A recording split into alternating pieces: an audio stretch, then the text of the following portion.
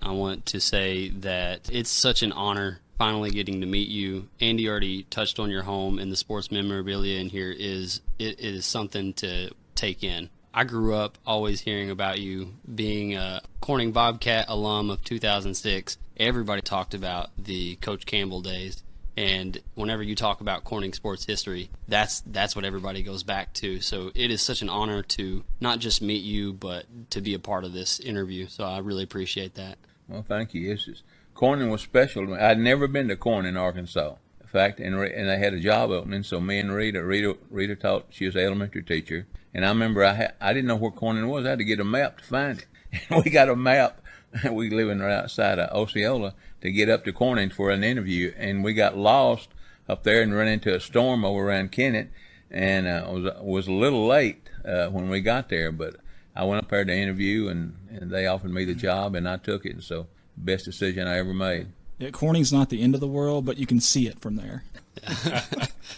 So, Coach, after high school at Forest City, you attended college at Henderson. Is that correct? Yes, I went to school, and I went to Arkansas State first, and not sure what I want to do, and then I dropped out and worked and did some other things, and finally went back to school. And I started back. I was going into business, and Rita and I had met and got married, and so we started back then in late January.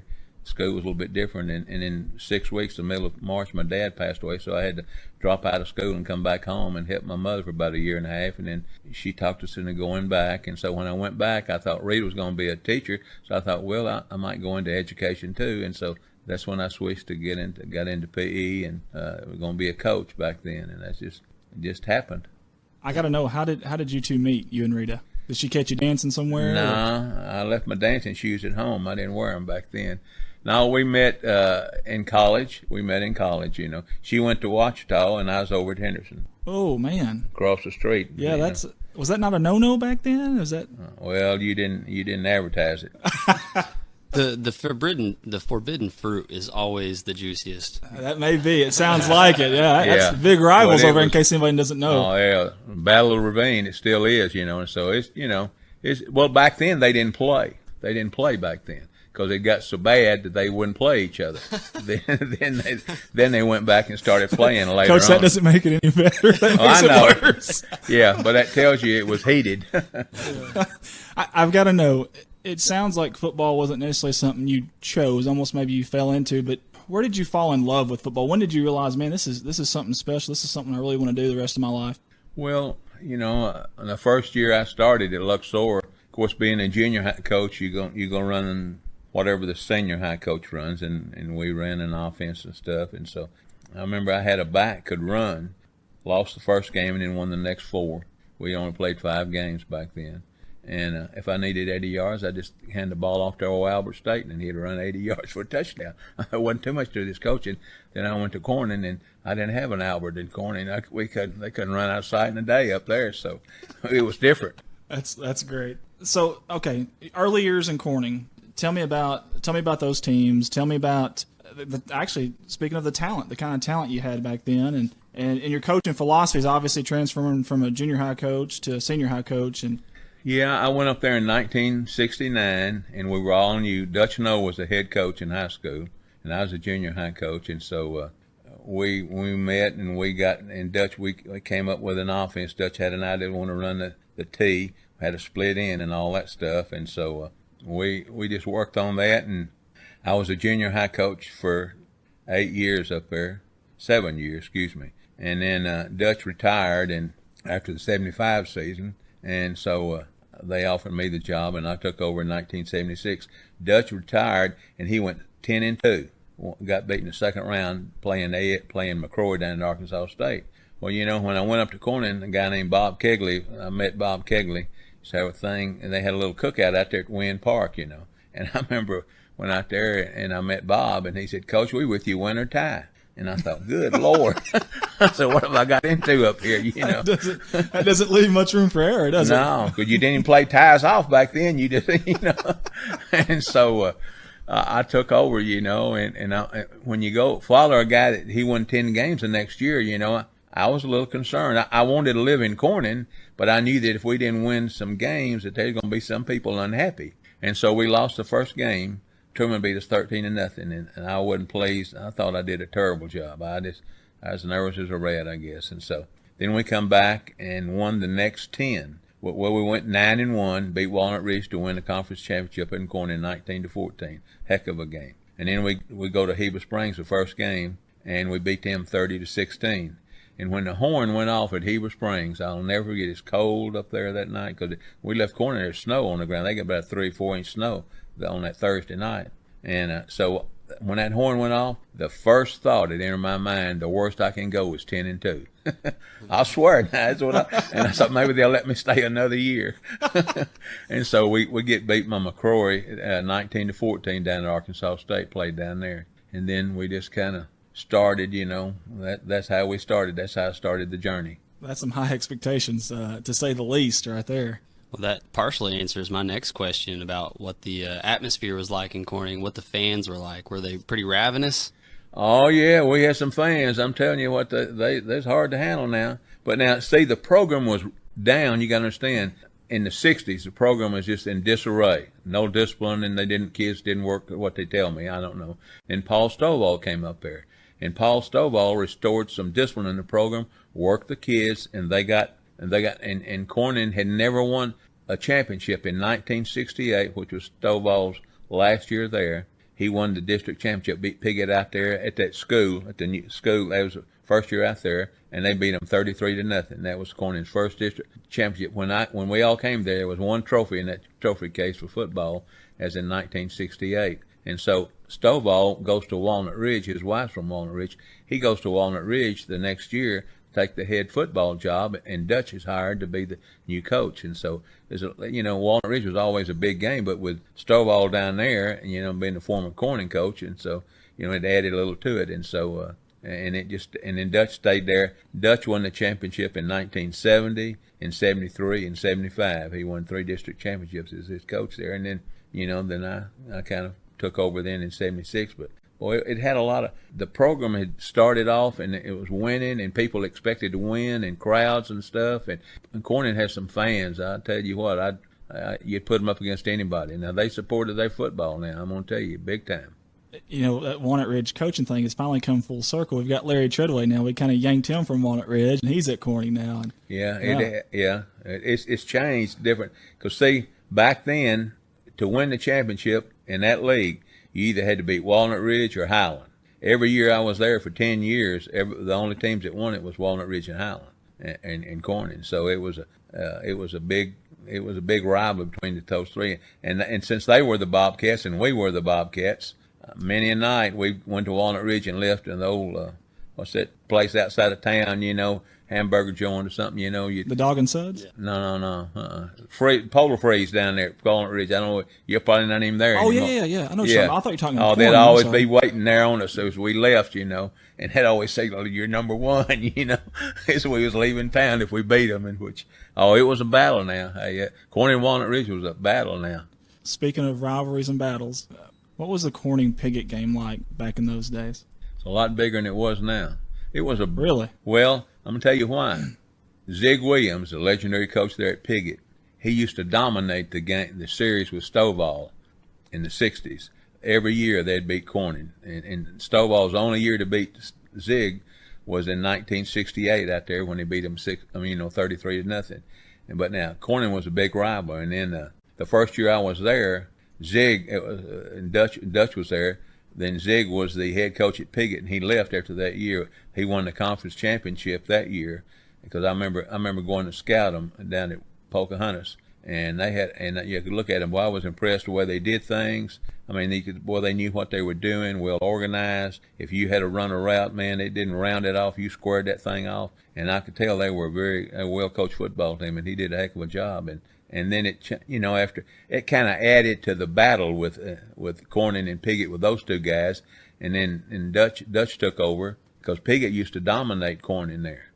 The first year Zig beat Dutch 28-0 there over at Piggott, and the next year in 1970 he left and they hired another guy, Norman Neely, I think, and he came to Corning, and Dutch had him 17-7. I wasn't at the game, I was scouting.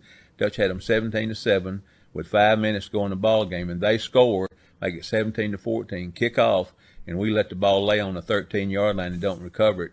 They get the ball and go down and score, beat us 20-17. I remember I'd been down to Pocahontas to scout, and Dutch was as low as they come. I mean, it's like looked like death warmed over in there. The coaches were just because they dominated the game and got beat. But then after that, it got on the other foot, and we got after them. They didn't win a game. We won the next 15 in a row there in Corning. That puts a big smile on my face. Put a smile on Bob Kegley's face and Bob Lockwood's face, too. You knew them two because they were in Tittle Walls and them. I was just going to say, are there some shenanigan stories that you know about the Corning-Piggott rivalry from back then? Anything? Well, you got to know Bob Kegley. If you knew Bob, I used to play tennis with Bob Kegley all the time, and then Bob was a heck of a fan. But now at halftime, all the Corning-Piggott fans knew each other, you know, 'cause they're in the same county and everything. And I remember that last year, Kegley was over there, and this is what they told me. Some fans said, he's over there said, I'll be glad when y'all get y'all's program, at least we'll use competitive to us, you know, because we're beating you. And I say, now, Bob, you go over and just stirring them all up. You making this tough on us as a coach. But he just laughed because, see, Corning in the 60s, Corning was beat all the time. They couldn't beat Piggott. And then in the 70s, in the 80s, we started winning. But, there was some, I got an old game, I got a film, an old 77 Corning, because Piggott couldn't play at their own field, they had a field, but they didn't have any electricity running there, so they played all their games in the road that year. And they played over in Corning that year, and there was a heck of a crowd, you know, over there. But now it was a big game. People, they used to bet the Lions Club would have whoever lost, the Piggott, if Piggott lost, they had to feed the Corning's Lions Club, and then we'd all go over there. And then Piggott finally gave up and surrendered. They quit because they got tired of feeding Corning people, so they just finally quit. What a bunch of sore losers. That's what I said. That's awesome. That's some good stuff right there, especially for us being Bobcats. Obviously, that's pretty neat. Yeah, I like to hear that. Okay, so you've obviously had a really successful 10 years, maybe it was. 10 years at Corning? I was head coach 10 years in Corning from 1976 to 85 was my last year. So 85 is your last year. You're obviously very successful. What happened? What took you from Corning to that next job to Sheridan? Well, we'd had a little disagreement about something there in Corning, and I knew that the Sheridan job was open, and so a good friend of mine, Johnny McMurray, was the head coach down there for 3 years, and they was 0-27. And I'd called McMurray just to check on him, see how he was doing, because he'd got reassigned. And so I decided, but I wasn't interested in going, but then things happened, and I thought, I'm going to call. I called on a Tuesday. The last day to apply was on Wednesday, and I just wrote down some stuff, and I said, well, if you'll send it down there to us. So lo and behold, in about a week, they want me to come down for an interview. They interviewed 3 one night and 3 the next night, and so after they interviewed people, and they called me back and offered me the job, and I was going to be the head football coach and athletic director, and no classes, and you know, and a nice little raise. And so I thought if a guy go down there, you know, when you're 0-27, they'd only won 14 games in the last 8 years. They'd won 14 games. I thought, well, a guy win 1 or 2 games, he'll be a hero down there, see? And that's exactly what you ended up being. Yeah, because we won 7 the first year. That's a huge turnaround. You're telling me they lost 27 straight. 27 straight. But now what's even more important, when you only win 14 games in 8 years, that's bad. That's 14, and I guess assume they played 10-game seasons back then. Yeah. So 80 games, so 14 of your last 80. Well, yeah. I think they had 1 year they only played 9. I think they were 14, 64, and 1. Wow. And that's not very good. And so, but it was. They used to be good before a period in time, and they ran the T formation kind of like I did. And so I took that job, and after we won the first game, upset Bryant 7-0. Then we go to Fordyce and beat Fordyce down there 20-0. And so I remember the bus driver. We had 2 ladies that drove the buses. They were just real sweet. And we come back to Sheridan. She was wanting to cruise to Sonic. And I said, man, we can't go into Sonic in them buses. And so we went on, and we won the next game, and we was on all the TV stations out of Little Rock come down there because we started winning and all that stuff. I remember I went uptown one day to get some gas, and went in to get some gas, and went in to pay that guy. He said, Coach, you gonna be the next mayor? I thought, I don't think so. Oh, they're fired up now. So when you got there at Sheridan, was the kids not turning out, the athletes? Were they playing basketball instead of football? And maybe whenever you started winning and turning that program around, you got some better athletes in there? No. Not really? No. You know the difference? No. Right between the head. Yeah. They didn't think they could win. See, they didn't think they could win. That was the biggest thing. They went out there. I remember they had a little saying, say 0-10, never again. Well, I don't want to talk about that 0-10. You know, that's past history. And so we were real positive about what we were going to do, and had something simple that they could do. And I don't know. And the kids just started believing when we won a game or two. They started believing in what we could do. And because see, those seniors I had that year, at Sheridan, they'd won one game in the 9th grade. My juniors that year, they were 5-4 in the 9th grade, won 5-4. But my sophomores had only won one game. So I had 3 classes of kids that had won a total of 7 games in 3 years. So they weren't great athletes, but football's a simple game, and one of the worst things coaches do is trying to make it too complicated. I had a philosophy: if you're thinking, I'm in trouble. I didn't want them to think, just react, and so it was just amazing. We went down there, and the only thing we changed was an attitude. That was the biggest thing we had to overcome was, hey, they'd been victims. Well, I didn't think I was created. I don't think God created us to be victims. He wants to have conquerors, and so we just were real positive, and they got to believing in what we were doing, and I got to believing in those kids, and it was unreal. It was the most exciting thing I guess I've ever done, to be around there to see them go like they are and win those ball games. That's a heck of a quote for the newspaper in quotations. The only thing I changed was their attitude. That's a really good statement there. Well, it is, because I know you're sitting here obviously, after the fact and saying that, but back then, like you said, they only won 14 games in an 8-year span. That's insane to think that you can go in there and not really drastically change maybe the offense, the defense, or anything, but go in there and just mentally change it like that. Did you ever, even when you got there, did you doubt it? Was you ever thinking, what have I done? I didn't think about that. I wouldn't. All I was thinking about what we was going to do in practice, and were they getting better, making improvement, are they playing, are they practicing hard, are they playing hard, and that's all I wanted out of them. I remember early in the season, we went out there one day, and it was hot in August. You know how hot it is in August. And the defense, Coach Sharp had the defense over there, and they were just lollygagging around. And I was watching them. I sat there, and I kind of let them handle it for about 5 or 10 minutes, and I had all I could take. I said, I ain't putting up with this. So I called time out and got on, and we had a little conversation, and I said, that stuff's going to change. And so I had some kids that were not playing. You know how they just stand around gawking and looking, and I remember that made me upset. I thought, you knuckleheads over here, your teammates out here struggling, you sitting over here talking and carrying on, you didn't even know what's going on out there. I said, you better get it in gear, and you better start encouraging those kids, because if you're ever going to play, you're going to play when people up there are cheering for you, encouraging and everything. Well, and all of a sudden, when the defense went back out there, with them kids were, hey, come on, defense, they got excited about playing, and things changed. And so you just got to, if you're ever going to play, you're going to play when people are excited and cheering for you. And so you just got to change it. That's not acceptable. In my opinion, that's probably your best coaching job, honestly, going over there to a program that had been that far down and to change it like that. And that's just amazing to me. And not to get away from Sheridan, but what kind of coach were you exactly? Were you like a Houston Nutt rah-rah coach, or are you more laid back? Who would you compare yourself to, coach-wise? Well, that's another issue right there now. See, when Dutch took over, when Dutch left and took over as a coach, I liked a lot of things that Dutch did, and everything. But now, and I did things, and at first I was going to try to be like Dutch, no. But I remember going to this Christian seminar. We'd drive from Corning to Memphis every night during the spring to hear this guy, and this guy named Gothard seminars back there. They don't have them anymore. But anyway, he said, don't try to be like somebody else, because if you are, there's going to be 2 of them and none of you. Well, that made a lot of sense to me. So I couldn't be Dutch No, or I couldn't be a Houston Nutt. You got to be, you got to bloom where you planted. You got to be yourself. And so, the worst thing you can do is trying to be something that you're not, I think. And so, I don't know. At times I'd get excited, and sometimes I'd be fired up.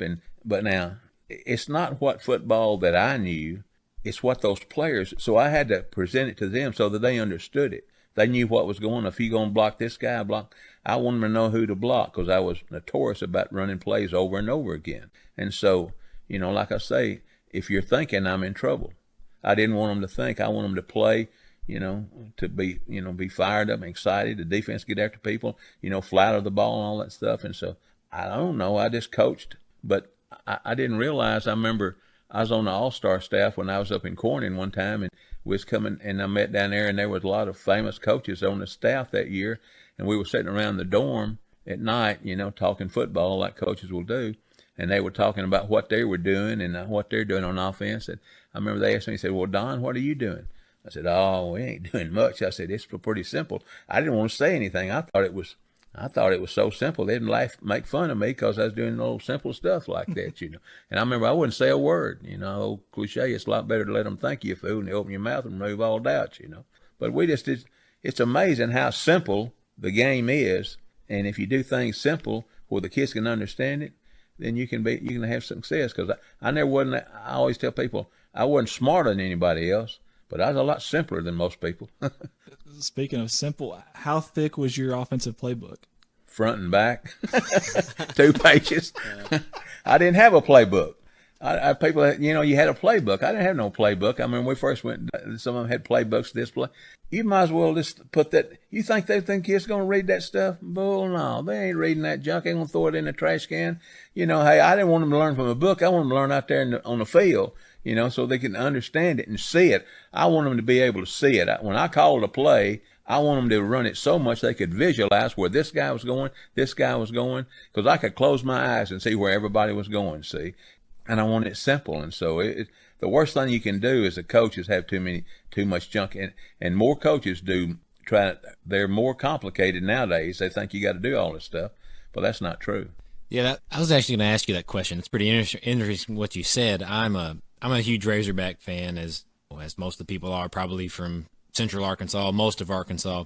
We have a new head coach as of last year, it was his first season, and Chad Morris. But one of the things that people kept harping on and maybe making an excuse to why he didn't have a good record last year was because he only was able to install 20% of his playbook. And then this year he may only get into 40% of his playbook. So it's funny that you say, you come into a program that's doing terrible and you have a 7-win season, keeping it simple. And this guy comes in and it takes him 5 years to install his playbook. So do you think simplicity can still be effective in today's football? No question about it. What did Vince Lombardi do? Ran the old Green Bay sweep. You remember last year when Arkansas played one game on TV and the 2 backs ran together?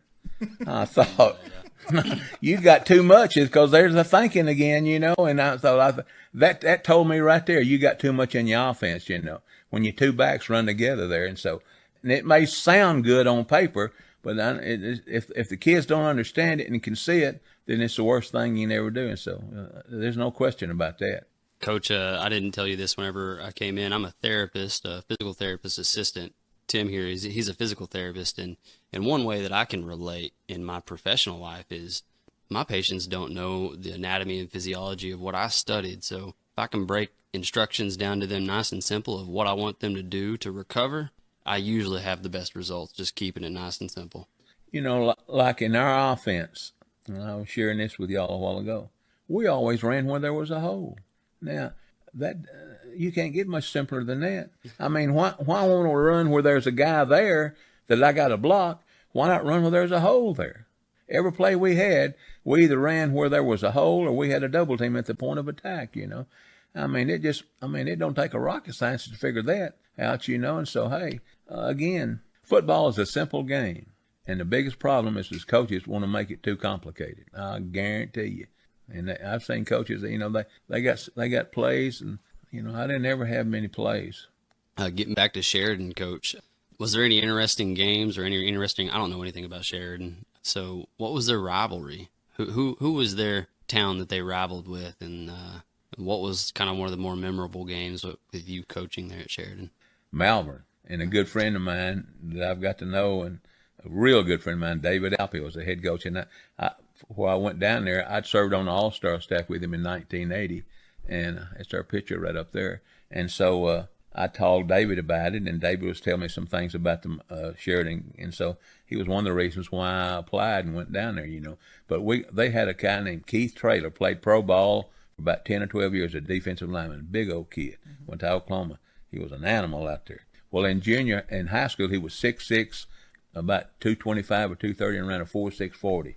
And we went to the All-Star game down there with the best players. He was a man among kids out there. He just stood out like I don't know what. And that night down there, we played him at Sheridan.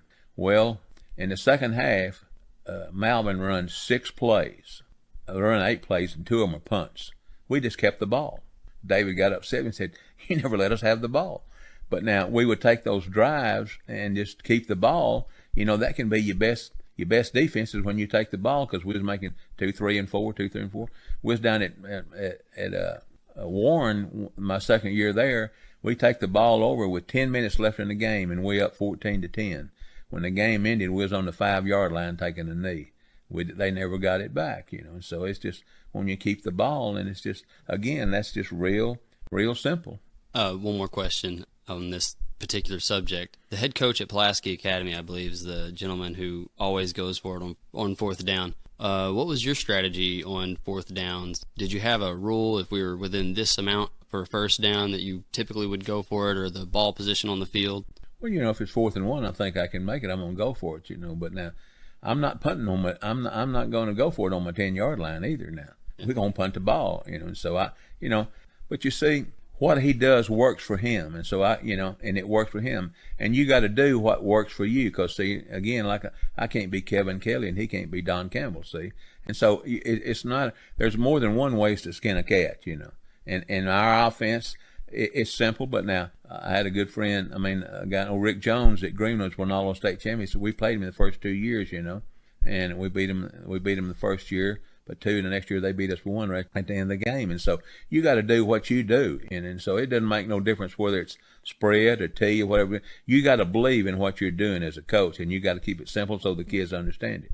Let me get you a hypothetical here. You're on the opponent's 40-yard line, and it's 4th and 5. What's the call there? Probably punt the ball, because I don't. The odds are you got to play what's the odds when you look at the odds of going 80 yards than 40 or 50 yards? You got to play. You got to be. Well, the worst thing is momentum, because anytime if you go for it and don't make it, automatically you're gonna have a swing in momentum. See, and I remember one night I went for it and didn't make it, and the next thing you knew, they down there scored, because momentum got on their side. And so I'm a strong believer in momentum, and so I'm going to punt the ball. I'd say so. Everywhere you went to coach, you got teams winning. Just winning is contagious. So, even on a grander scale, you rode momentum just coaching teams up and getting them winning again. I think it was from all those passing attempts that he did, all those passing yards they had. Yeah. I'm going to tell you why we won. You know why we won? Please enlighten me. Because they thought they were supposed to win. When we walked on the field in Corning, those kids, when they put on those uniform, those kids thought they were supposed to win. I know one year up there, I'm telling you what, we couldn't play dead in the Western, won 7 ball games, and we weren't very talented. But now they won 7 games because they thought they were supposed to win. All they'd seen as little kids was those Corning out there winning, and so a lot of it is just believing you can win and convincing the kids. And there were 2 things. We thought we could win, and we played hard. You see, most players think they're playing hard, but they're not. There's always a different level, and I think that's part of your job as a coach is to make that bunch play better than they ever dreamed they could do. And so that's the thing as a coach. You got to push them, and why settle for bologna when you can have steak? I like what you said there, Coach, and you've coached a lot of players over the years. I don't want you to anywhere name any favorite players, but I do want to see if you will share with us maybe a player that you saw a great amount of potential in, and you don't have to name names maybe if you don't want to, but someone that you saw a lot of potential in that maybe didn't have that play hard work ethic, that may have thought they were, but never really got it. Well, he's not going to play in college. That kid's not going to play.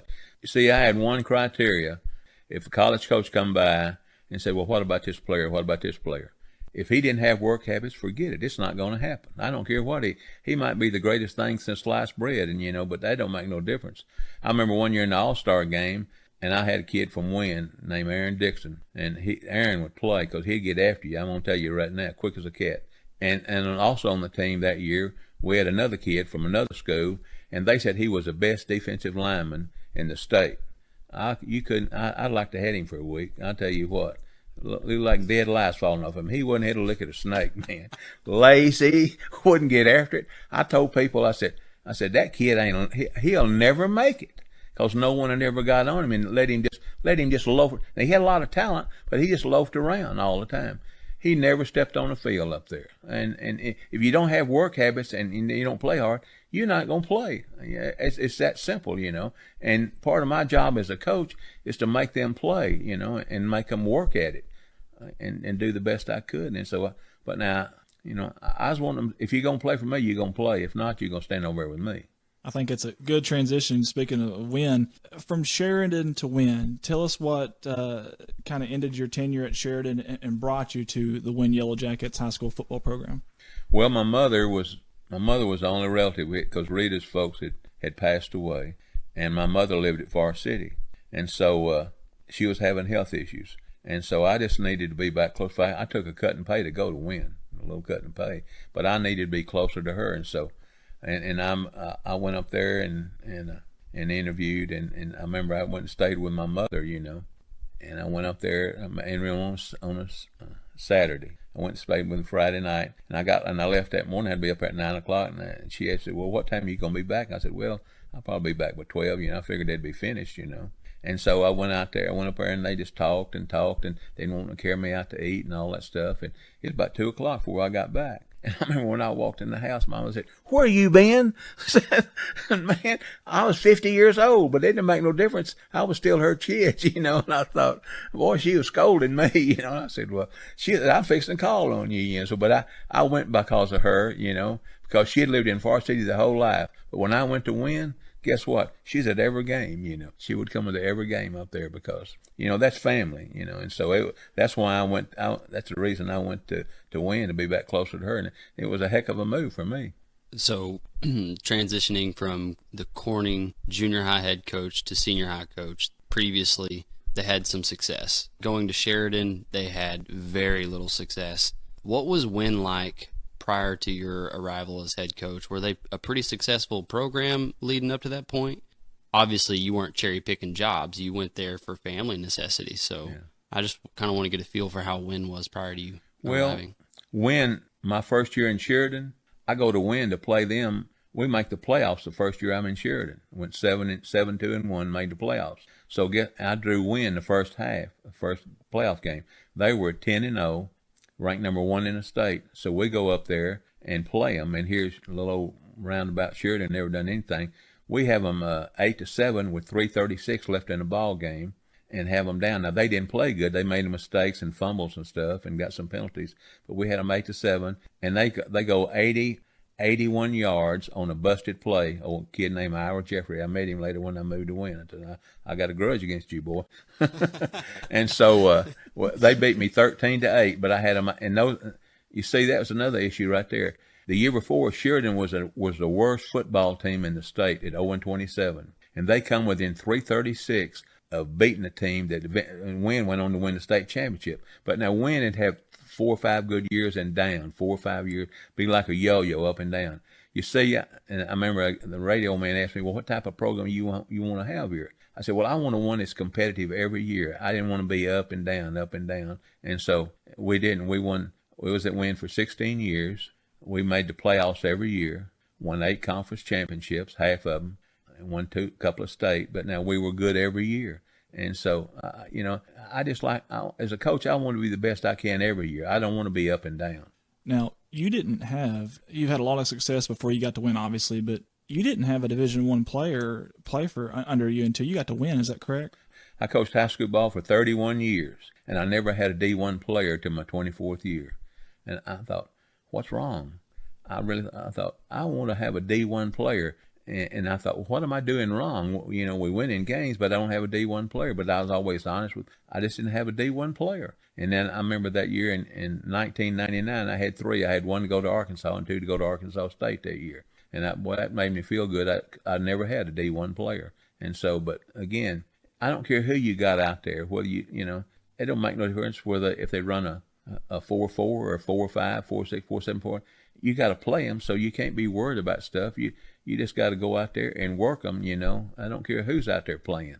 It doesn't make any difference. And so, but because we won a bunch of games just at average talent, so that tells me that I don't think I was smarter than anybody else, but I was a lot simpler than most. I tell you, you'd be surprised how simple we were. Because see, and you know, we were notorious for running the trap. That's my license plate, 27 trap. You know, everybody knew. Most people, if you talk about football and they said, hey, they know what you're doing, they're going to stop you. No, you got it wrong.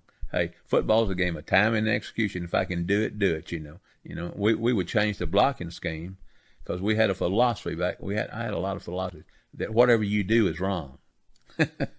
Whatever you do is wrong. If you do this, and I'm going to do it. See, I like to play checkers, and I like to move my men around to where I can get advantage someplace. I bet you it was the most frustrating thing being an opponent coach, knowing what Don Campbell's going to do, and then you still can't stop him. Like, I can't imagine coaching the other sideline against that. I would just probably throw my hat down and just, I don't know, say a few selective words. Can you imagine being a defensive back all season long? Other teams are passing, you're kind of in the game, and in this game, all of a sudden, you've got to go up and run stop like 60 times a game. Yeah. But you ought to see now, you ought to watch them. We'd run the ball, and they'd keep cheating up, just cheat on up, you know. But now, when we threw, it was for a touchdown most of the time. I bet probably 30 or 40% of our passes were for touchdowns because we had you were so, you know, we just had you sucked up there, and we'd get you, you know. I showed you that where Hoxie ran a 10-1, and I just saw that for the pregame, and I thought, well, I can't. First play, we threw a pass, fake a run, and you know, and get them. And so I don't know. Man, I love this game. I tell you what, I love calling plays. We love talking to you, like just the little X's and O's stuff. Like you said, you didn't even game plan that going into that game. You just happened to see them in the pregame warm-up showing a certain type of defense, and all of a sudden that clicks. You change it up in first play. I know what I thought. Well, we were playing this team one night, and as it went in the playoffs, we took their ends, and they was pitching toed out there, slanting in. They was slanting in, but they was a couple of yards outside my end, and I thought, well, good Lord. And I saw they were down there playing defense again. So I saw that, and I thought, well, I tell you what we're gonna do. And I thought I'm gonna fake 28 sweep. And everybody in Corning back then knew what 28 sweep was now, and people in Wynne now know, and you know, in Sheridan too. But where we turn around the old Green Bay sweep, except we'd fake it, and then I told my quarterback, I said, now Ryan, you turn around and you're gonna fake that sweep and bootleg it right up the short side of the field because everybody wants to play wide, see. In the first play of the game, he fakes 28 sweep. That guy was coming inside that end, ran all the way trying to catch my back over there. Ryan just hit the ball on his hip and ran up the sideline 70 yards for a touchdown. Coach, let me ask you, while you're coaching at Wynne, do you remember a player by the name of David McCool? Yeah, I think played in for him, didn't he? Yeah, I think he did. Yeah. He said he played end and wide receiver. He said those were some long games. He caught a pass in a ball game. I threw him a pass there. Yeah. He was one of the few. Yeah. We actually, me and Tim, we work with David McCool, so we've asked him some stories about his days playing at Wynne. Yeah. And he always talks about the was it Osceola, the game that we're wanting to ask him about? Oh, unbelievable up there that night. Tell us about that game against Osceola. Ooh, that was a 1999 game. They were undefeated, ranked number 1 in the whole state, not number 1 in their class. They were the number 1 ranked football team in the whole state. Had Harold James, who went to Alabama. Bo Mosley went to Arkansas. Had Chris Baker as a sophomore. They had some talent, big old kids. And so we're undefeated the last game of the year. And they had homecoming the last game of the year up there. And we got up there. We were going, and it was hyped all week, you know, Wynne and Osceola. Because Wynne, they had some talent. And so the fans, during the week, they want to follow me up there in the bus. And I said, now, look here, I'm going early. And they said, we don't care. And we lined up out there. The buses got on. And I bet when we cut there at Earl and cut through there and go through Twist, Coach Shimper knew how to get there that way and hit the interstate. I bet we had 70 cars behind us following us all the way to the OCL of the ball game. So we get up there, well, they have a tailgate party, so we're in there the kids in there getting ready for the play. And we go out there to warm up, and at 6:30, you cannot get a seat on their side. I mean, on our side. It was packed. And there was anywhere from 12 to 15,000 people there. They surrounded the track all the way. I got some film here you can see. They were all the way around the track. The atmosphere was unbelievable. Old Fitzhill and them, Arkansas was playing Ole Miss that Saturday, and they come up there to see the ball game. And I'm on Fitz and a couple other assistants there with him, Clifton Ely and Bill Keppel down at Southern Arkansas now. And they said, I've never seen anything. It's just like an Arkansas, Texas atmosphere. I mean, there was electricity in the air that night. And so we ended up, it was close, 21 to 20, and then all of a sudden we just erupted in the fourth quarter, and they kind of went to pieces, and we scored 4 touchdowns and beat them 48 to 20. And the atmosphere was unbelievable. It was the most exciting high school football game I've ever seen. I mean, the whole track. They had to get the police there to keep them off the track. I think Andy, you've seen pictures of it, haven't you? I've seen that video, and the cameraman does a horrible job, you think, but it's not his fault. It's shaking like crazy and I remember the cars too. You said 70. I think you're downplaying that. It was unreal. They had signs and all that stuff, up there. It was just I've never been in a game like that in my life as a coach. I mean, what could you ask for to be able just to coach in a game like that? And it was exciting. I'll never forget it now. I'm right there with you, man, right there. And I've seen the tape and everything. I'm still there with you. We spoke about not having a Division I player, obviously, for 24 seasons. Obviously, you get the win. That changes a little bit. One of them I'd like to talk about, though, and I think that most of the listeners will probably know a more common name, played in the NFL, but D'Angelo Williams. Tell us about D'Angelo. Well, D'Angelo was a sophomore on that 99 team, but he broke a bone in his foot that year and had to sit out, couldn't play. He'd come back senior, but he'd walk with a limp. And so D'Angelo Williams, the best football player I ever coached. I just saw him this week on that Get Up, did a heck of a job on there. But D'Angelo, he had a different gear now. He ran a 4. I never had anyone could run a 4.40. Now D'Angelo, he could hit that trap and stuff he was a heck of a player. And he in the 4 playoff games, you see, I had a better football team. I thought in '99 we go 12-1 there at Wynne, lose in overtime to Alma 10-7. The next year we lose to Hope, and D'Angelo and Antonio Warren went to Arkansas State. Was my other back, 17-14 on the field goal. Both times they kicked a field goal and we missed ours. I was ready to quit.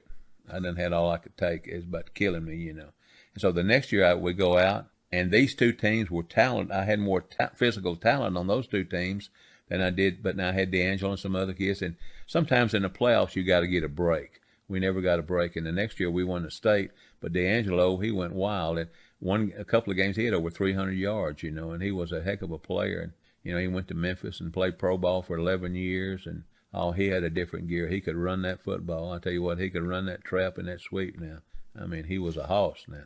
What did you see in D'Angelo that all the other players that you coached throughout the years didn't have? Was it a natural talent? Was that combined with work ethic? Like, what did he have that separated him? Well, he had talent. You got to have, the good Lord's got to bless you with physical talent if you want to play, But then I know that summer between his junior and senior year, I'd walk in, we had a weight room upstairs, and I'd hear someone up there banging them weights, and I'd go up and be old D'Angelo. He worked hard. He worked hard at it and everything, and he had good work habits and everything. You got to have that. But now he just had a different ability to run the football, and he was just all the kid could. I mean, he was a heck of a player. Never had a minute. Never had a problem. He wasn't in no trouble at school or anything. His mom passed away with cancer. And I've been battling cancer too, with her because when she had it, and so he was just a heck of a player, and he had a great career, and play 11 years in the NFL. He made the Pro Bowl one year and everything, but he just had something about him that made him different and everything, and he had work habits. I made him block. If you're going to play brush, you had to block, And so I think I had a film, and I was showing someone, I said, now watch D'Angelo block that tackle on his play. And he had to block. And And I heard him talking the other day about he had to, as a running back, if you can't block, you can be a great running back in the NFL. If you can't block, you're not going to play. Because, that everyone wants to protect the quarterback because that's the pride and joy, nowadays. So you got to be able to block. And you got to be able to run inside. A lot of people, they don't want to run inside. They want to run outside. But, I always had another philosophy. What's the shortest distance on that goal line down there? A straight line. And so everybody wants to run east and west. I was a north and south guy, and that's what my players were. If you didn't learn to run inside, then you couldn't run. You can't play because you had to go north and south. Everybody I ever talk to that tells me stories about you and the way your coaching philosophy and stuff, every one of them says that the man, we never heard a cuss word out of him. He always treated his players equally and fairly. And we're talking about DeAngelo Williams, so I got to bring up, you told me once about a story about a bust, and you had a pretty big game that night. Can you recollect that for us? Well, we were going to Batesville, and the night before, he was at the junior high game, and they was horsing around with some kid after the game, acting like they was wrestling. Everybody was gone, and creating a disturbance out there. I go out there, and I said, DeAngelo, you need to get on home. I said, and then I said, he's hanging around with some kid I didn't like him hanging around with. And they left and go over there and start another disturbance. And so the coaches run over there again, and he takes off. Well, the next morning he come out, parked in the back there, and I was talking to him. I told him, you don't need to be hanging around that kid. I said, as coaches, we need role models. And he was a good role model. And the kids looked up to him, They looked up to him because he was DeAngelo Williams, a football player. And I said, you got to be, and I always had another deal. You're not going to be any greater than the people that you hang around with. I could tell kids in school where they're going to be problems, who they're hanging around with, It's simple, I knew you just know what's going on. And so I said, you don't need to be that kid. And he didn't, I was fussing at him, and he didn't like it. So we were going to Batesville that night. And I had, if I tell you I'm leaving at 4 o'clock, guess when I'm leaving? 4 o'clock. Well, he didn't show up, so I just go off and leave him. I thought. Now, this is a huge game, if I'm not mistaken, correct? Conference game. Big conference game. And that's obviously the best player you've had in the 20-something years you've By been. far the best player I ever had. And I thought I hadn't waited on anybody in 30-something years. I'm not waiting on you. You see another rule. Nobody is more important than the team. I don't care who you are. You think you might be a hero, but now if you got certain rules and regulations, and nothing is, I was always a team man. It wasn't this kid. Everybody is a team, we function a team. And we had a little disagreement and everything, and he come in, we hashed it over that weekend, and I was still pretty hot. And we were going to play Newport next week. Newport and Wynne was the big game. Well, I said, you ain't playing next week. And we going to play in the Newport, and I'm down 7-0 at half there at Wynne. Big conference game. Well, what do you think I heard when I came out of the dressing room out in the other stands? Put him in, coach, but now. If I tell you you're not playing, guess what? You're not playing. I'd have lost the game. Now, I probably was crazy. I told the coaches, I said, I look back on it now, I must have been dumb to do all that stuff, the best player I ever coached, and put him down. But we did, because I was a team man. And I believe in that now. I don't care who you are. Nobody's more important than the team. If you don't have a team, you got chaos. Have you ever reconnected with DeAngelo on any of those stories now that he's gone on to have an NFL career? Does you guys ever reminisce and look back on maybe those specific stories? And well, we don't talk about that. I mean, that was just they just growing up as kids. I don't care who let's be honest. When you're 17, 18 years old, you don't know everything. You think you do, but now they think they do. But no, like I said, boys, I done forgot more than you ever gonna learn, And so, but that's just growing up. DeAngelo never got any problems. Never, he never was a discipline problem in school. He's been in the NFL. Have you ever read where he's got picked up for drugs or missing? Never. In fact, I sent some stuff in about 2 weeks ago. I want to nominate him for the Arkansas Sports Hall of Fame.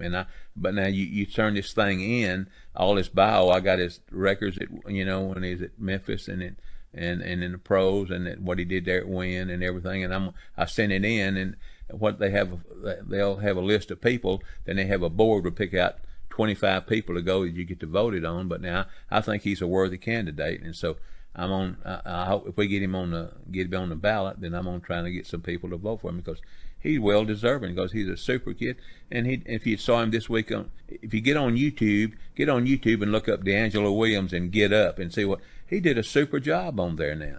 And he's a great young man, a great ambassador of football, and so and that's just part of growing up. We all, to be honest about it, we all do things at that age that we look back now and, hey, I shouldn't have done that or this, but that's just part of growing up and developing into adults. See, and we got to have rules and consequences, and that's part of my job as a coach. If you don't do anytime you don't do the job or anything you do, then I've got consequences, and so.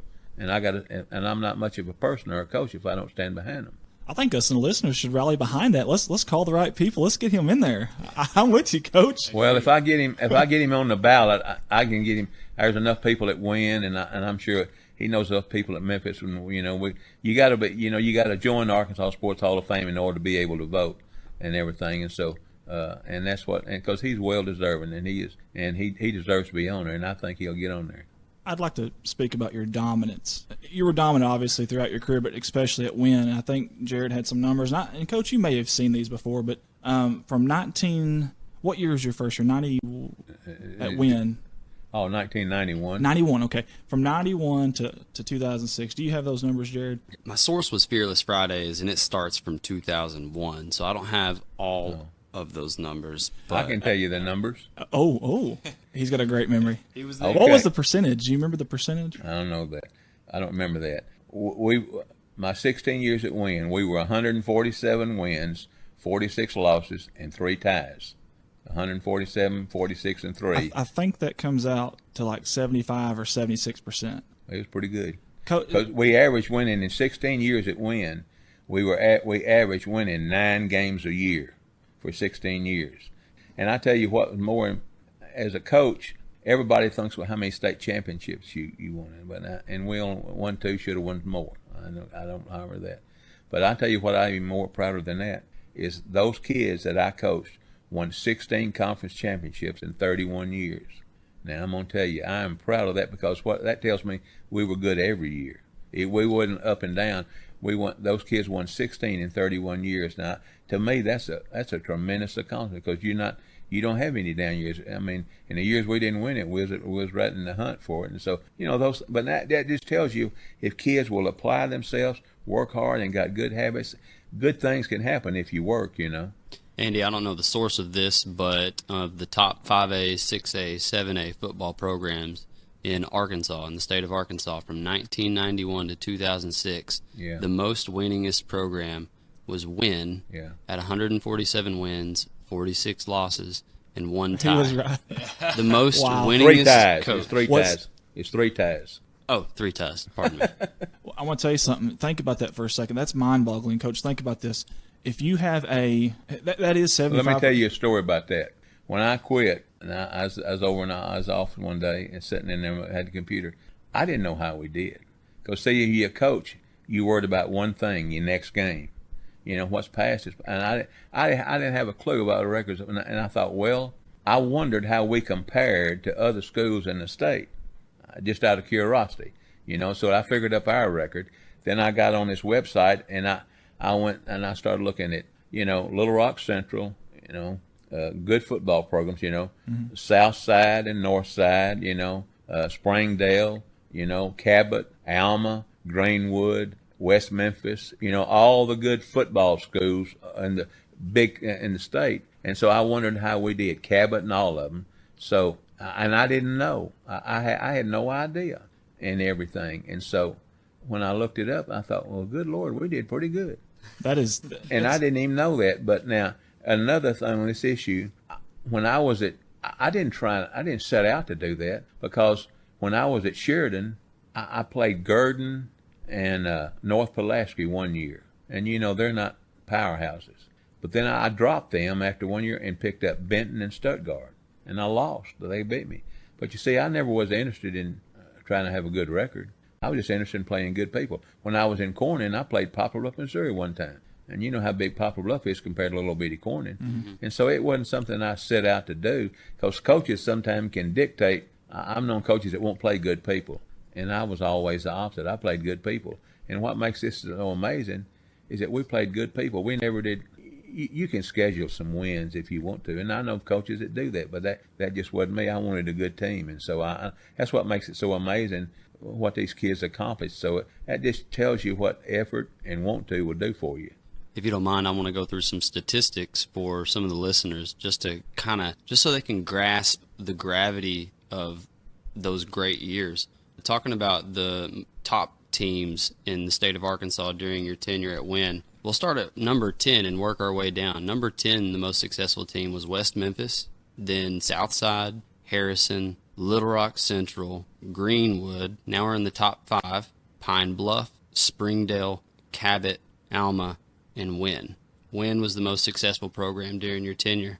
And going on some more statistics here, you reached the semifinals 6 of your last 8 years. Yeah. You won it twice, and you only lost 4 games. But total by 8 points. A total of 8 points. In this man here, he didn't cherry pick which schools he went to. He went to some unsuccessful schools, and he really took a pay cut to go to Wynne for family reasons. Played some of the toughest opponents, and still came out on top of that mountain. It's this especially at Wynne, because 75% of your games, that's unbelievable. Over a 15-year span, too. This ain't like a 3 or 4 year span. You had maybe a good class come in. Yeah. I mean, you could literally go 7-3, and you've underachieved. It's subpar. And I remember something, I think it was Coach Nolan Richardson once said. He said, if you create that monster, you got to feed that monster. Yeah. Did you ever have any insecurity about your job security at any point? Or did you ever hear any rumblings anywhere at any time about?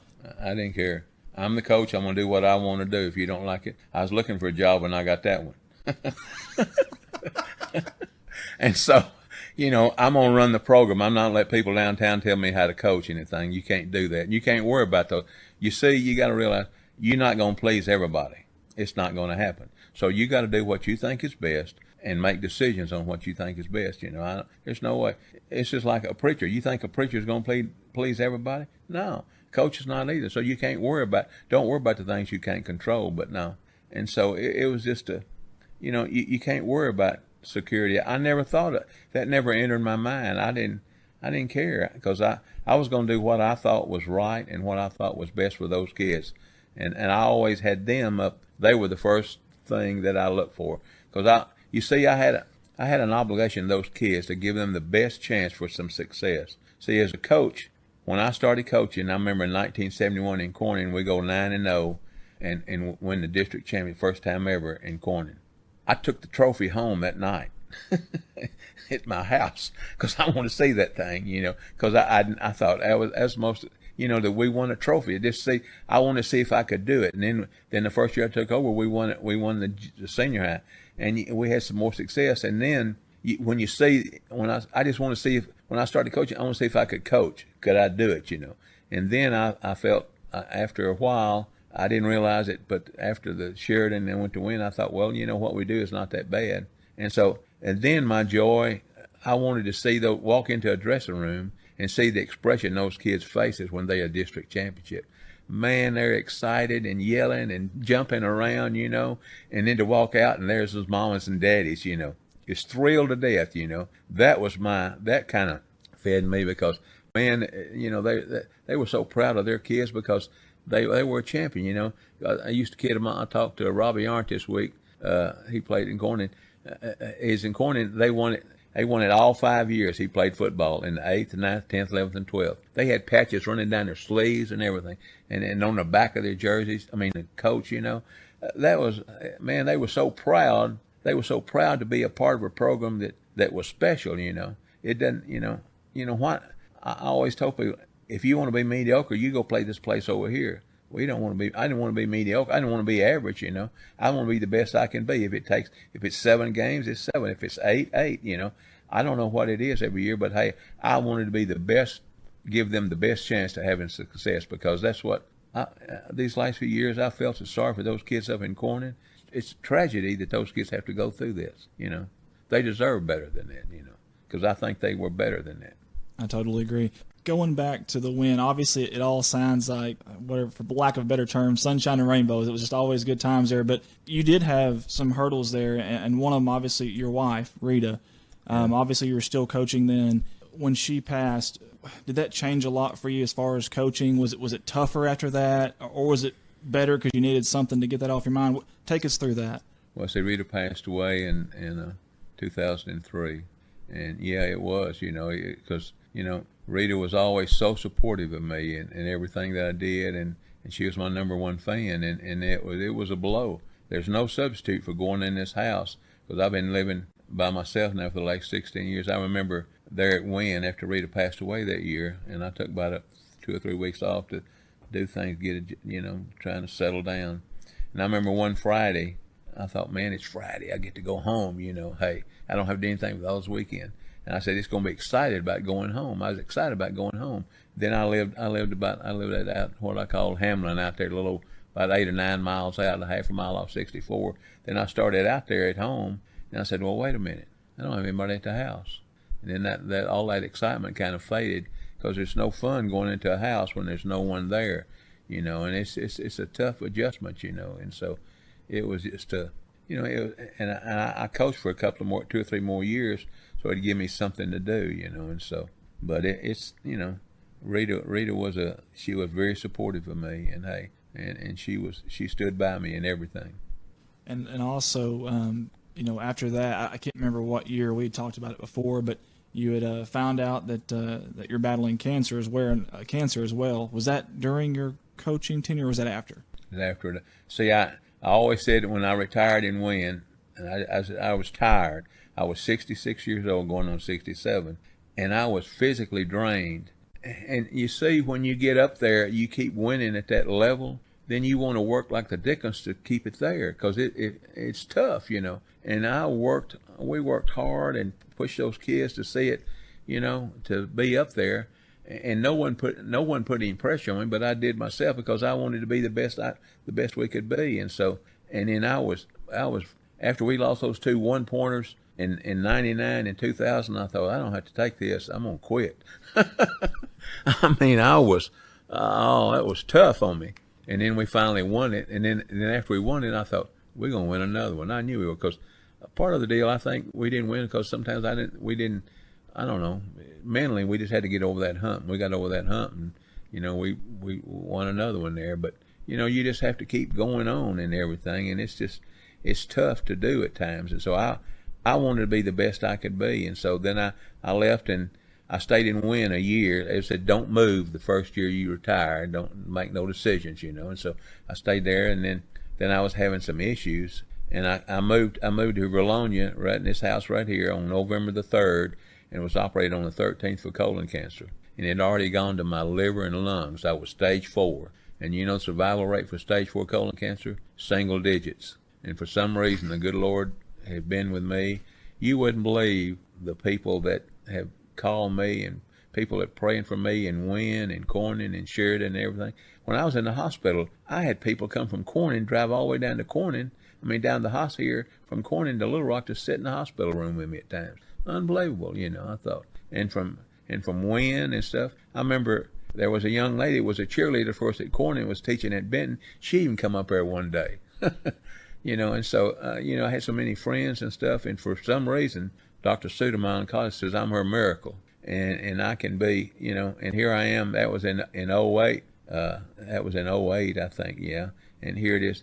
I got to take a CT scan next Wednesday, and then I'll go back to results. And the last time I had any cancer was I had them checked the last time I was there was in November the 17th of 2014. I had 2 spots removed from my lungs, the last 2 cancer spots. And I had them removed because the doctor told me, I said, well, what if I don't have them removed? He said, well, if you don't move, it's going to take, you won't survive. So I thought, well, I better have them cut out. And I've had part of my liver taken out. I've had 2 lung surgeries, and I've had all kind of surgeries, And so I had that in 2014. So and here we are, we're getting close.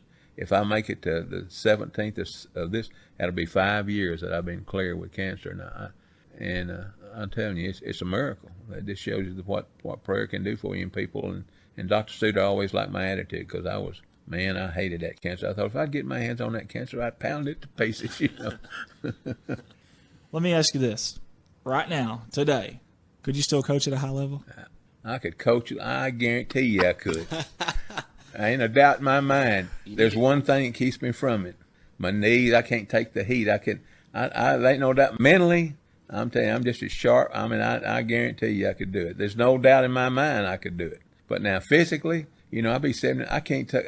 I told someone the other day, if I had to coach down and get out in that heat, I couldn't. Because if you're gonna coach, you got to practice them hard and work them. I couldn't take it now. I just physically, I'm just not able to do it. Because if I'm gonna coach, I got to coach now. I can't go out there and just be like a knot on a log. I'm gonna have to coach them, And so you got to push them and stay after them and keep, because again, I go back what I said before. I got to make them better, make them play better, and they don't realize how good they can be. And I used to have quotes on my practice schedule, and I said one of them is the real tragedy of life is what dies inside a man while he lives. We wake up one day and wait a minute, what if I'd done this or what I'd done that? Hey, you only get one chance. And that you play 3 years. Hey, you can't let it get by, and it's special. They used to, what I'd always hear, they'd come back and said, Coach, if I had to do over again, I'd do it different. But you only get one chance, and that's what I tell them. Hey, don't waste that opportunity, and I really got on my players to be the best they could be because that was my duty and obligation. I want them to be as good as they could be. I wrote one today, one of them day, old T-Boy. I had a kid in Wynne, and I said, T-Boy. I was telling him about all our time, he played. I said, hey, you were one of my favorites because he's like having a coach on the field. He'd been a heck of a coach because he could see things out there, But hey, I see if you ever play for me, you're mine. I got an interest in you, I want to know where you're at, what you're doing, I don't know where they all are, but I guarantee you I've kept up with a bunch of them there.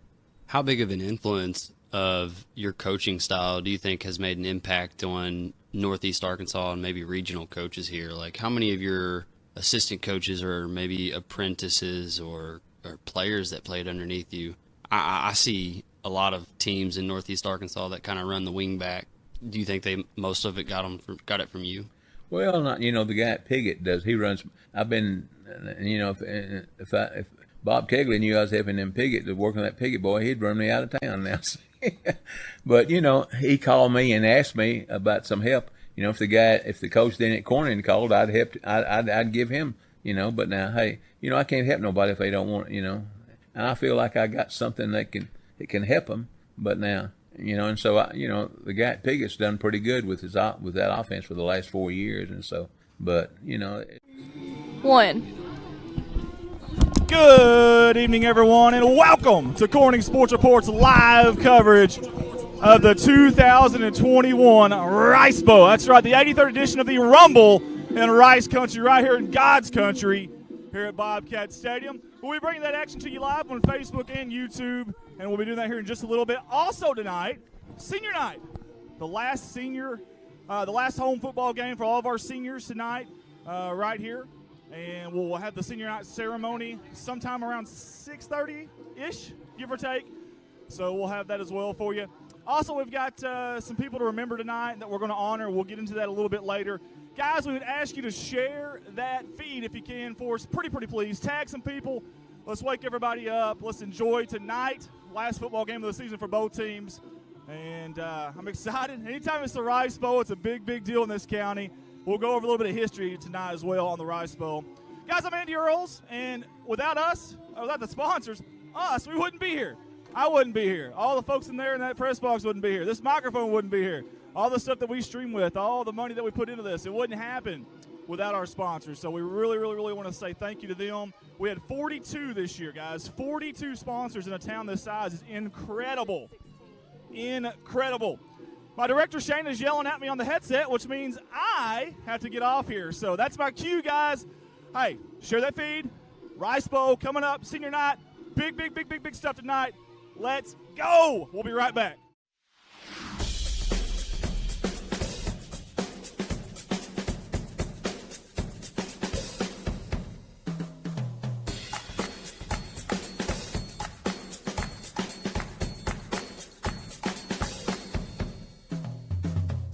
You can't be everywhere at once, but we can be anywhere you are.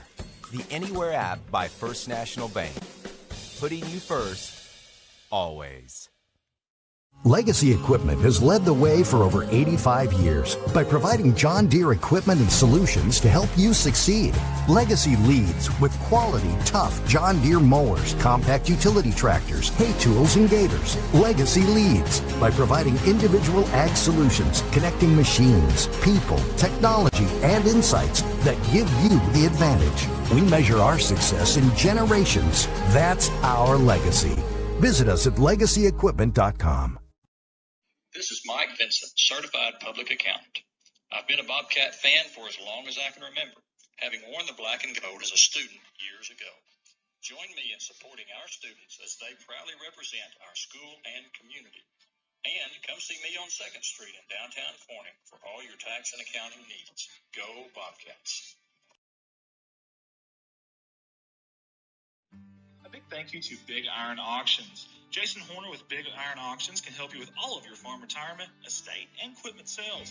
Big Iron Auctions is one of the industry's fastest growing online auction companies that have nearly 9,000 items on their September auctions alone. Big Iron Auctions. Amber Watson here, representing Watson Oil Company out of Corning, Arkansas. Watson Oil Company has been helping fuel the city of Corning and Corning Bobcat athletics for many years. In addition to that, the Watson family is in year 3 of being proud sponsors and supporters of Corning Sports Report. Oil may be fluid, but one thing at Watson Oil is without a doubt solid, and that is our pride and backing of the black and gold. We hope you enjoy the live production, and just know that we are always there when you need us. Watson Oil Company, 870-857-6366. Let's go, Cats. Red Taylor Ford, family owned and operated since 1977. Come by or call salesman David, Jim, Scott, or Brent for all your vehicle needs. We'll call our top-notch service department for oil changes and more. Red Taylor Ford, proud sponsors of Corning Sports Report.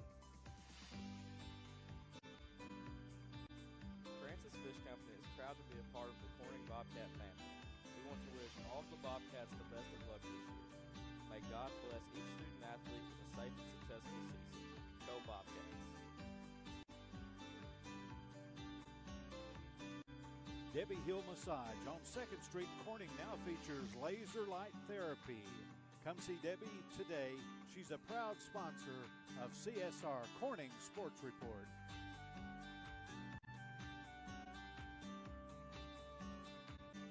Parkview Restaurant, Corning, Arkansas, proud sponsors of Corning Sports Report.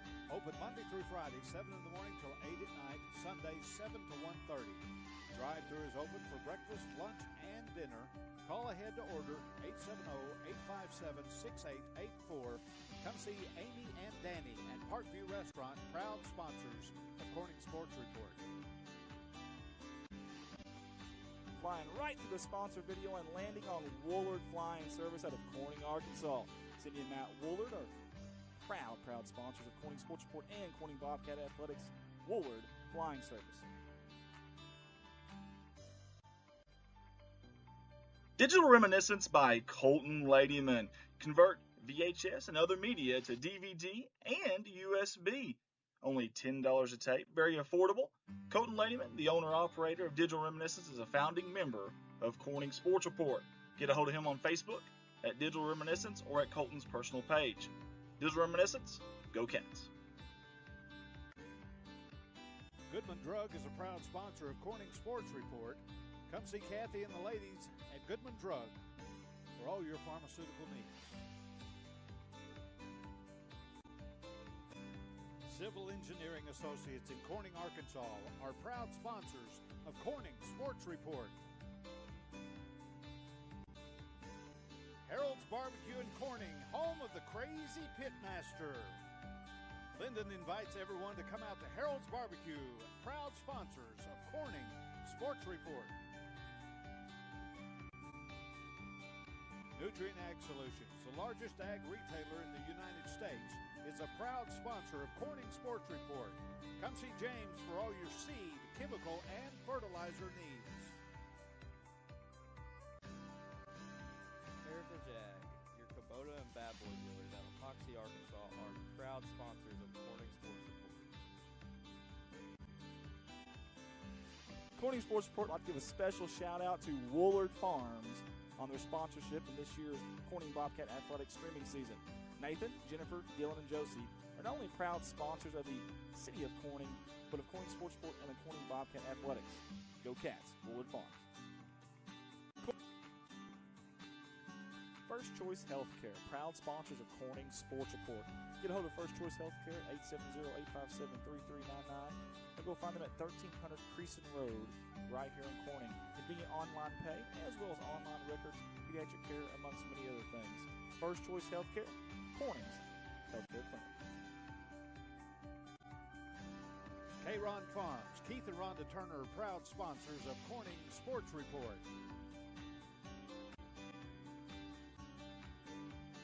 Thank you to Solace Grain Bins and S&L Irrigation out of Corning, Arkansas for their sponsorship. Hey, for all your grain bin needs and irrigational needs, get a hold of Jerry, Rhonda, or Michael at 870-857-3086. We sincerely appreciate the Solaces and all they do for our town and CSR. Go Cats. Back to back to back CSR sponsors Zach Brown Farms. We want to say thank you to Zach Brown and all the fine workers there at Zach Brown Farms for their sponsorship. Zach Brown was a great athlete back in his day, and he's a great supporter of Corning Bobcat Athletics and us here at CSR. Zach Brown Farms, on the road to success.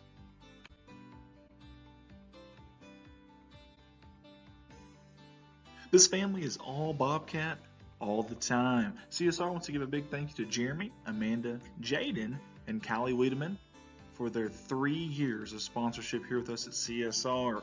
The Wiedemans want to wish the Bobcats the best of luck on the upcoming season. Go Cats. CSR would like to say thank you to Clay County Electric and Clay County Connect, a broadband company, for their sponsorship for Bobcat Athletics. To see if you're eligible for Clay County Connect, a broadband company, contact them Monday through Friday, 8 a.m. to 5 p.m. at 870-202-1990. Clay County Electric and Clay County Connect. Here are some familiar faces on your CSR sponsorship video. Jerry and Linda Turner from J-Lynn Farms. Hey, J-Lynn Farms has been supporting the City of Corning and Bobcat Athletics for many, many years. We sincerely appreciate J-Lynn Farms. Go Cats. Your local Farm Bureau insurance company introducing Ag Promise, an exceptional policy that protects everything farmers rely on. Ag Promise is a competitively priced, easy to understand, and tailored to meet your specific needs. That's Farm Bureau's commitment to you, and we have a team of local agents and adjusters ready to back it up. Give us a call today to protect your agri business. It's not complicated, it's a promise. Ag Promise. Wiedemann Farms, 561 County Road 131 in beautiful crime-free Corning, Arkansas. Larry and Mary Wiedemann would like to wish the Bobcats something but the best of luck on the upcoming season. And we want everybody to know they've been serving the Corning community since 1978. That's Wiedemann Farms. Couldn't meet two nicer people than Larry and Mary, and we sure do appreciate their sponsorship. Wiedemann Farms, go Cats. 3 years of Corning Sports Report and 3 years of Carter Cox Seeds sponsorship. We sincerely appreciate Michael Smith and all the fine folks there in that little old Noble, Arkansas, coming up big time and supporting us here at CSR. Carter Cox Seeds, go Cats. Hey, let's give a shout out to everyone at Bauschlicker Brothers Farms for their continued sponsorship of all of us here at CSR, your Corning Bobcat live streaming company. Big supporters of the City of Corning and of Corning Bobcat Athletics, and we sincerely appreciate their continued support. Thank you, Bauschlicker Brothers Farms. Special shout out to one of the hardest working men I know, Mr. Brian Bass and his company B&B Well Drilling out of Peach Orchard, Arkansas. We sincerely appreciate Brian Bass and Lisa Bass on their continued sponsorship. 3 years in a row now with CSR. Get a hold of Brian Bass for all your well drilling needs. B&B Well Drilling. Give it up for Jim's Tire and Auto Services Incorporated at a beautiful crime-free Corning, Arkansas. Hey, alignments, new and used tires, all old brands, service job, brake job, tractor and truck flats, batteries, road service, mufflers, record service, and many more. Their hours are Monday through Friday, 7 to 6, Saturday from 7 to noon. We appreciate owner Jim Venena for jumping on board with us. Again, Jim's Tire and Auto, 870-857-6266. A big thank you to not only a new sponsor of ours this year, but a good friend of mine, Lisa Bass and the Oaks of NEA. The Oaks of NEA is a beautiful outdoor wedding and indoor wedding event venue that offers complimentary wedding / party planning and coordination services. To get a hold of them, 870-631-2279, right here in beautiful crime-free Corning, Arkansas. Again, a big thank you to the Oaks of NEA. Next on our sponsorship list is Fritt Industries Incorporated. We sure do appreciate Fritt Industries jumping on board with us this year out of Walnut Ridge, Arkansas.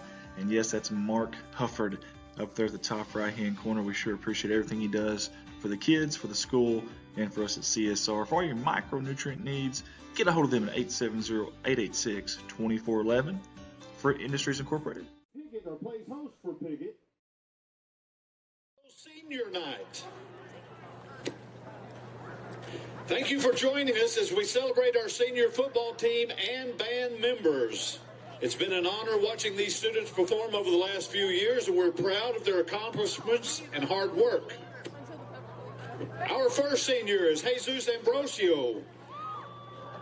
Jesus is the son of Josefina and Pedro Garcia, and he's been a member of the Corning High School football team for 1 year. His parents were unable to be here tonight, and he's walking with Trevor Poe. His most memorable moment this year was kicking 5 out of 6 field goals and extra points against Palestine Wheatley. Our next senior is Landon Berry. Landon is the son of Shayna and Tim Shipman and Jason and Melanie Berry. Landon has been a member of the football team for 6 years. His most memorable moment is breaking the streak.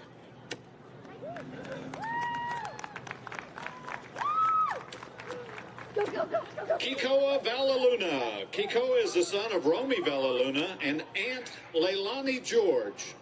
Kikoa has been a member of the football team for 4 years. His most memorable moment is winning the first home playoff game.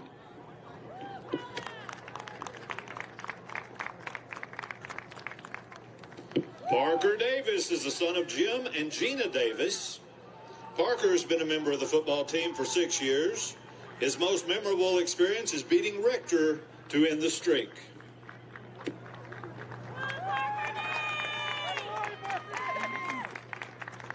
Kent Young.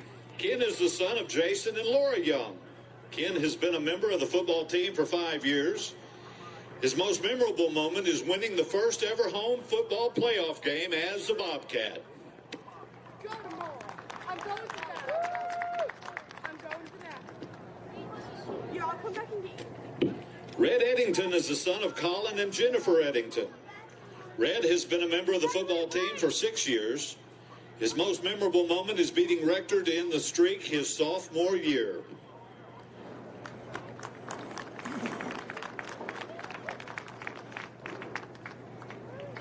Titus Haggard. Titus is the son of Michael and Carrie Haggard. Titus has been a member of the football team for 6 years. His most memorable moment is getting to the playoffs last year.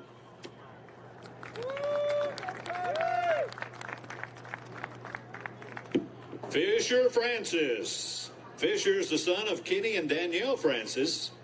Fisher has been a member of the football team for 6 years, and his most memorable moment is breaking the infamous streak at Rector.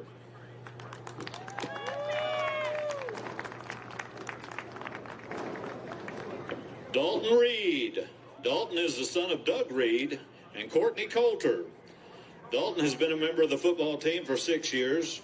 His most memorable moment is winning the first home playoff game.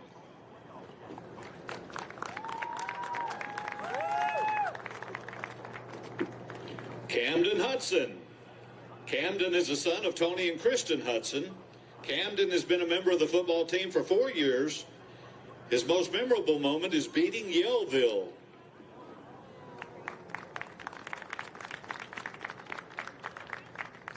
Charlie King.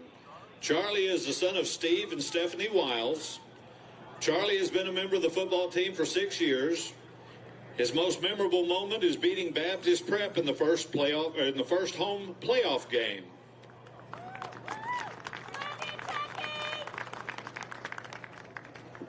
Kinsey Blanchard. Kinsey is the daughter of Dwayne and Gayla Blanchard. Kinsey has been a water girl for the football team for 1 year. Her most memorable moment is coming up with a class dance for the homecoming pep rally.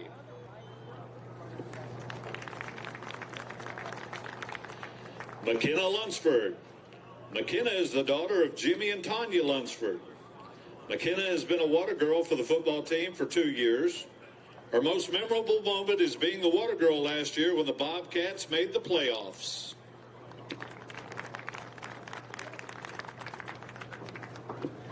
Senior band members, Cecilia Castro. Cecilia is the daughter of Manuel and Dorothy Castro. Cecilia has been a member of the CHS marching band for 6 years. Her most memorable moment is going to band competitions to play and have fun with her fellow band members. Xander Flores. Xander is the son of Chris and Brandy Flores. Xander has been a member of the band for 6 years. His most memorable moment was playing at Six Flags his 11th grade year.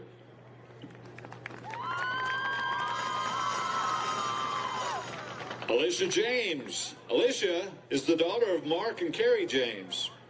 She's been a member of the band for 6 years, and her most memorable moments are going to away games, performing in competitions, and watching other bands perform. Riley Holcomb McMasters. Riley is the daughter of Carmen and Shelley McMasters and Jimmy and Bronda Holcomb. Riley has been a member of the band for 6 years. Her most memorable moments are band competitions, bus rides with some of her favorite people. Ladies and gentlemen, these are our seniors. Thank you again for your hard work and dedication to Corning High School. We wish you all the best. Let's give them a big round of applause.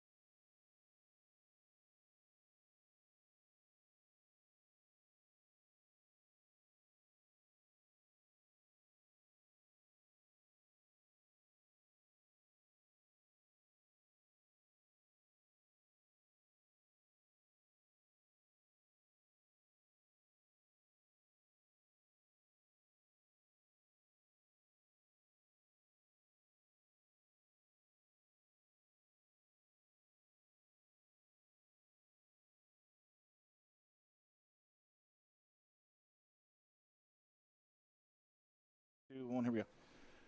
Welcome back, everybody. Andy Earls here on the microphone, and I've got Shayna Jo Casinger, my sidekick, for a second until Mr. Bart White gets back. I've got to say hi to my little girl at home. Smalls, if you can hear me, Daddy says hi. Hope you're giving Mama a hard time. I love you, baby. I love you. It's about time for night-night. Get your gummies and go night-night and brush your teeth. I love you. Daddy's working, and I'll see you later. See you in the morning, sweetie. I want to give a shout out there to my little girl. Guys, we're going to bring the camera, if we can here, up here to the booth. Oh, man. Yeah, we'll get us on the booth here if we can. I don't know if we can get us on the booth or not. Can we both squeeze in this thing, Shayna? Ha! That's We're the about to- second fat joke you've made I have of not me. made any fat jokes. What are you talking You about? said I could fit in a 2XL earlier. Well, no, I just said you should wear it if you want. If you're a little warm. This thing still isn't straight, but I did the best that I could. we're going to figure that out. Yeah, it's which side is it going to? There we go. Sorry, I'm looking at a monitor, so I can't do that. Guys, we appreciate you tuning in with us. Let us know where you're tuning in from. Share that. Feed. Please. If you don't mind, we seriously would appreciate that. You see the inflatable there. Good job by the Booster Club. And there's Mr. Silver Fox, Ronnie Jones, coming on your screen. How about that, folks? How about a close-up up and personal there with the member of the Chain Gang for 30 years. We just had senior night, and he's excited. I'm excited. We're all excited because what's next? We've got some high school football. One more time, and not just high school football, not just any game. We got the Rice Bowl. You ready for it? Click it. What are you doing? I clicked it. That was awful. Now do it. There we go. It's still not working. What did you do wrong? Ah, goodness. Hang on. I got an idea. It's your fault, Andy. No, it's not. It is too, because when we exited Hang off, on, you didn't. Hang on. We're going to get this figured out. Hang on. It's all Andy.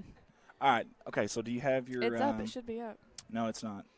Why is my NDI not up? Well, you're going to... Am I going to have to do all this Yes, again? you are. Son of a gun.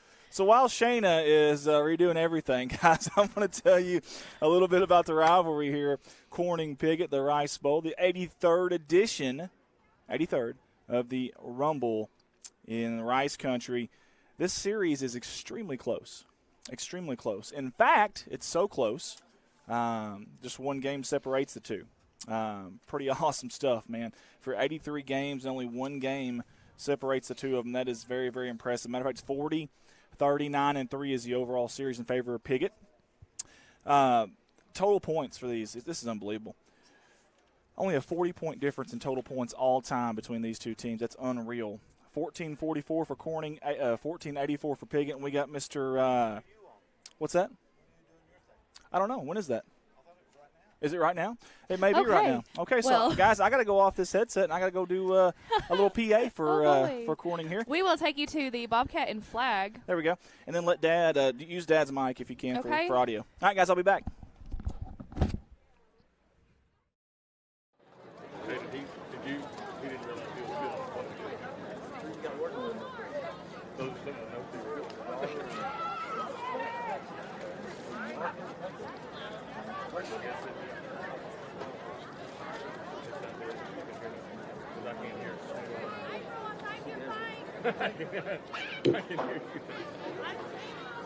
Welcome to Bobcat Stadium in beautiful crime-free Corning, Arkansas. If I can have everybody's attention for just a second. Everybody's attention for just a second. Tonight is a special night. We want to share a moment to honor the late, great Coach Don the General Campbell.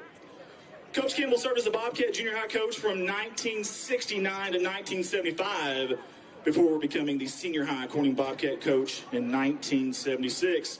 During his years right here at Corning, Coach Campbell led the Bobcats to 7 district championships and a host of winning seasons. In 1985, Coach Campbell left Corning and coached at Sheridan, made stops at Sheridan and Wynne, where he led his teams to 2 state championships, 31 years of coaching, and 16 conference titles. 16 in 31 years. Coach Campbell retired with an impressive record of 303, 303 wins, 107 losses, and 10 ties. Over 75% winning percentage. Extremely impressive.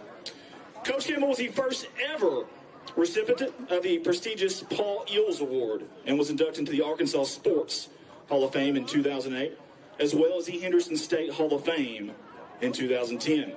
Coach Campbell is still, to this day, in the top 10 in wins all time in the state of Arkansas for high school football. If we can have both sides tonight, we're going to honor the legacy and memory of Coach Campbell. Please join us for a moment of silence.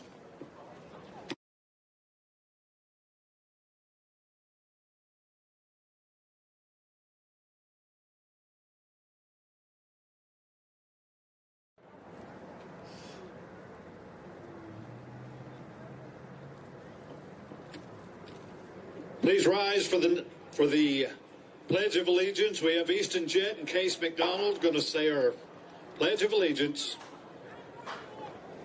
pledge allegiance to the flag of the United States of America and to the republic for which it stands, one nation under God, indivisible, with liberty and justice for all. Thank you, gentlemen. At this time, we're going to have our national anthem, followed by Corning's alma mater.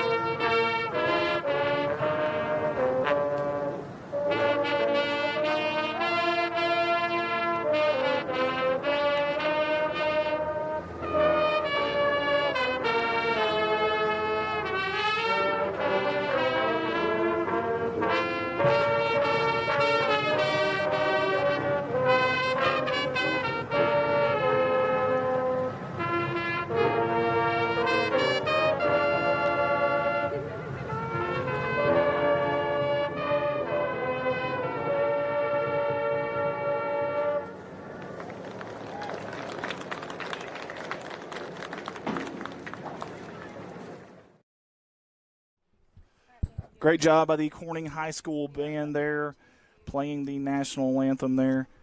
We absolutely love that. Bring you back up here into the booth.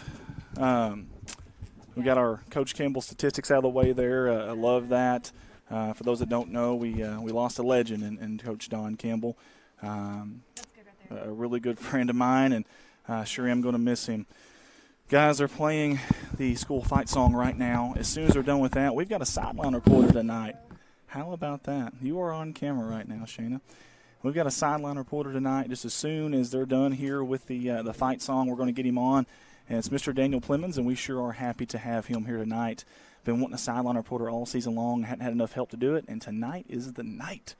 Save it for the best, the last, the Piggott Rice Bowl, and I love it. They're almost done playing the fight song here. Again, if you're tuning in with us, please share that feed, guys. Let's get these kids seen. We got a lot of college scouts out there, guys, that watch these, and maybe one of these kids gets seen. You never know. So I think we're almost ready to go to our sideline reporter, Daniel Plemons. And, Daniel, take it away, buddy. Hey, this is Daniel Plemons. I'm helping the CRS tonight, and it is cold. It's football weather, and we're very excited.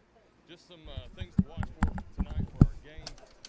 We have Piggott that has 4 kickoff returns for touchdowns this season. This could be a factor. This could be a major factor we just want to watch out for. Something else interesting to mention, Corning's offense versus Piggott defense. Corning is averaging 14 points per game, but Piggott's defense is giving up 39 points per game. So that's something we also need to be paying attention to. That will be extremely interesting for this matchup tonight.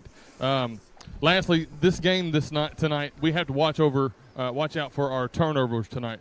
The game's going to be won depending on who wins the turnover game. So we need to be sure that we take care of that tonight on both sides. So let's look for a good game tonight. It's going to be a fight, a dog-eat-dog game tonight. So back to you, Andy. Awesome stuff there from our sideline reporter, Daniel Plemons. I love that. Guys, we're about 14 and a half until we get going. What are you doing here? Did you not figure it out? Okay, do you have the chroma key on? Okay, it's on. Okay. All right, exit all that stuff out. All of it. Well, I just did that. Okay, but do it again. Do it again. We'll figure it out, guys. Guys, what's at stake tonight for these two teams? Let me tell you what's at stake tonight for these two teams. First thing is pride. 365 days of it, to be in fact. That's more important than anything, I can promise you. This is the Super Bowl for both teams, no matter how good or bad the season has been. Pride is a big, big deal, and you get 365 days of that. On the Piggott side, they're looking to extend their series best consecutive win streak to 10. They're at 9 in a row right now. That's their series best, their personal best in this 83 years of doing this. They're looking to extend that. And you're pointing at something. E.T., what are we pointing at? What is this? Cheerleaders. Okay, very good. Do we have some cheerleaders out there? Is that what we have? Across the field. Across the field. Okay, we will get the cheerleaders on camera if we can, Desi, if you can. We'll get us off of the camera if we can. Not sure. what's going on there, but we will figure that out for you guys. Again, for Piggott. Oh, it already happened. Did it? Again, for Piggott, this would give Don Simmons a 2-0 record over Corning as a head coach. So he'd be undefeated, obviously, against the Corning Bobcats in this rivalry. The senior class would have went undefeated in their high school career over Corning. That's what's at stake tonight for Piggott. For Corning, again, the pride we talked about, 365 days of it, looking for their first win over Piggott in a decade. Guys, first win over Piggott in 10 years. So I promise you, they're wanting that. With a win tonight would tie the overall series for Corning at 40-3. How about that? And with a win would finish ahead. This is Corning. With a win tonight would finish ahead of the preseason predicted conference standings. Are we working? 3 years in a row. And I think Shayna's finally got us. And there we go. And we have got our scoreboard back on. And we'll get all of our normal stuff on there for you. That's what's at stake tonight, guys. Tell you a little bit about the standings in our conference 3A3. Tonight, Hoxie comes in at 6-0. They will win the conference even with a loss tonight against Walnut Ridge. They'll have the tiebreaker over Manila and Osceola. Speaking of Manila and Osceola, they play tonight, and that's two teams that are tied for second in conference at 5-1. Tied for fourth right now is Harrisburg and Walnut Ridge at 3-3. So that'll be two of your playoff teams there. Just depends on who wins or loses tonight to see where the seeding will be for that. And then tied for sixth right here is Corning and Piggott at 1-5 each, and then Palestine Wheatley at 0-6. And I know Shayna's doing everything she can here. We'll get you the matchup graphic there. We're live here from God's Country, beautiful crime-free Corning, Arkansas, for the 83rd edition of the Rumble and Rice Country. It is Rivalry Week here in the state of Arkansas. I'll tell you a little bit about these teams, a little bit more about them anyways, I should say, as we get ready to kick this thing off here in just a few minutes. Matter of fact, 11 minutes to go here. Piggott comes in with a record of 1-8 overall, 1-5 in conference. They won last week versus Palestine Wheatley, 52-0. 52-0.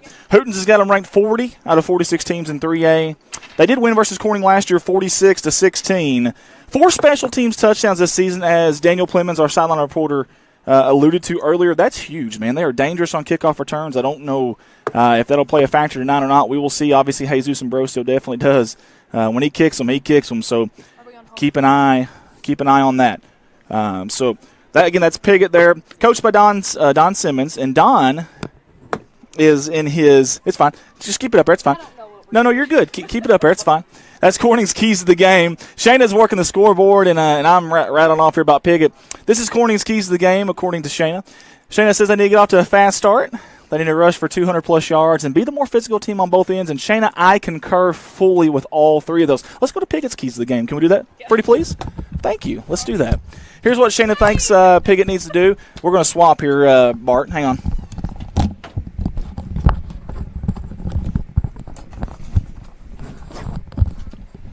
This is what Shayna thinks Piggott needs to do, and that is special teams have to be special. We talked about their 4 special teams touchdowns this year.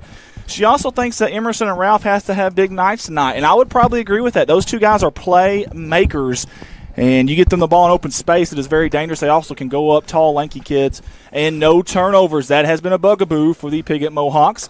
As we go off of that, thank you there, Shayna. I'm going to get back on Piggott for just a second. Coach Don Simmons. How about Coach Don Simmons? 44th year overall, 36th as a head coach in his first full year. He was interim last year. First full year at Piggott. Listen to this, 206 wins. 1 undefeated state championship for Don Simmons. Good job, Shayna.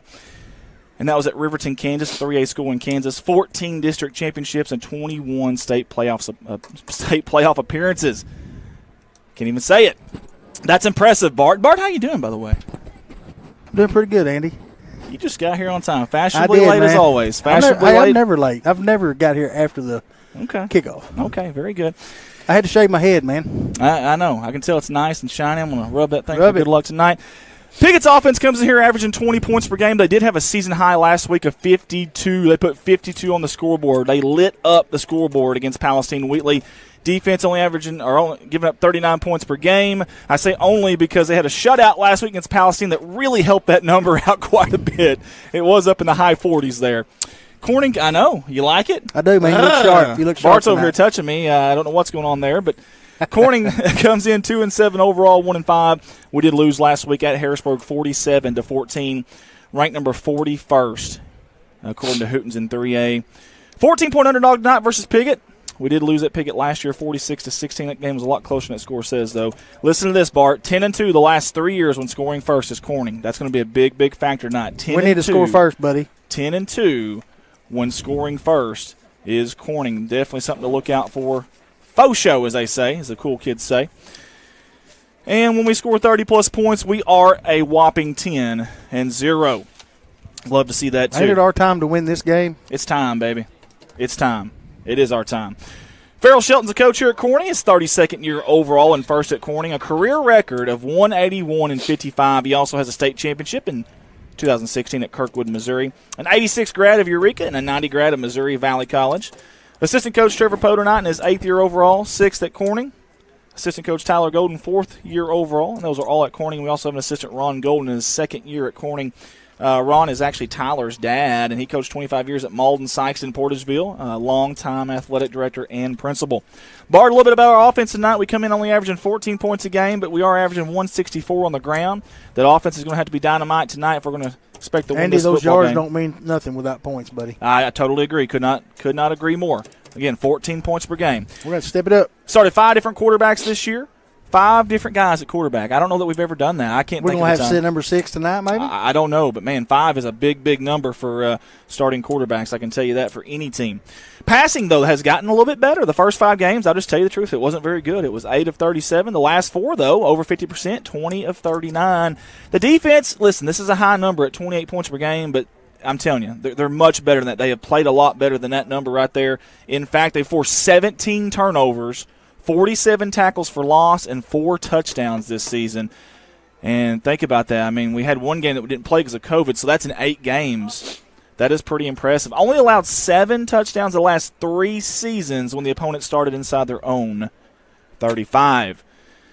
Tell you what, Bart, while we've got time, and we do have time, we've got 6 minutes until we kick this thing off, assuming the officials are even here. I haven't seen an official, have you? I sure hope to God it ain't the ones we had last week. And Bart's already started. We want to take a second here, just a second here if we can. There's a young man who would have been a senior tonight. His name is Hunter Midkiff. He played for Piggott.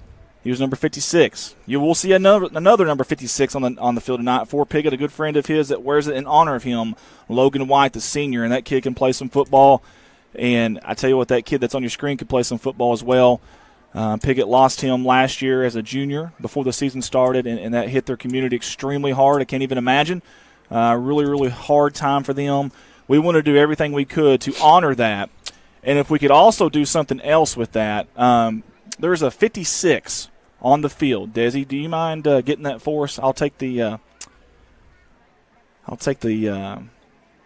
graphic off for just a second. And Desi gets this right there for us. Good job, Desi. Thank you. That is the number 56. That is in honor of Hunter Midkiff. And that is awesome. That is a class move by the high school coaching staff here at Corning. I mean, an absolutely class move. This would have been Hunter's final game at Piggott as a senior. And to the Midkiff family back in Piggott, we're still thinking of you, even though it's been a year now. I know that I imagine that pain probably never gets any easier. They say time heals a lot. I'm not sure that's. I don't think it could heal that. I don't know that it heals that. I'm with you 100%. While we're taking the time to talk about people and in memory of, we've got one right here in our own backyard, our own community here in Corning. A beautiful young lady, a special young lady, always with a smile. That was Jaden Farmer. To the Farmer family, if you can hear us, if you're watching tonight, we love you. We're there for you. Anything you need, I promise you, we'll be there for you. That's right. We're with you through and through. I can't even imagine, won't pretend to understand, but we are here with you as the officials finally come on the field here. Speaking of Jaden Farmer there on your screen, we have got a booth and canopy right near the home side bleachers. It has got a donation box. It has got Corning Crunch Time cloths, and it's got blue anti-bullying ribbons for her. All that goes to the family of Jaden Farmer. Normally we sell those for $5, but whatever you guys can afford to put in there, just donate whatever you can and take it because it's for a really good cause. It's for the family. It's the very least that we could do. So we really, really hope that they're watching tonight, and if they are, we love you. And if you need anything, we are here for you. It looks like the Bobcats are getting ready to come out here in just a minute. Actually, we got the captains up here. But before we do that real quick, before we do the captains, I want one more thing here. The legend, the general, Don Campbell. He touched so many lives. I can't even – I could go on with some stats, and I'll probably do that at halftime, not right now because we're getting ready for this football game. But, my goodness, a legend. And to say he was a great coach and that's it is a disservice. Hey, let's zoom in on this if we can. We got a young man out there. I don't know who that young man is. Can we zoom in on that, Desi? Pretty please. There's a young man out there, and he's got a 56 on. I wonder if this is a kid that might be kin to Hunter Mickiff in some form or fashion. I love this. This is awesome. We should have had Dad out there with the camera right there in the middle of it. We apologize. Rhett Eddington's 5-star mullet is in the way, but he can't help that, bless his heart. That is good stuff, though. That is a quality mullet, and we won't give him a hard time for it. I wish I could get that kid. Desi, stay on there for just a second. Maybe we can get his face on the camera here. I can't even tell boy, girl, I'm not sure, but we're going to, as you see the coin toss here, some things are just bigger than football. I know this is a big rivalry, and I understand that, and trust me, we're getting ready to knock the snot out of each other. I can promise you that. But right now, there's some things that are a little bit bigger than football, and this is one of them. Definitely one of them. There it is, number 56 right there. Stay with that kiddo there, Desi. And you see Logan White, the captain for them, wearing the number 56 as well. That's pretty special stuff right there. I really do love to see that. Piggott's going to receive the opening kickoff. And we had all of our seniors out there as captains for Corning. I'll go over those names here in just a minute. And great stuff there by our camera people. Hey, guys, I want to give some love to our staff tonight. Old Man River, Tim Earls is out there. Old Man River, he's on the camera. We got him, if he can zoom in for us on the run out here. I don't know if he can hear me or not. Daniel Plemons also a sideline reporter tonight for us. Bart White helping on the headset. Desi Earls, she's going to be induced here in just a couple of weeks, and she's running a camera tonight. Jacob's on here with us, and Shayna's running the scoreboard, and we sure appreciate her, too. About time you show back up, Shayna. We got a little AC/DC playing. Dad, if you can zoom in on that run out, that would be awesome. A little AC/DC playing. The bells are ringing, and we're getting ready for the Rice Bowl, the 83rd edition of the Rumble in Rice Country. We're live on YouTube tonight. We're live on Facebook tonight. We're live across the country. We're live across the world. 31, except for Maine. Except for the state of Maine. We got 49 states we've been seen from except for Maine. We need that one more state. I'm going next year. Are you? You see Piggott coming out. Good job by our cameraman to get Piggott coming out. And the Bobcat is a-rocking. And here comes, look at the youngsters there. How about the young Bobcats there? Here comes our fighting Bobcats. And we hope they bring the fight tonight to Piggott. Love the AC/DC in the background. For everybody tuned in on YouTube, we sure do appreciate you. Brianna Stokes, Jonathan Midkiff. That's his brother, Easton. Very good. Thank you, Jonathan. I'm glad I went to YouTube to see that comment. Thank you, Jonathan. Guys, let's get ready for some football. Bart, you ready for some football? I'm ready, baby. Let's do this. Let's do it. I love Bart. I love Bart. Cole Sears, Darren Rogers, Danny Jordan. Hope Danny's doing okay. Daniel Webb, Zach Griffin, Dalton Hollingsworth. We got too many people to talk about. Jennifer Poe, Mickey family always and forever in our hearts and prayers. Let's get this thing ready, and let's get this thing ready to kick off. Man, it's a lot of stuff going on tonight, on the field, away from the field. It's just a spirited night here at Bobcat Stadium. Good fans here. It's a cold, chilly night, a little bit of a wind, but we are ready to rock and roll. I'm donned a suit tonight in honor of Mr. Don, the General Campbell. Bart's looking at me like I've never seen him before wear anything like that. Well, it looks a little small. It is a little small, Bart. Well, that's okay. But just hey, last time I wore a suit, I think I was a sixth grader and I was in a wedding. I don't think I could have put that on tonight. Dude, I'm going to tell you something. If I bend over too far here, this thing's going to – y'all watch out. I'll shoot an eye out with these buttons. I can promise you, man. I can promise you. Oh, yeah, I do need to do that, don't I? Tracy Poston, I am listening to – am I listening to Kirk Herbstreit? Yes, Tracy, that is correct. I am Kirk Herbstreit, except I would never go to the Ohio State University. That is just awful. Awful. No. Hope everything's good there, Tracy. It's time! End over end kick. It's going to be taken to the near side. Takes a bounce at the 15, picked up there. That is Ralph making a move. Makes one guy miss, two guys miss, three guys near sideline. He's still going. Finally going to be brought down at about the 32, maybe 33-yard line. Here comes our first opportunity to see the Piggott offense tonight. Piggott comes in averaging 20 points per game on the night. But, again, they had a season high just last week of 52. 52. Talk a little bit about the Bobcat defense you're about to see. Only giving up 28 per game. I say only because a lot of that has been special teams, turnover by the offense, things of that nature. Only giving up 28 points per game. They force 17 turnovers and 47 tackles for loss, and even have 4 defensive touchdowns. We're going to need that defense to be big tonight. We need some of them tonight, Andy. Yes, sir. 4 wide to start out. Shotgun formation pull. Running back to his near side. I do believe. Get him, boys. Get him. The middle. He's got a lot of room. Breaks to the first wave, the second wave. He's got a lot of room down the near side to the 45, 40, 35. He's going to be hit. Still not knocked out of bounds. Finally going to be brought down. Them little body blows don't take him down. That is Kyler Smith on the run. We'll get you an instant replay here for the Mohawk fans, but you're right. You've got to wrap up. Camden Hudson with the give me the megaphone. Give Mark the megaphone. I'm kidding. I don't need it yet. Don't need it yet. Bart there. Good run there by Smith, a senior, on their last football game of the night, or the season, I should say, tonight. Going 4 wide again. That is pull and shotgun formation. 3 wide, man in motion. Going to hand off to Emerson. He makes a cut to the outside, still trying to go. Great job by the Bobcats. Wrapping up. Excellent job. Who was that over there in pursuit? That was number 45, Parker Davis, number 10, Camden Hudson. 2 seniors on senior nights making some big plays. Parker's had a big season so far. Defensively, 50 tackles, 5 tackles for loss, 1 pick, and a defensive touchdown. And Camden's been there too. He's done great this year on defense as well.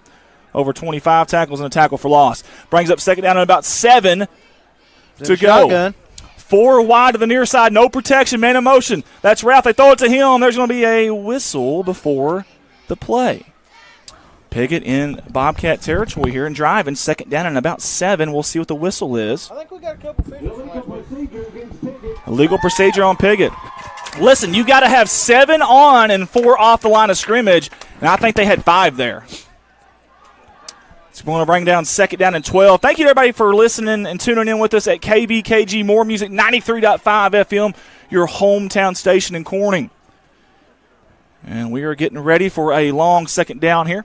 Man in motion. That's Ralph. Pull. Hand out. Oh, he fakes it off. He's going to give it to Smith over the near side. He cuts it. Fumble. The ball's in the air. Picked up by the Bobcats. Ethan Jordan. He breaks 1 tackle. He keeps going. Brings it out. 50-yard line. And what a big play there by the Bobcat defense. He wanted to take that one to the house, yes, baby. Sir. Holy hay bales. Look at him rumbling, tumbling, stumbling. Big number 64, the strongest Bobcat, and it's not even close. Hello, what a way to start the night, young man. Who caused that fumble? Did you see that? I couldn't tell, man. I couldn't tell, but they need some love. Whoever that was, they need some love. Bobcats' first offensive possession will take over in Piggott territory at the 48-yard line. Camden Hudson under center. Dead T, how about this? How about the 27 trap up the middle? Yeah, oh, right at it to the near side. He cuts it up. Breaks it. 30. Yeah, and ode to the legend, Don Campbell. Oh, what a moment. What a moment. Holy hay bales. Look at that. Yes, sir. The general is up there smiling right now, and he's saying, run it again, Bart. Run it again. Hell, if it's going to do that, run it all night. Woo! I love it. Sorry about that. Oh, it's okay, man. It's okay. Guys, you don't know what that means to us right there. Seeing that dead T formation, shotgun formation, handoff at the middle, ready. He's going to be wrapped up. Good job by the Piggott defense there. That means a lot to us here at Corning. For those that don't know, Coach Campbell and Coach Dutch know they started that dead T formation. And well, if he could have run that one in, man. Oh, goodness. I probably would have ripped your blazer off. Man, I'm going to tell you something. That he made that 27 trap famous here at Corning, Sheridan, and Wynne. And what a class act by the coaching staff, man. This is a big game to change up your offense like I love it. Man in motion, Lucas is going to toss it to him that far side. He's going to try to cut it up. Oh, he's met in a hurry. Dang. Who was that? My goodness, watch this, folks. Ooh, we had a defender from Piggott flying in there like a kamikaze. And that's number 52, I do believe. That's Jacob Johnson, the senior. That's a good tackle. That was a heck of a tackle. That's a good tackle. Jacob Johnson's a senior going 6 foot 195, and man. Guys, I'm going to go off the headset. 3rd down and 10 at the Piggott 30-yard line for Corning. All right, folks, here we go. Corning snap as he's looking to throw. The pass is long, and it is going to be incomplete as it's down in the end zone. It's worth a shot. It was. They're going to let Jesus kick this, Shane? I hope so. That'll bring up 4th and 9. I think you're a little bit far for him. Nah, at least try it. Can you hear me, Dad? It'd be about a 50, about a 48 yard maybe. Let's see what Corning's going to do here. Instead it's 4th and 9. As Andy's going to get back on the headset. Thank you to Shayna there for taking over there. That was a good job by Shayna. I think we're going for it. Dad, get closer. Get over here by like a 35 or 40. We're going for it, buddy. Here we go. They're going for it on 4th and 10. Maybe they try to draw them off sides here. No, we're going to have a timeout by Corning. Timeout by Corning. And while we've got a timeout, we are going to... Somebody said they had to take their earbuds out. They're deaf now. I know, man. Sorry, guys. We're really, really sorry. But, man. I wonder how many TV speakers we blew while ago. That was ago. awesome stuff. It really, really was. We're going to split screen you here with the two huddles if we can. There we go. That's when Daniel comes in. Okay. Right here. Sorry. We're still going for it, baby. I want to mention Jay's Photography. Owner-operator Jay Malone is a very talented young man. The company's way more than just photos, like the name says. They do vinyl lettering, graphic designs, custom wood pieces, even create videos like our hot video. 870-323-0929, 870-323-0929. Jay's Photography out of Corning, Arkansas. 4th down, 10 yards to go at the Piggott 30. Man in motion. That is Lucas. Shotgun formation. Pettis. Come on, Two-step Pettis. drop. Looking to pass over the middle. Oh! Just missed out of the outstretched hands of Camden Hudson. Oh, that was so close, I think that would have been Bart. a first down, too. Oh, it was. That was so close, Bart. Man. So close there to being a first down, and unfortunately it was not, and Piggott's going to come up with a great stop there. Hey, give Piggott credit. Give that defense credit. Arlene Lane says, watching, way to go, Bobcats. Tracy Poston said that she's got to take her earbuds out. Sorry. That's okay. No, we got to give Tracy a hard time.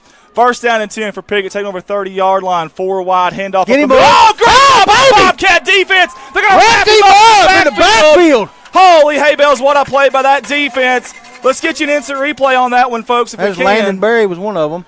Landon Berry was back there. I think there was about 6 of them that started on him. My goodness, yeah, and Landon Berry finished him off. He sure did. How about Landon Berry, folks? He's wearing his number 7 again tonight. I know. I don't know what number I have him down as, number 53, so I got to change that. He has 12 tackles this year, 4 tackles for loss, and a fumble recovery. Add another one. Quick pass, far side. Boom, over the head. Over the head there of the intended receiver, Nate Brantley. Nate Brantley there, the intended receiver. And it's going to bring up 3rd down. We'll call it 12 as Shayna's dancing here in the press box. That CHS band is playing, and it sure sounds good. I'm going to tell you something. Coach Shelton right now is intense on that sideline. I don't know that I've seen him. He's taking it up a notch. It's a big game, man. It is a big game. A lot of pride on the line tonight. And Shelton is really looking intense. 4 wide, man in motion. That's Ralph. Pull. Tail back to this nearest side. A little wheel route. They're looking for a screen pass over the middle to Emerson. It's caught. Breaks the tackle. He's got a lot of room. Got a lot of blockers. Man. Cut it up, and he is finally going to be brought down. I can tell you one thing. If he hadn't got that pass off about another 3 seconds, he had 5 Bobcats on him. Sorry, guys. We had the scoreboard off there for a second. We apologize. Good job, too. And Shannon said she was doing a really, really good job, too. What a great job there by Piggott. They just moved the chains on that big 3rd down and looked like a screen pass to the near side, and they threw a little tunnel pass to Emerson. You know, Shayna talked about Emerson and Ralph being the 2 receivers that Corning's got to stop. Well, here we go.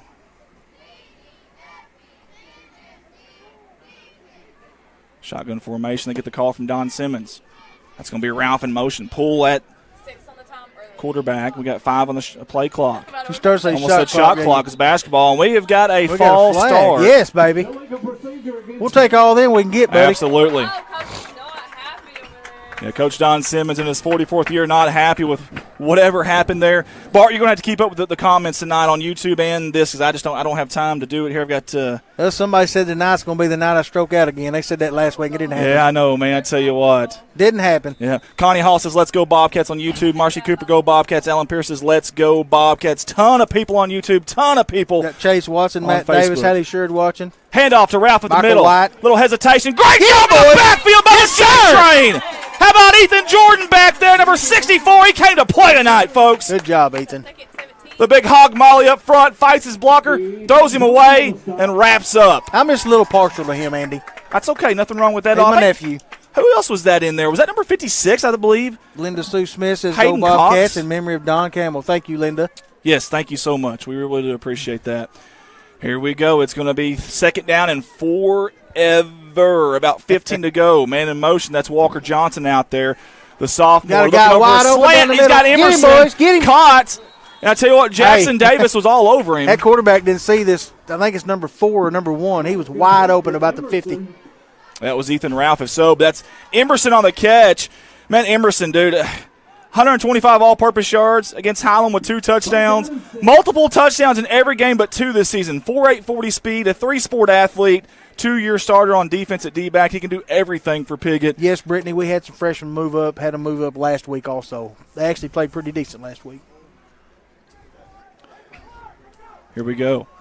Third down. We'll call it 5. Shotgun formation at the Piggott 49-yard line. Man in motion. That's Carpenter. Handoff. Boys. He's going to cut it up. Tackle in the backfield. Who was that? By Landon Berry yet again. Yes, sir. How about Lando? Big time tonight on senior night. Watch number 7, folks, in your screen. I tell you what, he got past a young man, number 56, Logan White, that is tough as nails. How about Landon Berry? Summer Green says, thank you for honoring my son, Hunter. It means so much. Very nice. You're very, very, very welcome. Absolutely. Hey, that's the very least we could do. Can't even imagine what you're going through. Big fourth down here. Corning's got a guy back there for the punt return. Bad snap. Far side Ralph. He's going to be tackled or pushed out of bounds. It's going to be a turnover on downs. The Bobcat defense stiffened up and got the stop. Yes, it was. I was a little nervous there for a second, Bart. Whew. Becca Barajas is watching tonight. How about the freshman Jacob Cox out there, guys? And how about the freshman there beside him, Hayden Cox? Man. We're down to 5:39 here in the opening quarter. I'm trying to give y'all some time here. I know my belly there is hanging out, Bart. I apologize for that. I've got a half-eaten Cosmic Brownie. I seen that. I was wondering who was smoking on that. Hey, we got some more over there if you want some. Nah, man. I got my whole milk ready. I'm ready to go. You're not going to make me eat, Andy, like you tried last week. First and 10, Corning yet again takes over in plus territory at the 49-yard line. Bunch formation shotgun. Keeper near side. That's Pettis looking for blockers. He's got him. He's going to try to bounce it out. Using his blocker to the near side. There you go. Across to the 35. Baby. First down, Bobcats. How about that, Bart? Let's watch that one again, shall we? Yes, sir. Look at the blocking out there. Who was that? Landon Lucas, baby. How about Landon Lucas? How about the blocking by Landon Lucas there? I love it. Great job by our cameraman tonight. Again, Tim Earl's Old Man River on that one right there. Got Gina Jones, way to go, Cox boys. Jacob on that one. And Desi Earls on that one. And she is she's due just about any day now. Matter of fact, the 19th she'll be. Yeah, everyone's excited. I'm excited. First and 10 for the Bobcats. At the Piggott 37-yard line, we'll call it. Man in motion, Lucas. Handoff up the middle. Rhett Eddington. He got through the first wave, but he got about 5 yards. He stumbles down, and you're right, about 4, maybe 5 yards there for Rhett. Tell you, Rhett's had a heck of a year. Has number 25 in black. John A. Forrest, yes, sir. It is great weather for some Rice Bowl football. Second down, we'll call it 7 for Corning.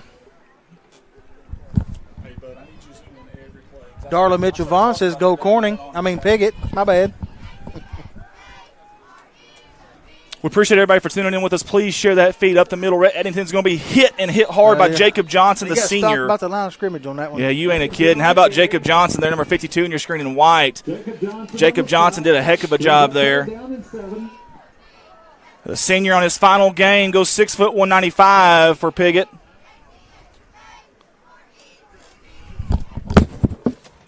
Hey, Dad, whenever on this side of the field, bring yours all the way down here like the 40 or 45 so we can get a closer view, okay?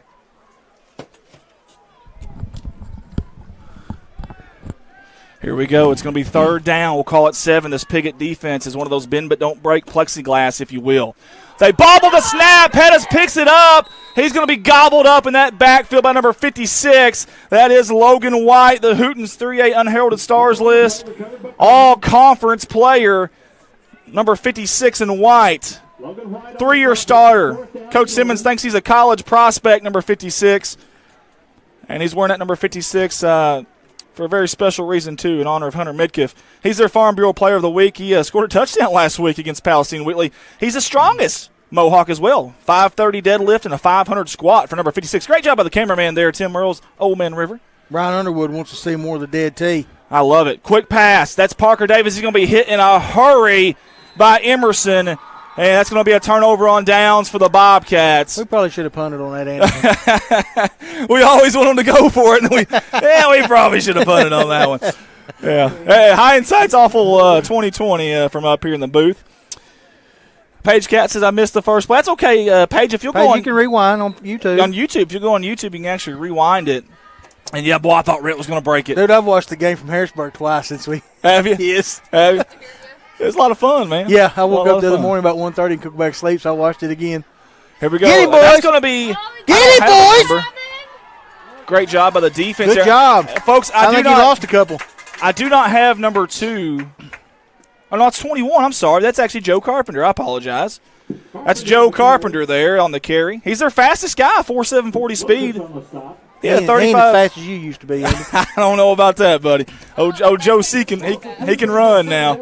Didn't you beat Bo Jackson's time of 4.1? I did backpedaling, actually. That's barefooted. what I thought. That's what I thought. Backpedaling barefooted. Hey, Bo knows football, but I know how to run faster than Bo. Second down and 12. Here we go. Man in motion. That's Emerson. High snap. Get him, boys. Bull somehow got it. He's going up the middle. He's going to be met by a slew of Bobcats. I tell you what, our defense played pretty decent tonight. Down. Yes, they have, man. You ain't kidding. Let's watch this again. Dude, they got some intensity going on tonight. How did Poole catch that one-handed? My goodness. It looked like that catch Camden made last week. I know. Man, that was impressive. That really was. Karen Crawley says, let's go Bobcats. Love how you're honoring Coach Campbell. He was a great man. Yes, ma'am, he was. Guys, I don't know why our scoreboard keeps going on and off, but we'll just do the best Probably we can. because Shayna don't know what she's doing. She missed 2 games. High snap. Shotgun formation going deep is Poole. It's underthrown.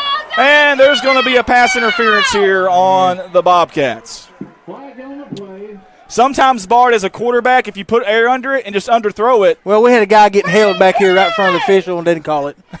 Same official from last week. I guarantee you that's one of them. Bart is he's livid right now, bless his heart. Well,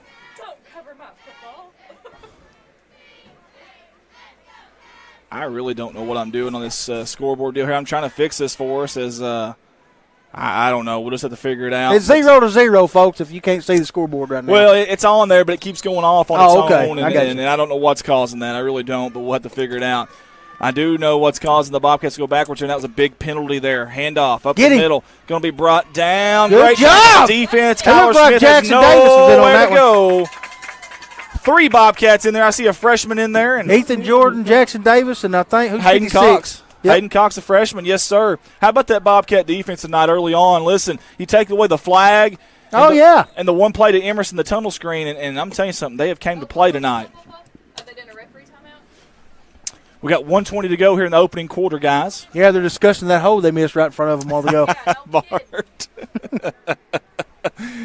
Gotta love Bart. Hey, you got to call them when they're in front of you, man. I understand missing something 15, 20 yards away, but 3 feet away from you, different story. You got to get your eyes open. Gotcha. Again, 1:10 on the clock, about 18 on the play clock. 4 wide shotgun formation. That's pull up quarterback, high snap, quick pass near side of Ralph. It's caught. Got nowhere to go. Great job, and we've got a penalty down there as well. And I think it's going to be either a block in the back or maybe even a hold. We'll see here. Flag on the play. That was Camden Hudson, Dalton Reed, Parker Davis, all in there. I think Hayden Cox might have been in on that, too. Yes, sir. Is that on us? Oh, good. Yeah, baby. Blocking the back, Piggott. Taking them back some yards. It's going to be first and forever, as Andy would say. I can't do it as good as you. No, we got it. Is it going to stay up there now? Well, I don't know. I hope so. I did something a little different that time. It's second down in Dollar General. Second That's about down how far they are. Huh? Did we pin it? No. We don't do that on this. Oh. Because it's HDMI'd in. Yeah. Second down and long. Pull. Looking deep, that far flat. He's got Ralph just out of the. How about the camera work there by Old Man River? Old Man River's on it tonight, son. I should have had Old Man River on there for the main camera. He did a great job there following that pass. You know, it's old, it's cold. You know his bones are aching out there, but he's doing a great job. He is doing a good job. Because he's kin to you. I don't know. It ain't that. I can promise you that. Here we go, guys. We've got 50 seconds to go here before the end of the first quarter. It's third down, and as Bart alluded to, forever. Pull. A little bit of pressure up the middle, going deep. He's got a man. That's Emerson. Parker Davis goes up a great play for the great wide shadow. Woo! A great wide shadow. Parker Davis goes up. Mono Imano. He made sure there was no pass interference. Yes, that time. sir. Good job, Parker. Hey, give a little love to Charlie King there, too, getting in the face of Poole as well. How about boy, Parker CK. Davis? Hey, he had 4 interceptions last year to Davis. After the game, then I told Roman you gave him a name, the Great White Blanket. Yeah, that's right. That's right. His brother. His mom got a kick out of it. What number is Hayden Cox now? Hayden Cox is 56, Brian. And Gina, I apologize. Woo! It's going to be a punt. Hard right to Davis. Bobbles it. He catches it. Makes a guy miss. Cuts it up. Near sideline. He's got blockers. One got a beat. He's going to be out of bounds by Hayden Emerson. How about the Great White Shadow, number 45, Parker Davis, slicing, dicing, carving his way through the Piggott defense. He took a lick there at the end by Ethan Ralph. Looks like a little bit of taunting to me. That's okay. Hey, this is a little rivalry game. I don't mind a little bit. Yeah, but if we did it, there'd have been a flag. Well, okay, that may be sportsmanlike conduct on Corning. That may be true, Bart. That may be true. I don't know. But either way, here we go. Corning takes over the 3rd time in plus territory, but they've got to punch, capitalize Let's go, this thing boys. in. Shotgun handoff up the middle. Lucas! Second level! Yes. Give him a first down. That time they give him the ball. Yes, sir. Good job, Landon. Number 8. Keep feeding him. The great 8. Landon Lucas had 243 yards in 3 games versus Yellville Summit earlier in the year on 39 carries. How about that offensive line? Let's give the O-line. Let's give the O-line some love, too. O-line, yes, sir. I want to give the chain gang a shout-out, too. Hey, so we got the best chain gang in the county, in the state. Oh, it's 2nd down and short, folks. Eddington up the middle. Man, I thought he got 2 or 3 yards past the first down. Well, I don't know. It's where the football is. It's going to be close. If you give it to the near sideline guy, it'll be close. The far sideline, it won't be. I don't know Brian Underwood, but thank you, Brian. I appreciate that. It looks like we says have a he loves timeout. listening to me, Andy. Awesome. Oh, it's going to be the end of the first quarter. Yeah, absolutely. End of the first quarter here. Let's get it out to our sideline reporter, and that is Daniel Plemons. We'll get Old Man River on the camera on him real quick if we can. Oh, look at him go. I love him. And, guys, the end of the first quarter, it's 0-0. Let's take it out to Daniel Plemons, guys. Daniel, Go, take Daniel. it away. 3, 2, go. Hey, if you're just joining us, you're missing something up to this point. It's been a great game. It's 0-0, but these boys are fighting. I told you that's what it would be. Hey, this is the battle of the coaches' greats that we're going to look at just for a moment. Tonight may be the only game that in all of 3A where both head coaches have won state championships in their career. I think that's amazing. These two have 76 years combined of their coaching experience. They have they have earned 387 wins combined together. That is just phenomenal. I can't believe that. Very similar paths for these coaches. Both have retired out of state and have come back to Clay County to coach here in this county. I think that's amazing. Hey, Andy and Barton, let me ask you a question. I have to ask you, Is there a better coaching matchup this week of all Arkansas high school football? Man, probably not. I don't know that there is. Probably not. Those numbers that you just give us, holy hay bales, man. And speaking of holy hay bales, I think we've got a flag, and I think it's going to be against Corning. Austin Bradley says he don't know me, but that Bart guy feels like someone I go watch a game with. We need to invite him up to the booth. Man, we thought we had the first down. Appreciate twice. all the comments, folks, but I got to thank Andy for all this. No. If it wasn't for him, I wouldn't even be up here. No. Hey, man, we thought we had the first down twice, and now we're looking at 3rd and 6, Bart. That's a big change there. Officials. Randall says, I wish you guys would put some excitement in your broadcast. I know. We're dull. Dull as a silver dollar from back in Dad's day when he was born in 1902. 3rd down and 6. Handoff up the middle. That's Red Eddington, and it's not going very can't far. Get the first down. Bart, what do you do here? You've got 4th. We're going to call it 5, but what do you do here, Bart? Well, we've been going for it, so I guess we'll go for it again. Well, I think you do go for it. You're in plus Hey, the way our territory. defense have been playing, they've been playing pretty good. I think we'll be fine. Ball's on the 42-yard line. The yard to gain is 37.5. Halfback pass right now. Halfback pass. Yep. That's what Bart says. Halfback pass. Kyle Luttrell. Granny Phillips is on. Chad Spear. Sorry, guys, we have not been I guess Bart's been doing a good job of keeping you up to date here. 11:24 to go in the second quarter. 13 on the play clock. They're going to break that huddle. In single digits. They're going to have to hurry up here. They break the huddle at 7. They got to see that. 4th down and short. Will Coach call a timeout? I think he is. Yeah, I think Coach is going to call a timeout. Don't blame him. Do not blame him at all, and we'll take a quick timeout here. We got caught with 12 men on the field, too. Oh, that would have been bad too. Good. Hey, nice catch there. Nice catch there, Bart. Yeah, let's get the cheerleaders on camera too, if we can, real quick, Desi, if you don't mind. There we go. Guys, I want to mention if you need some graphics, company logo, event flyer, contact CSR staffer Ricky Superfly Bets at 870-919-6997. Again, need graphics? We got a professional guy. I promise he does a heck of a job. Need a company logo? We got a guy. What about an event flyer? We have got the guy. Contact CSR staffer Ricky Superfly. Make sure you give him the right number. 870-919. There you go. 6997. Guys, big fourth down right here. Big fourth down right here. Think he's going to pass? This will be really interesting here. It's a bunch formation. 2 up backs. A running back to the right hip. They're going to put in motion Lucas. Pettis. Handoff near side. Hudson's going to cut it up. He's got the first down, I do believe. It's going to be awful close. We've got a flag on the play, too. Watch the instant replay. 37.5-yard line was the line to gain.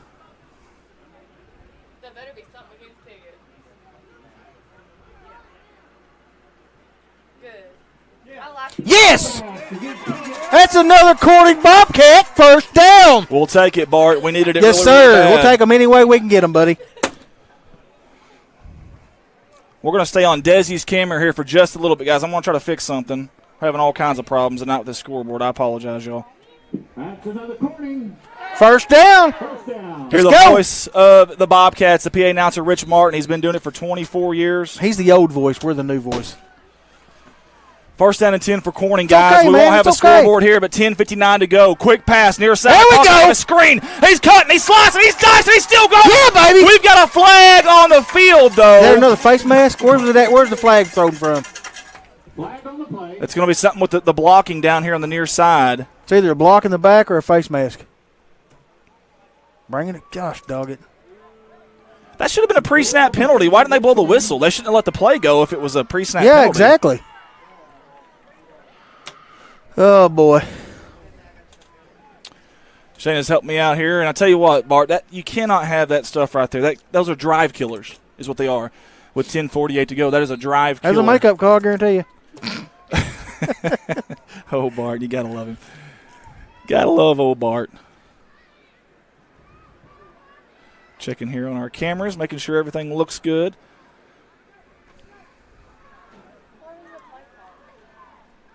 Guys, I'm going to let Bart take over for just a second. All right. Snap to Pettis, hand off to Lucas up the middle. He gains about 2 yards on the play. Lucas on the carry. I'm glad they're implementing Lucas tonight. Makes it 2nd and 12. Yeah, about 2nd and 12. 2nd down and 12. There's 10:19 on the play clock. This has been a really defensive game on both sides. Yes, it has. Both defenses playing great tonight. We got to get a score. We do. I'm surprised nobody scored yet. I don't remember the last time the Rascals went scoreless in the first quarter. It's been a while. The snap is he's going to keep Quarterback keeper. Oh, he gets stopped. Oh, he broke free. Broke the tackle. He got about 1.5 yards, 2 yards out of that. As we are going to replay that. Look at our screen as he keeps it. Breaks this tackle to gain a couple yards. Boy, he got lucky there. He was stopped in the backfield. Bart, it's a lumber yard out there tonight, Bart. It is, man. Man, it is a lumber I've been yard. seeing 2x4s going everywhere. My goodness, they're laying the wood both sides. So this is a physical game. Jessica Leanne Tadal says Bart is just keeping it real. I always keep it real. Here we go, 3rd down and 10. They're going to throw 3 out there, 3 wide. That is for Corning. Shotgun formation, Red Eddington to the right, hit man in motion. That's Parker Davis across the formation. Snap, low, handles it, rolls out to his right, hits Parker Davis on the run on the flats. He's going to try to break a tackle. He cannot. Going to have a short gain, maybe 2. Tell you what, Pettis is pretty accurate with his passing He tonight. is, on the short passes, on the short passes. That's going to bring up we'll call it 4th down and, 8 with 8:50 to go here before halftime. And, Bart, I don't know what you do here, but I'd go for it, Andy, where we're at. I'd go for it. I think that's what we're going to do. We went for it all night. We may as well keep going. That's right. Yeah, if we're past the 50, might as well go for it. If our defense can keep playing like they have. Sorry, guys. I know I keep going with the hits. I'm trying to make sure we get this stream to you the right way. 4th down and 8. 4-man out. That's Hudson in motion across the formation, heading to the right side. He's staying for protection. Looking to go deep. He's got Parker Davis. Parker Davis. Throw the flag! Oh, we got to get a flag there. Throw the flag! Almost caught it with one hand anyways. I'm telling you, dude, that's one of the same officials back there we had last week. How about the pass there from Parker, or from, I'm sorry, not Parker Davis, but from Pettis to Parker Davis. It was awful close. Either way, a little bit of pass interference. Hand-to-hand combat down there. I think I would have called it from the last one, but either way. I could have called that from Sonic. Hey, it is what it is, man. It is what it is.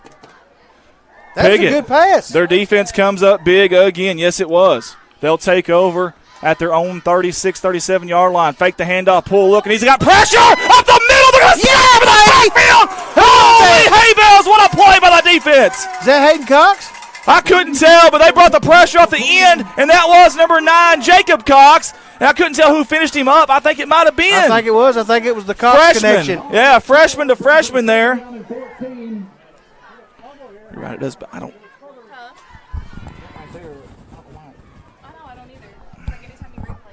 Every time we replay, it's kicking off our scoreboard. But either way, 7:35 to go. If you're listening at KBKG More Music 93.5 FM, we appreciate it. Yep, 2nd and 14. Handoff up the middle. Got a few yards, and we've got a flag. That was Kyler Smith. What's the flag going to be here? Man, 2 games in a row, we've just got flags everywhere.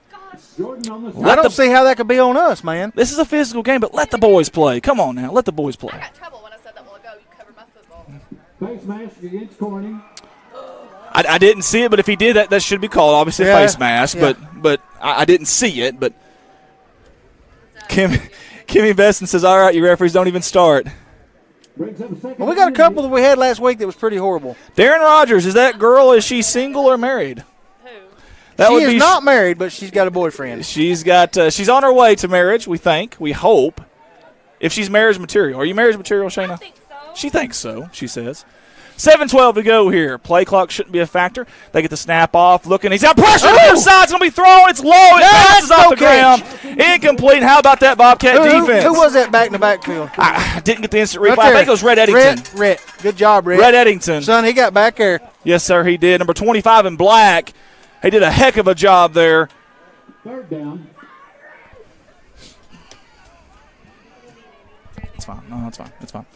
7:04 to go. 3rd down. We'll call it 8 from the Bobcat 38. 4 wide. Pull and shotgun. He's got a man to his right hip. That's Kyler Smith, the senior. Looking. He's got pressure near side. They're going to flush him out of the pocket. He's still rolling. It's going to be – no, he's still rolling. Finally going to be knocked out of bounds. Short of the yard to gain. We're going to say 4th and 6. No, we'll call it 5. Wow, he got a lot further than I thought he did down that near sideline. Great job by Poole. I think it was Lucas that stumbled. If he had stumbled, he would have had him back there. I think you're right. Brian Poole had 116 passing yards at Manila. He's a basketball player. Somebody wants to know if he's registered from the SEC. Hey, Brian Poole is a basketball player that they just brought into football this year. He's playing quarterback. How about that? Must be a heck of an athlete. He's a heck of an athlete, number 12 in white. They punt. Shayna wants out there. 6:54 to go. They got 7 on that play clock. They better hurry up here. 5.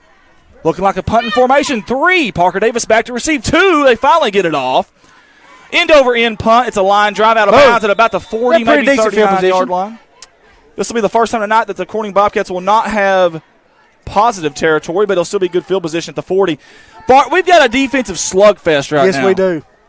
I like how you give me. I like how we had eye contact right there, Andy. I love it. That was awesome. That was a special moment. It was. That was really a special moment right there. I won't take it for granted. I can promise you that. Oh, man. Oh, Bobcats break the huddle. They got plenty of time. They got 25 on the play clock. 6:49 to go here, taking over at their own 40-yard line. 2-back formation out of the shotgun. 3 wide. 2 to the near side, 1 to the far side. Pettis at quarterback. Fake the handoff. Play action low to Parker Davis. Incomplete. Man, them little short passes ain't working. Man. He's completing it, but we're not getting no yards on him. Yeah. I'm going to tell you something, though. The blocking out there by Hudson and company, and then Kent Young running out there, it's working if they can get the pass there. He's got some lanes, but they just got to get that pass off. Shayna? I know. I'm sorry, it's okay. No, you're fine. You're fine. Second down and 10. 6:46 to go. Page Cat says special. 4 wide, shotgun formation. That'll be Eddington. Low snap, rolling to his right. He's got pressure from the backside, still rolling. He's going to cut it up. Now he's in trouble. And he's going to be sacked at about the 35-yard line. That's one of them you just got to throw away there if you can. Good job by the Piggott Mohawk defense. I see number 60 there. It was Josh Redd, a 2-year starter, the junior. Number 60 goes 6'2", 295. That's a big old boy right there, Bart, number 60 in white. Yes, sir. Big old boy. Good job by our cameraman, Old Man River. Bart, that's going to bring up a 3rd down and long. We're going to call it 14 from about the 36-yard line of Corning. Shelton talking to Pettis. Going to bring the play in. Brings the play into the huddle with about 15 on the play clock. They'll have to be quick here. 6-0. We don't need to take another timeout. 6:05 to go. Eric Arnold said at half. Score on this drive. Get the ball back at half. I like it, Eric. Very good. Good job. Piggott did receive first. Rolling out to the near side. He's got pressure. He's going to turn. He's going to evade the pressure. He's going to get flushed up. He's going to go, buddy. He's got a lot of room on that far side, but he's going to be tackled. He's got the kid in the headlock. Man, how about that, folks? You see we it, had a Nancy? headlock here. The first headlock. He did. Look at this. He's like, you ain't taking me down, we baby. got wrestling out on the field. That's what I'm talking about right there. Woo! You don't see that very often. He needs some leather. He needs some leather combat boots, and we'd be good to go, and some greasy hair. Oh man, that was awesome. Hey, give Jacob Johnson some credit though. He got out there and made a great play. Hey, he gained some yards from where he got where they got him back there in the backfield. 5:15 to go. Corning's going to punt. Pettis, good spiral punt. Good punt. He's going to drop Ralph back to the 25. He breaks a tackle. This is dangerous. Far sideline. He's going to cut it up. He breaks another tackle. Finally brought down across the 40-yard line. Come on, guys. You got to tackle him. 5:01 to go, and Piggott is in business. Golly. Special teams. What did we say, Shayna, on the visitor keys tonight? There ain't no reason why that boy wasn't visitor tackled. keys tonight. Visitor keys. What did we say on the visitor keys tonight, Shayna? Okay, what's not coming up? So never mind. We didn't say a thing. We said special teams had to be special for Piggott, and right there they were. That was a good play. Good run. Poor tackling. We're having all kinds of problems with our. Hey, people can hear us. People can see the game. It'll be okay. I know. I just want this thing to be perfect, man, and it just isn't. It isn't Folks, working how I want if to. you can't see the scoreboard, 0-0, 6:13 left. Oh, in the backfield, he makes a man miss. That's Emerson. Get him, boy. Still going. Oh, man. Come He's gonna on. to the far side. They missed all kinds of tackles. He's got a first down. Still going across the 20, down to about the 17. Man. That was all Emerson right there, folks. Andy, if I had some hair right now, I'd pull it out. Breaking tackles left and right is Hayden Emerson, the senior. Again, 4.8 40 speed, 3-sport athlete. You can see why. Man. Big play there by Emerson. That was huge. 4:40 to go. We need to keep an eye on that clock now. We need a turnover right now. Piggott does have 3 timeouts according to the scoreboard there. Yeah, I don't think they took any. I think just us. We need to step up here defensively if you're Corning. 4:28 to go. Ball finally down at the 20-yard line. 1st and 10. Quarterback keeper up the middle, pull, trying to find a hole. There's not one there because the Bobcat defense has got him surrounded. They suffocated. Hey, Good job by Landon Berry. They ain't getting hardly any yards running up the middle. No, you're right. They're having to None bounce whatsoever. it out and do everything they can on the outside. It's Landon Berry, man. Tell you what, the senior, 14 tackles, 4 tackles for a loss, and a fumble recovered this year. The 5'11", 185 senior is doing a great job. Somebody said it's freezing up on them. Anybody else having that problem? What did you unhook the cord? No. Oh, I think you may have unhooked it. Either way, here we go. 2nd down, we'll call it long. Opposite side, Emerson going to break a tackle. He's still going. They got to bring him down, man. He's breaking tackles left and right. You've got to wrap up here. Keep your head up and wrap up. Give Emerson credit, though. The kid's a baller. Yes, Number he 7 is. in white. How do I get the chroma key back? It's just saying PGM. You're good. I know, but it's not. It says 6:13 and on 3:45. 3rd down and 1 for Piggott. I do not know. Let's do this. Let's just take it off. Reset this again. I don't know. Let's just take it off. All I right, think folks. it still We says got 6:15 down there. 3rd and about It 2. does. Yeah. Corning needs a big stop right here. Big stop. Yeah, just reset all If that. we can at We'll go least from there. keep them to a field goal. 3:08 to go. 5 on the play clock. We're going to have a timeout. Timeout, Piggott. It's a good time to reset our scoreboard here. Try to figure out what in the world's going on with it. Somebody said all the comments are gone. I'm still seeing them. Well, you slide them over. There's a new thing it does. It actually hides them, and you got to swipe left to get them back on your screen. It's a weird thing Facebook started doing, but we have no control over that, unfortunately. Nope. We'll bring you the little split screen here, if you will. All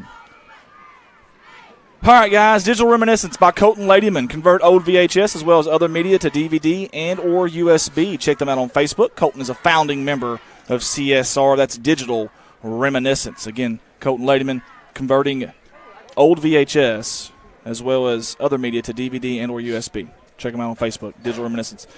Buy your Corning Crunch Time cloth at the football game tonight. Only $5. We'll have them at the basketball games as well.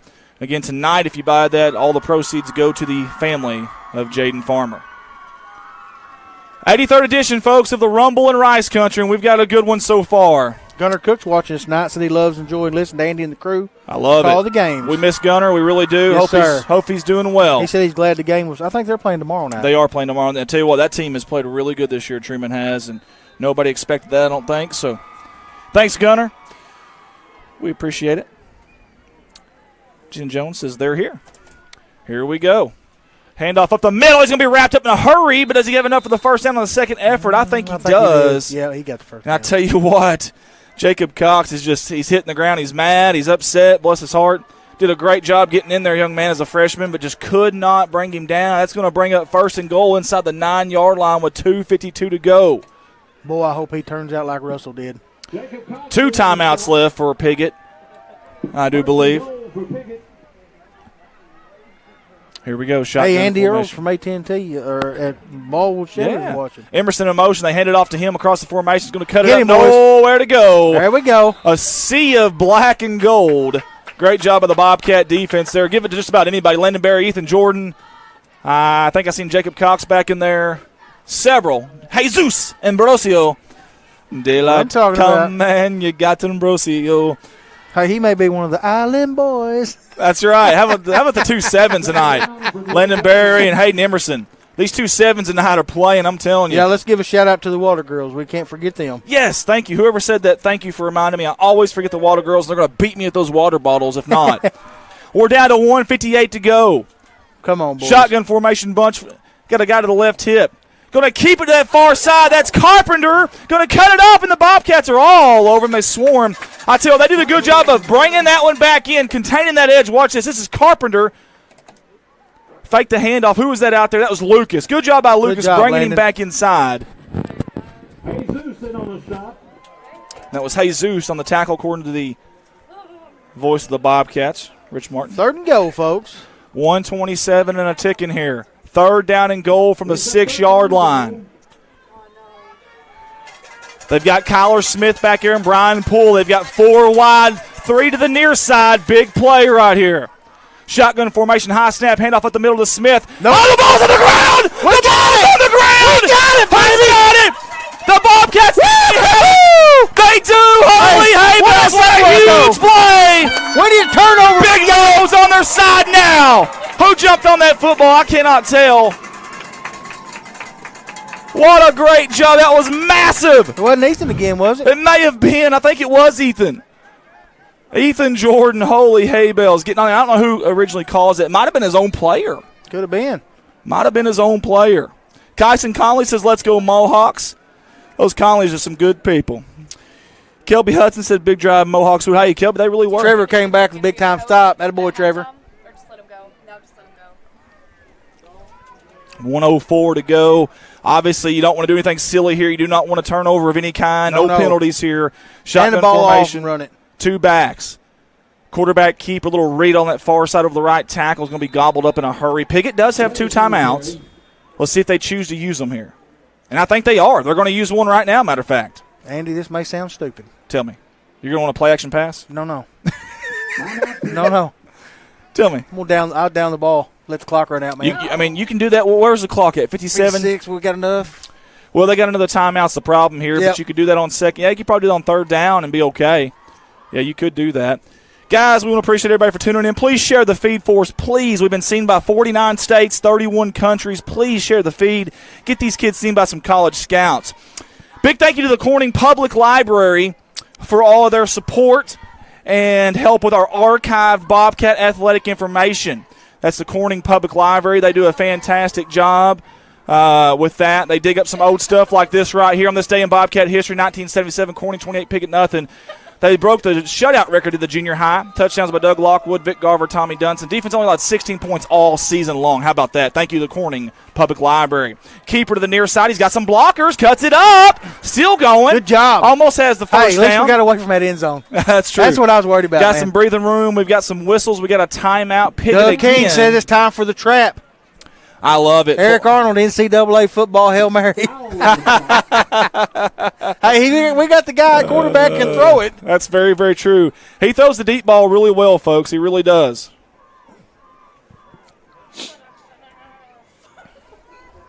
Shayna, you okay over there? No, you're stressing me out. I'm stressing you out. Shayna, where'd you get them big glasses at? Better to see you with. Kimmy Besson said, They're got to big. give a shout-out to McKenna Lunsford, Trevor Barajas. Do they make Pitch and Annie's pitch. head look Hey, really big? How about a hook and ladder? What now? Y'all I talking- asked her if her looking at those glasses made your head look any bigger. You guys are making fun of me behind my back. I don't like this. No, we had a special we moment wasn't earlier. behind your back. We was in front of you. Well, because I'm so big, you can't get behind my back. We did have a special moment. We really did, man. I want to go back and rewatch our special moment on the camera. Guys, we have got 48 seconds to go. The play clock will be 40. But Piggott, are they out of timeouts? I believe they are. Third down and about 3. A first down, it won't even matter. Jackson Davis coming in late. He's the up back. Wildcat with Eddington. Oh, he's going to be hitting the backfield. He's still going. Chopping them feet. Look at Good Red job, Eddington, Red. but we've got a flag in the background. Of course we do. 43 seconds on the clock. Flag on the play. We'll see what the flag is. Holding. Holding against Corning. Man, we cannot catch a break with those. How about Red Eddington? What a run, and great blocking by Ethan J. Train Jordan. Hey, TKDS Sports Network says we need to get you guys to get a game on our network. Yeah, Fowler's been trying that for years up here in Cincinnati, Ohio. We appreciate him tuning in. He's a really good dude, and they know how to stream games. I'm telling you, they stream a little bit of everything up there. Good friend of mine, and I appreciate him tuning in with us tonight. You guys do an awesome job.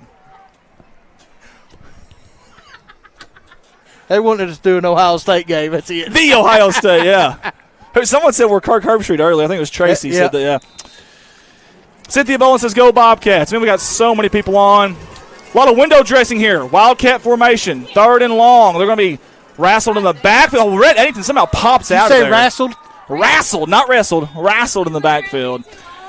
And we've got – they have another timeout left? Yeah, they have one more left. That was the fourth one. They don't have another timeout. They don't have a timeout. They can't – yeah, you can't do that. Why is the clock still running? No, they're going to run it now, yeah, because they don't have a timeout. Now, is that not a flag like in basketball? It's a penalty? technical in basketball. Yeah. Can we get a first down? Either way, that should be the final play of the first half. I Let wouldn't it even run snap out. it. Let it run out, boys. I wouldn't even snap no it way. here No way to take a risk. if I'm them. Guys, we have played one half of football here in the 83rd edition of the Rumble in Rice Country. It's Corning 0. It's Piggott 0. We've got a slobberducker, Yes, a sir, we do. slugfest, a Slobberducker. Donnybrook, a brouhaha. And guys, we'll bring it back to you here in 15 minutes right after these words from our amazing sponsor.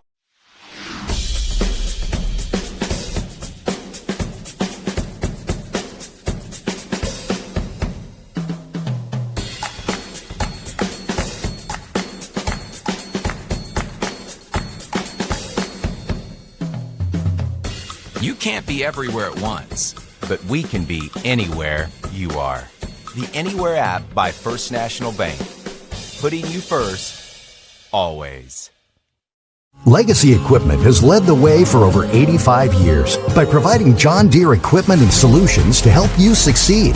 Legacy leads with quality, tough John Deere mowers, compact utility tractors, hay tools, and gators. Legacy leads by providing individual ag solutions, connecting machines, people, technology, and insights that give you the advantage. We measure our success in generations. That's our legacy. Visit us at legacyequipment.com. This is Mike Vincent, Certified Public Accountant. I've been a Bobcat fan for as long as I can remember, having worn the black and gold as a student years ago. Join me in supporting our students as they proudly represent our school and community. And come see me on 2nd Street in downtown Corning for all your tax and accounting needs. Go Bobcats. Big thank you to Big Iron Auctions. Jason Horner with Big Iron Auctions can help you with all of your farm retirement, estate, and equipment sales. Big Iron Auctions is one of the industry's fastest growing online auction companies that have nearly 9,000 items on their September auctions alone. Big Iron Auctions. Amber Watson here, representing Watson Oil Company out of Corning, Arkansas. Watson Oil Company has been helping fuel the city of Corning and Corning Bobcat athletics for many years. In addition to that, the Watson family is in year 3 of being proud sponsors and supporters of Corning Sports Report. Oil may be fluid, but one thing at Watson Oil is without a doubt solid, and that is our pride and backing of the black and gold. We hope you enjoy the live production and just know that we are always there when you need us. Watson Oil Company, 870-857-6366. Let's go, Cats. Red Taylor Ford, family owned and operated since 1977. Come by or call salesman David, Jim, Scott, or Brent for all your vehicle needs. We'll call our top-notch service department for oil changes and more. Red Taylor Ford, proud sponsors of Corning Sports Report. Francis Fish Company is proud to be a part of the Corning Bobcat family. We want to wish all of the Bobcats the best of luck this year. May God bless each student athlete with a safe and successful season. Go Bobcats.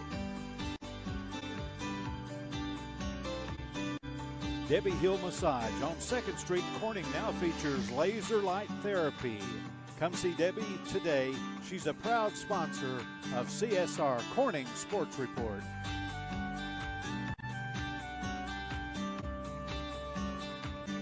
Parkview Restaurant, Corning, Arkansas, proud sponsors of Corning Sports Report. Open Monday through Friday, 7 in the morning till 8 at night, Sunday 7 to 1:30. Drive-thru is open for breakfast, lunch, and dinner. Call ahead to order 870-857-6884. Come see Amy and Danny at Parkview Restaurant, proud sponsors of Corning Sports Report. Flying right to the sponsor video and landing on Woolard Flying Service out of Corning, Arkansas. Cindy and Matt Woolard are proud sponsors of Corning Sports Report and Corning Bobcat Athletics. Woolard Flying Service. Digital Reminiscence by Colton Ladyman. Convert VHS and other media to DVD and USB. Only $10 a tape, very affordable. Colton Ladyman, the owner-operator of Digital Reminiscence, is a founding member of Corning Sports Report. Get a hold of him on Facebook at Digital Reminiscence or at Colton's personal page. Digital Reminiscence, go Cats. Goodman Drug is a proud sponsor of Corning Sports Report. Come see Kathy and the ladies at Goodman Drug for all your pharmaceutical needs. Civil Engineering Associates in Corning, Arkansas are proud sponsors of Corning Sports Report. Harold's Barbecue in Corning, home of the Crazy Pitmaster. Linden invites everyone to come out to Harold's Barbecue, proud sponsors of Corning Sports Report. Nutrient Ag Solutions, the largest ag retailer in the United States, is a proud sponsor of Corning Sports Report. Come see James for all your seed, chemical, and fertilizer needs. Heritage Ag, your Kubota and Bad Boy dealers out of Hoxie, Arkansas, are proud sponsors of Corning Sports Report. Corning Sports Report would like to give a special shout out to Woolard Farms on their sponsorship in this year's Corning Bobcat Athletics streaming season. Nathan, Jennifer, Dylan, and Josie are not only proud sponsors of the city of Corning, but of Corning Sports Report and the Corning Bobcat Athletics. Go Cats, Woolard Farms. First Choice Healthcare, proud sponsors of Corning Sports Report. Get a hold of First Choice Healthcare at 870-857-3399 and go find them at 1300 Creason Road right here in Corning. Convenient online pay as well as online records, pediatric care, amongst many other things. First Choice Healthcare, Corning's Healthcare Clinic. K-Ron Farms, Keith and Rhonda Turner are proud sponsors of Corning Sports Report.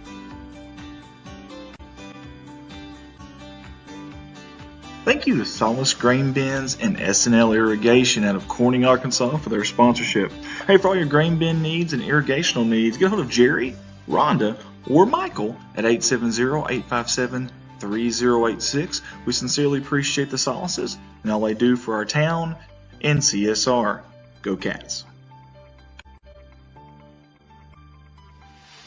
Back to back to back CSR sponsors Zach Brown Farms. We want to say thank you to Zach Brown and all the fine workers there at Zach Brown Farms for their sponsorship. Zach Brown was a great athlete back in his day, and he's a great supporter of Corning Bobcat Athletics and us here at CSR. Zach Brown Farms, on the road to success.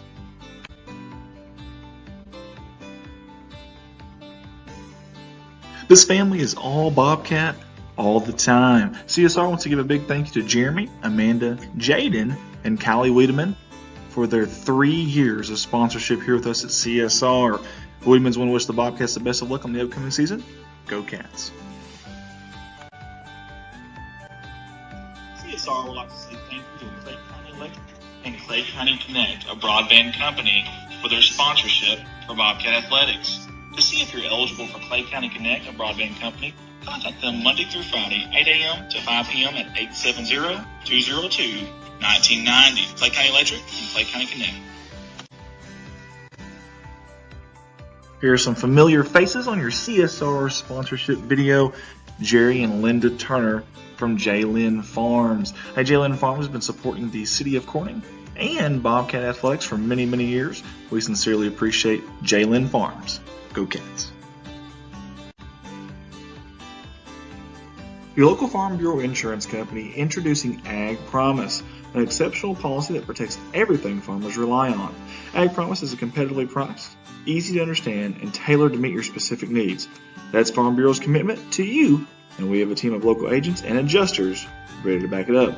Give us a call today to protect your Ag-Ride business. It's not complicated, it's a promise.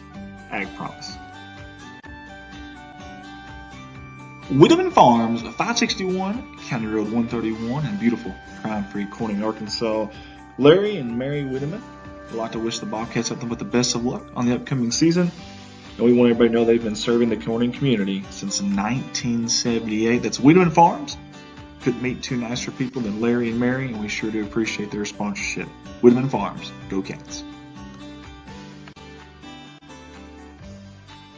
3 years of Corning Sports Report and 3 years of Carter Cox Seeds sponsorship. We sincerely appreciate Michael Smith and all the fine folks there in that little old Noble, Arkansas, coming up big time and supporting us here at CSR. Carter Cox Seeds, go Cats.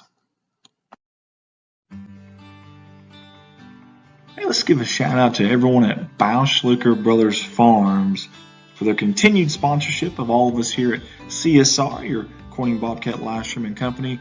Big supporters of the city of Corning and of Corning Bobcat Athletics, and we sincerely appreciate their continued support. Thank you, Bauschlicker Brothers Farms. Special shout out to one of the hardest working men I know, Mr. Brian Bass and his company B&B Well Drilling out of Peach Orchard, Arkansas. We sincerely appreciate Brian Bass and Lisa Bass on their continued sponsorship. 3 years in a row now with CSR. Get a hold of Brian Bass for all your well drilling needs. B&B Well Drilling. Give it up for Jim's Tire and Auto Services Incorporated at a beautiful crime-free Corning, Arkansas. Hey, alignments, new and used tires, all old brands, service job, brake job, tractor and truck flats, batteries, road service, mufflers, record service, and many, many, many, many, many, many more. Their hours are Monday through Friday, 7 to 6, Saturday from 7 to noon. We appreciate owner Jim Venena for jumping on board with us. Again, Jim's Tire and Auto, 870-857-6266. A big thank you to not only a new sponsor of ours this year, but a good friend of mine, Lisa Bass and the Oaks of NEA. The Oaks of NEA is a beautiful outdoor wedding and indoor wedding event venue that offers complimentary wedding / party planning and coordination services. To get a hold of them, 870-631-2279, right here in beautiful crime-free Corning, Arkansas. Again, a big thank you to the Oaks of NEA. Next on our sponsorship list is Fritt Industries Incorporated. We sure do appreciate Fritt Industries jumping on board with us this year out of Walnut Ridge, Arkansas. And yes, that's Mark Hufford up there at the top right-hand corner. We sure appreciate everything he does for the kids, for the school, and for us at CSR. For all your micronutrient needs, get a hold of them at 870-886-2411. For Industries Incorporated, go Cats.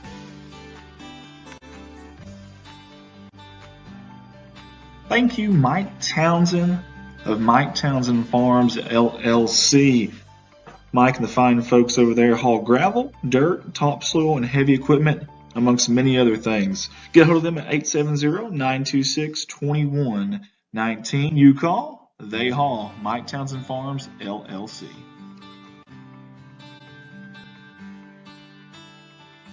Hey, the second year in a row, we want to thank Kerry Russell Qureshi and Qureshi Law Firm and Wealth Management on their sponsorship with CSR and the Black and Gold package. Lower taxes, greater wealth, lasting legacy. Get a hold of Qureshi Law Firm and Wealth Management, and we appreciate their sponsorship. Go Cats.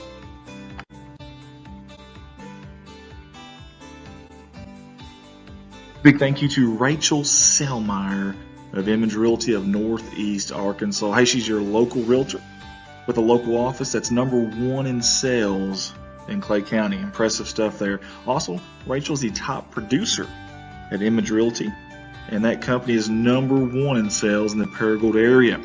Get a hold of Rachel Selmeyer. You can find her online on Facebook, Image Realty of Northeast Arkansas. Hey, how about Jim and Sandy Davis with JSD Cattle? Big thank you to them. Fine folks there. You won't find any bigger Bobcat fans than these two right here, and we sure do appreciate their sponsorship. Jim and Sandy Davis, JSD Cattle, go Cats. CSR wants to say thank you to Serenity Ridge Pet Crematory out of Piggott, Arkansas. Hey, they help you remember the good times. During your time of loss, they will help you remember your pet and give you the peace of mind knowing your pet will be cared for with dignity and respect. Several different packages, like a basic package, Serenity package, and personalization packages. Get a hold of them at 1-888-286-3469, Serenity Ridge Pet Crematory. No matter what the sport is, year after year, the one thing that's common is Mr. Joe Jett sponsoring, supporting, and rally behind our town and our athletics. A big thank you to Joe Jett, State Representative. This is a political ad paid for by Joe Jett.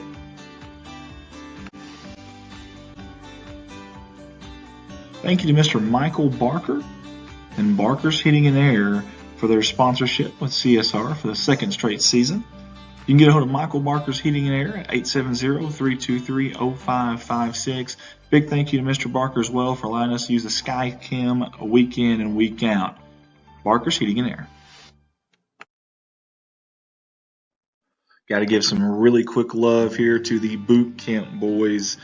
Sure appreciate all these high school gentlemen who have became leaders and role models in their community. Big thank you to Mark Hufford with his tutelage and guidance of these young men. Boot camp boys, God works where he is welcomed.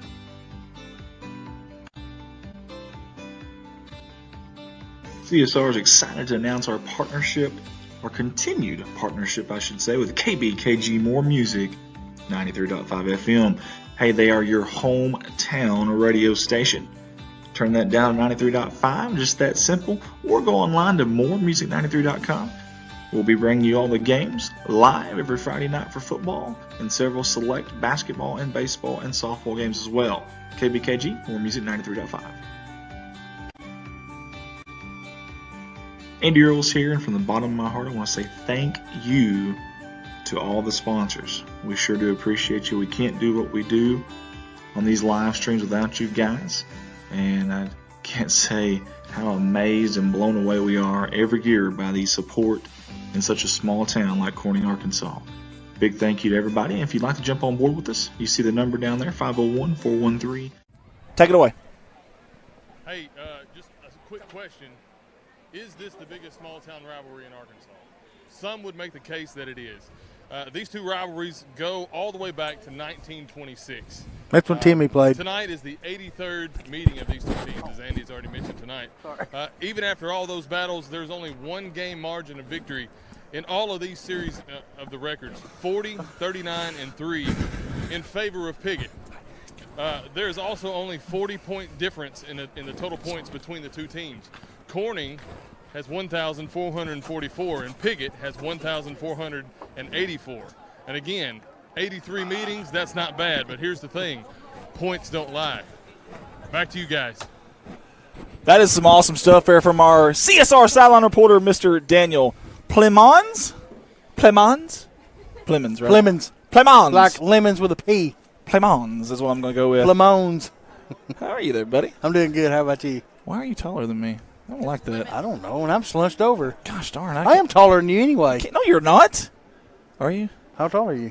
I'm like 5'10", 11. Yeah, I'm taller than you. Of course, my Little League card said 5'12". I went back and looked at that. I'm like, who let me put that down? I was at 5'12" at Little. You were actually 5'14". That's a true story, folks. That's a true that story. don't surprise me none. Yeah. All right, we appreciate y'all tuning in. We got a big audience tonight. About as big as Bart's old belly right here. Big old audience tonight, and we appreciate you guys. You okay with that? Yeah, I'm fine. I didn't, touch a nerve there. Okay, good. No. Me and Bart shared a special moment earlier. I've been called everything under the sun. That don't bother me none. Hey, I'm going to tell you something. It's an exciting game. We've had a smash-mouth football. Good defense. And we've got 24 minutes of it. No offense, hardly.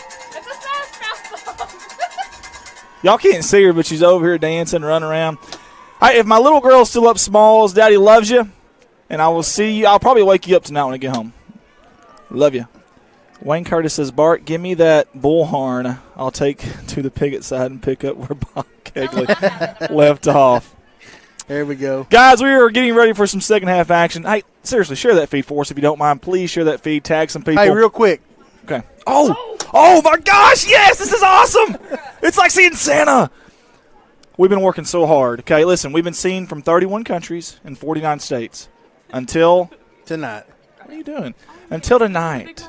Why is tonight important, Bart? Because a friend of mine sent me a screenshot that says Ford Lincoln, go Mohawks from Liberty, Maine. We got somebody tuning in. Even though they're cheering for the Mohawks, we got somebody from Maine watching. Yes, sir. 50. I give it a 10. Mohawk class of 08. 10. 08. Hey, I would have played. No, because we didn't play him in 06. I was going to say, I graduated in 06. We might have played against him. Either way, thank you, brother. Yes. That's 50, the big 5-0. I love it. I love it. Sorry, I just had to get that in. Thank you, Bart, for reminding me. Thank you, Shayna, for whatever you're doing over there to aid. Thank you, Reagan Martin, for bringing that to my attention. Rich's brother. We don't have it on here. It's not up yet. That's good. You sure? Okay. Here we go. Second half is going to be a decent starting field position for Corning, and that was going to be Red Eddington, I believe. Yep. Red Eddington will take over at our own 30-yard line. Big thank you to everyone at KBKG 93.5 More Music FM, our hometown station. Who took a picture of that? That's awesome. I love it. That's going to be a big portrait in here. We're going to blow it up, make it a big deal one day. Heck yeah, man. I'm all for it, baby. Several people on. Man, catching y'all from Indiana tonight, says Cheyenne Eddington. Love it. Austin it's a flyover says, state. I love congrats it. on the 50 states. That's awesome. Man, that is big. It really is. And speaking of big, how about Landon Lucas with the big-time run there over that left tackle? This offensive line from Corning, I want to talk about them a little bit. They have done an exceptional job. Listen, the battle in the trenches is going to be huge tonight, and they're taking the fight to Piggott. Now, Piggott isn't backing down very far. It's a fun battle down there, but this offensive line looks better tonight than they have in several weeks. I'm going to make a prediction. Tell me. No, I'm not. Shayna says he's going to jinx us. I'm going to say whoever scores first is going to win this ballgame. You may be right, because if you do remember, for Corning, the last 3 years, when they score first, they are 10-2. Corning's 10-2 the last 3 years when scoring first. Didn't we lose a game this year after scoring first? Or did we not? I don't know that we have, actually. Got the confetti going off here, and the stands are going crazy. The cheerleaders are going crazy. The cowbells are going off. This crowd has been looking for this all year long. Offset I formation, Hudson under center. Different look here in the second half. They fake the toss. Quarterback keeper, he's in trouble. He's got a lot of trouble. Big time tackle there in the backfield. Was that 56? I think it was 56, Logan White. No, it was 60. There we go. 6-0, big 6-0, Josh Red. And it was dead red. He's seen him in the sights, and like a shark that smells blood, that's red. You've seen red in the backfield there. Give 6-0 some credit there, number 6-0, Josh Red. Josh, a 2-year starter on that D-line. You know sharks are afraid of dolphins? I'm sorry, what? Dalton Tompkins on Piggott. 73 is Lawson Tompkins. I'm sorry. Shayna's I'm sorry, guys. Shayna's talking right now. I have no idea who she's talking to, but either way. Handoff up the middle. Red Edenton just about back to the line of scrimmage. We got somebody watching from California tonight. California. Hey, Cole I love Everett it. said sadly. Oh, did you know sharks are scared of dolphins? They're what? They are scared of dolphins. Because dolphins will attack them with their pack. Wow. You never watched the show Flipper when you was a kid? No, I didn't watch Flipper. Is Seriously? Flipper okay? He didn't die in that, did he? No. Don't tell me that, Bart. He didn't die. Okay, Flipper's just adorable. I mean, he probably dead now, but he didn't die in the show. No, Bart, no! Don't ruin it for me. Dude, he'd be like 93 years old right now. 9:50 to Good go. pass. Quick pass to Parker Davis near side. It's not going to be enough for a first down, but it is going to be a good gain. Hi, here's a decision here for Coach Shelton and company. Fourth and 4. What do you do here? Go for it. What do you think? How about Parker Davis tonight? How about give it to Lucas? Here we go. We'll see what happens. Do it. They're going to punt, I do believe. Fake punt. Hey, we've done it this year. There's nobody guarding. Nobody back. Roman Davis at the top, and they're going to punt it spiral. Nobody back to receive it. The referee almost had it. He better call a fair catch, though. Oh, it's going to take a Piggott bounce back to the 20-yard line. That's where it only Piggott bounced about 3 feet. Yeah, it's still Piggott bounce. So Settle fortuitous bounce. 29 Palms, California, to be exact. I have no idea where that is I've at. never even been to California. I have been, but I've never been to 29 Palms. I hear it's nicer than 27 Palms, though. Or 27 Backhands. What was that movie that was making fun of other movies? It had Charlie Sheen, had the white-haired guy. That's a cool story, Bart. You got any more? Nah, I'm going to tell you something. He's just making up stuff now. No, I'm not. Just making hot up shots, stuff. Hot shots. Okay. I thought you were talking about like Naked Gun or something. Steer. First down and 10 for Piggott. Third quarter, first drive of the second half of them. 9:37 on that game Next clock. time you do that to me, I'm going to throw you out the window. Are you the Dolphin and I'm the Shark now? What's happening here? Definitely. Hey, nothing. Emerson, oh, he's gobbled up in that backfield. How about that Bobcat defense? How about it? Good sportsmanship there.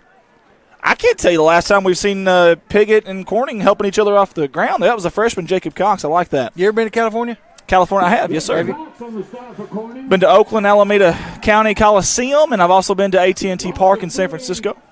Do an MLB stadium tour every summer with some boys in high school, and we went down there. Oh, listen to this. Jonesboro, San Francisco. 33 hours straight, and I never slept. Of course, we made stops to eat, to get gas, but never slept. You weren't on drugs, were you? Yeah. Sure was. No, you weren't. No, I was high on life, baby. Second down and 14 to go. That's a long way to go, man. 8:55. Oh, they bobbled the snap. The ball's on the ground. Who's got it? I can't tell. I think Piggott does. What a heads-up play. That's okay. It's a big loss. What a heads-up play by Poole. Big loss. Was that Lucas back here? I think it was. The grade 8 again. Tell you what, Lucas is playing good tonight. He is. 17 tackles in the year, 2 tackles for loss, an interception, 1.5 sacks, and a fumble recovery. Hey, it's third down and forever. The Sandlot reference, third down and forever for Piggott. Backed up way back here at about the 11-yard line. He's got pressure. Poole's going to throw it up to anybody. It's going to be picked up by Roman Davis. The inside the 15-10. 1 minute beat. They're going to put him at the 30-yard line. Holy hell. Play by the Bobcats. How about that? We got a flag late, though. Son of a gun. Oh. We can't have nothing. Shayna. Hopefully it was after the pick. Hopefully it was after the pick. It had to be, man. It had to have been. Man. Well, oh, my God. Are they going to take all week like it did the other night? Well, they want to get it right here, Bart. Yep, same ref. That's him. That's the one you sent me the picture from Buffalo Wild Wings. It is against the keep that shirt down. It is against the Piggott Mohawks. Man, it is wild times here at Bobcat Stadium right now. Listen, we've got 8:09 to go here in the third quarter. Corning will take over at about the 3-yard line. We're going to go down to Old Man Rivers camera here for this one. We got to score, man. 8:08. It's going to be a Husky formation here, probably a power I with Hudson under center. Corning at the 4-yard line, we'll call it first and goal. Wow, the referees are in the middle doing something. I don't think we have a football. No, we do have a football. They want a different football. There's a good luck football. There we go. Brought that one in. Why ain't we using our football? That is Piggott's football. That is very interesting. Check the pressure. I wonder what's going on there. All right, we're going to back out here to Desi's camera. First and goal. 8:09 to go here in the 83rd edition of the Rumble in Rice Country. Hudson under center. Let's do it. Offset eye behind him. Eddington in the backfield.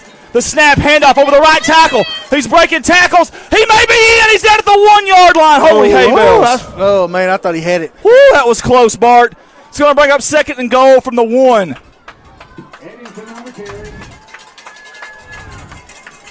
Second and goal from the 1 yard line, 7:50 to go. Hudson under center, offset eye. Eddington, handoff over the middle, quarterback. No, it actually is Eddington. It is Eddington. And how about the Piggott defense? Holy hay bells, what a stop by the Piggott defense. You got to give them credit. And my goodness, who was that in there? Number 56 again, Logan White. Have yourself a night, Logan White. Third down and goal from the 1.5. Ooh. I tell you what, if you could play action here and quarterback roll out to this near side, there's nobody there. Hudson under center, offset eye, Eddington the halfback. They hand off up the middle at the end. I think he's in, Bart. It's going to be awful close. Touchdown! Yeah, baby! Yes! The Bobcats, sir! Strike was 7-10. Yes! And the black and gold faithful are up and cheering loud. Was that Lucas with the touchdown? I think it was. I couldn't tell that Husky formation. You couldn't really tell down there. But I think that's Landon Lucas on the TD. Come on, Jesus. Going to Old Man Rivers camera Kick it on top of the field house, baby. Daylight come, and you got to Ambrosio. Number 3 in black. 7:10 to go.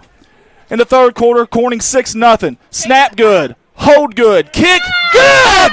And it is also good. 7-0. Corning. Woo! So this crowd is fired up tonight. Man, maybe some fortuitous bounces for Corning going their way finally. I can't help but think that Mr. Don Campbell is up there right now with a grin. I guarantee you he's grinning. Power football. I guarantee you he's Smash mouth football, baby. Love it. Like it, love it. Want some more of it, baby. Woo! 7-0. This game is far from over, but man, this has been exciting. Son, there ain't nothing better than Corning High School football with Bart and Andy. Especially you had some cosmic brownies and whole milk. I'm in heaven. I have joined the General Don Campbell. You don't I like have brownies that much. You've only ate half of one. I ate 4 before you got here, Bart. Okay. No wonder you're I'm going to pop out of the suit. These buttons are about to go flying. Hey, we just made that eye contact again. Oh, it's a special moment. Oh, what a moment. I love it. Nothing awkward about it at all. No. 7:10 to go in this third quarter. Big thank you to all of our sponsors. Big thank you to everyone tuning in. Thank you to all the volunteers who help to make game night so special at Bobcat Stadium. Thank you to my staff. I got the best staff you can have in the entire state, bar none, and I love them. Some nights I want to thump them in the nose, but it's time for a kickoff. Ambrosio, listen, 4 kickoff returns for touchdown for Piggott. We've got to stop him here. Got to have good kick coverage. That's Ralph up the middle. They do stop him. Great job by the Bobcat kick coverage team. That's big, guys. That is big. That was number 34 in there, too. I think that was Grady Pennington. How about the junior? Tell you what, these guys here in white, though, you know they're going to come to fight here. 1st and 10, Piggott's going to take over. We're going to call it the 30-yard line. Shayna's now saying the 31. I think she may be right. She is right. It is the 31. Man, if our defense can keep playing like they have all night, let's go. We said that would be the interesting battle. Tonight would be the other side. But, man, this has been fun on this side. Watching this offense versus this defense, it's been a blast. Hand off up the middle. He's going to be wrapped up and pushed back. Great job by the Bobcat defense there. That was the senior Kyler Smith on the run. Rhett Eddington, the senior, in there on the tackle. These seniors tonight, Bart, they're laying it all on the line on both sides of the football. They're laying some pipe, baby. How about Rhett?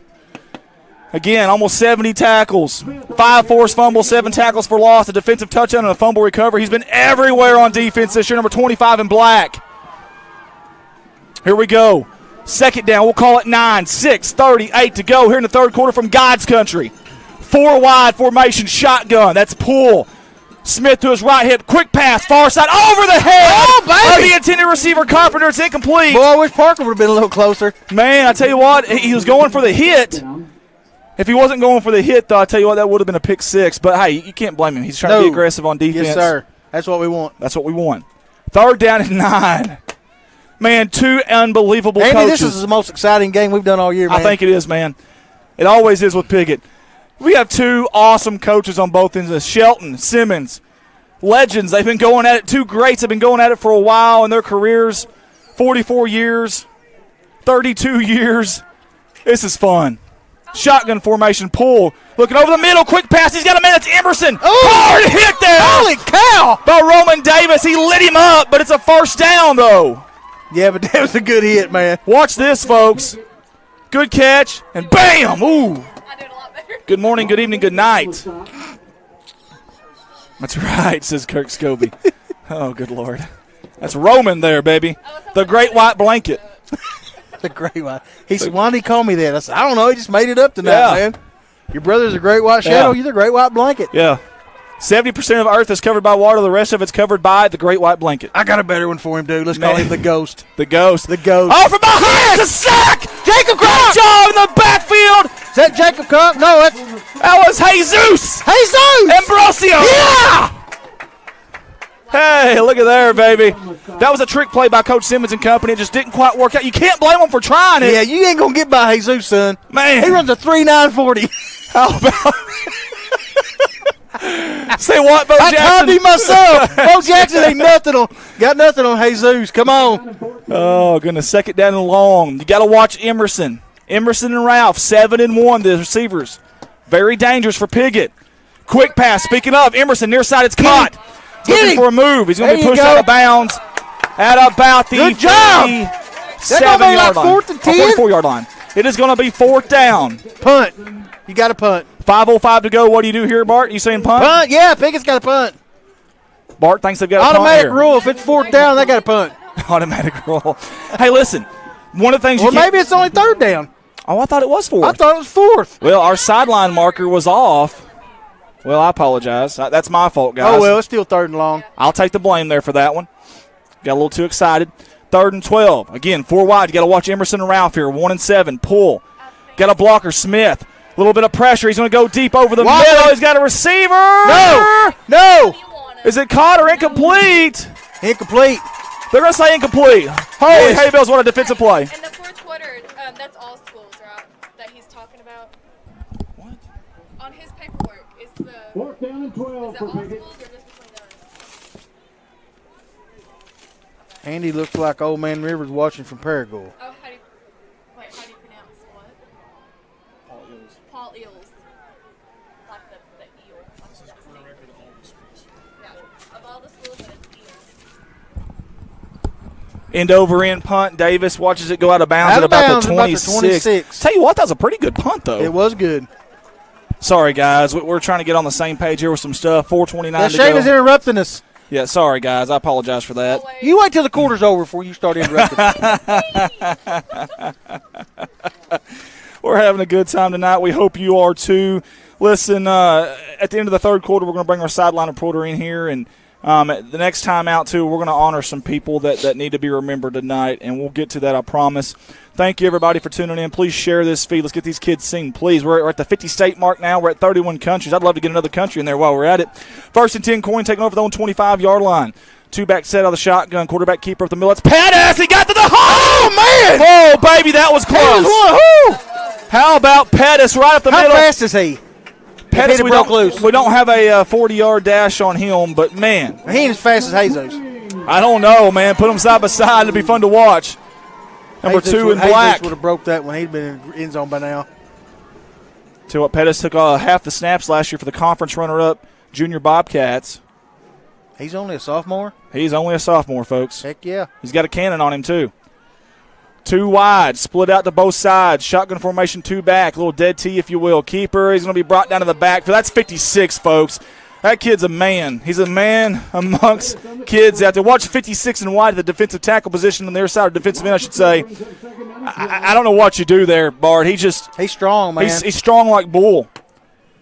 530 deadlift for that young man. We have anybody watched from Germany yet? Yes, we do. We have Germany Okay, down. Yes. good deal. We have Germany down. What about Honduras? I don't know. I've got the list here. I'll show you here in a minute. Okay.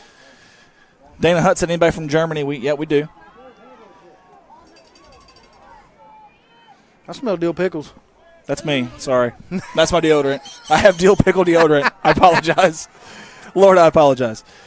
Oh, man, we got a ton of comments on YouTube. Looking deep. He's got pressure. Gets the pass off. He's got a man out there. It's Roman. It's going to be thrown to the outside. I think if Roman hadn't got turned around a little bit, I think he might have could have got to that. He got his feet turned around just a little bit. How about Graham posted? Said, come on, Mohawks. Ford Lincoln said, let's go. Gina Jones says they just got a phone call asking who announced the game. Said it was the most exciting announcers ever. Who is that?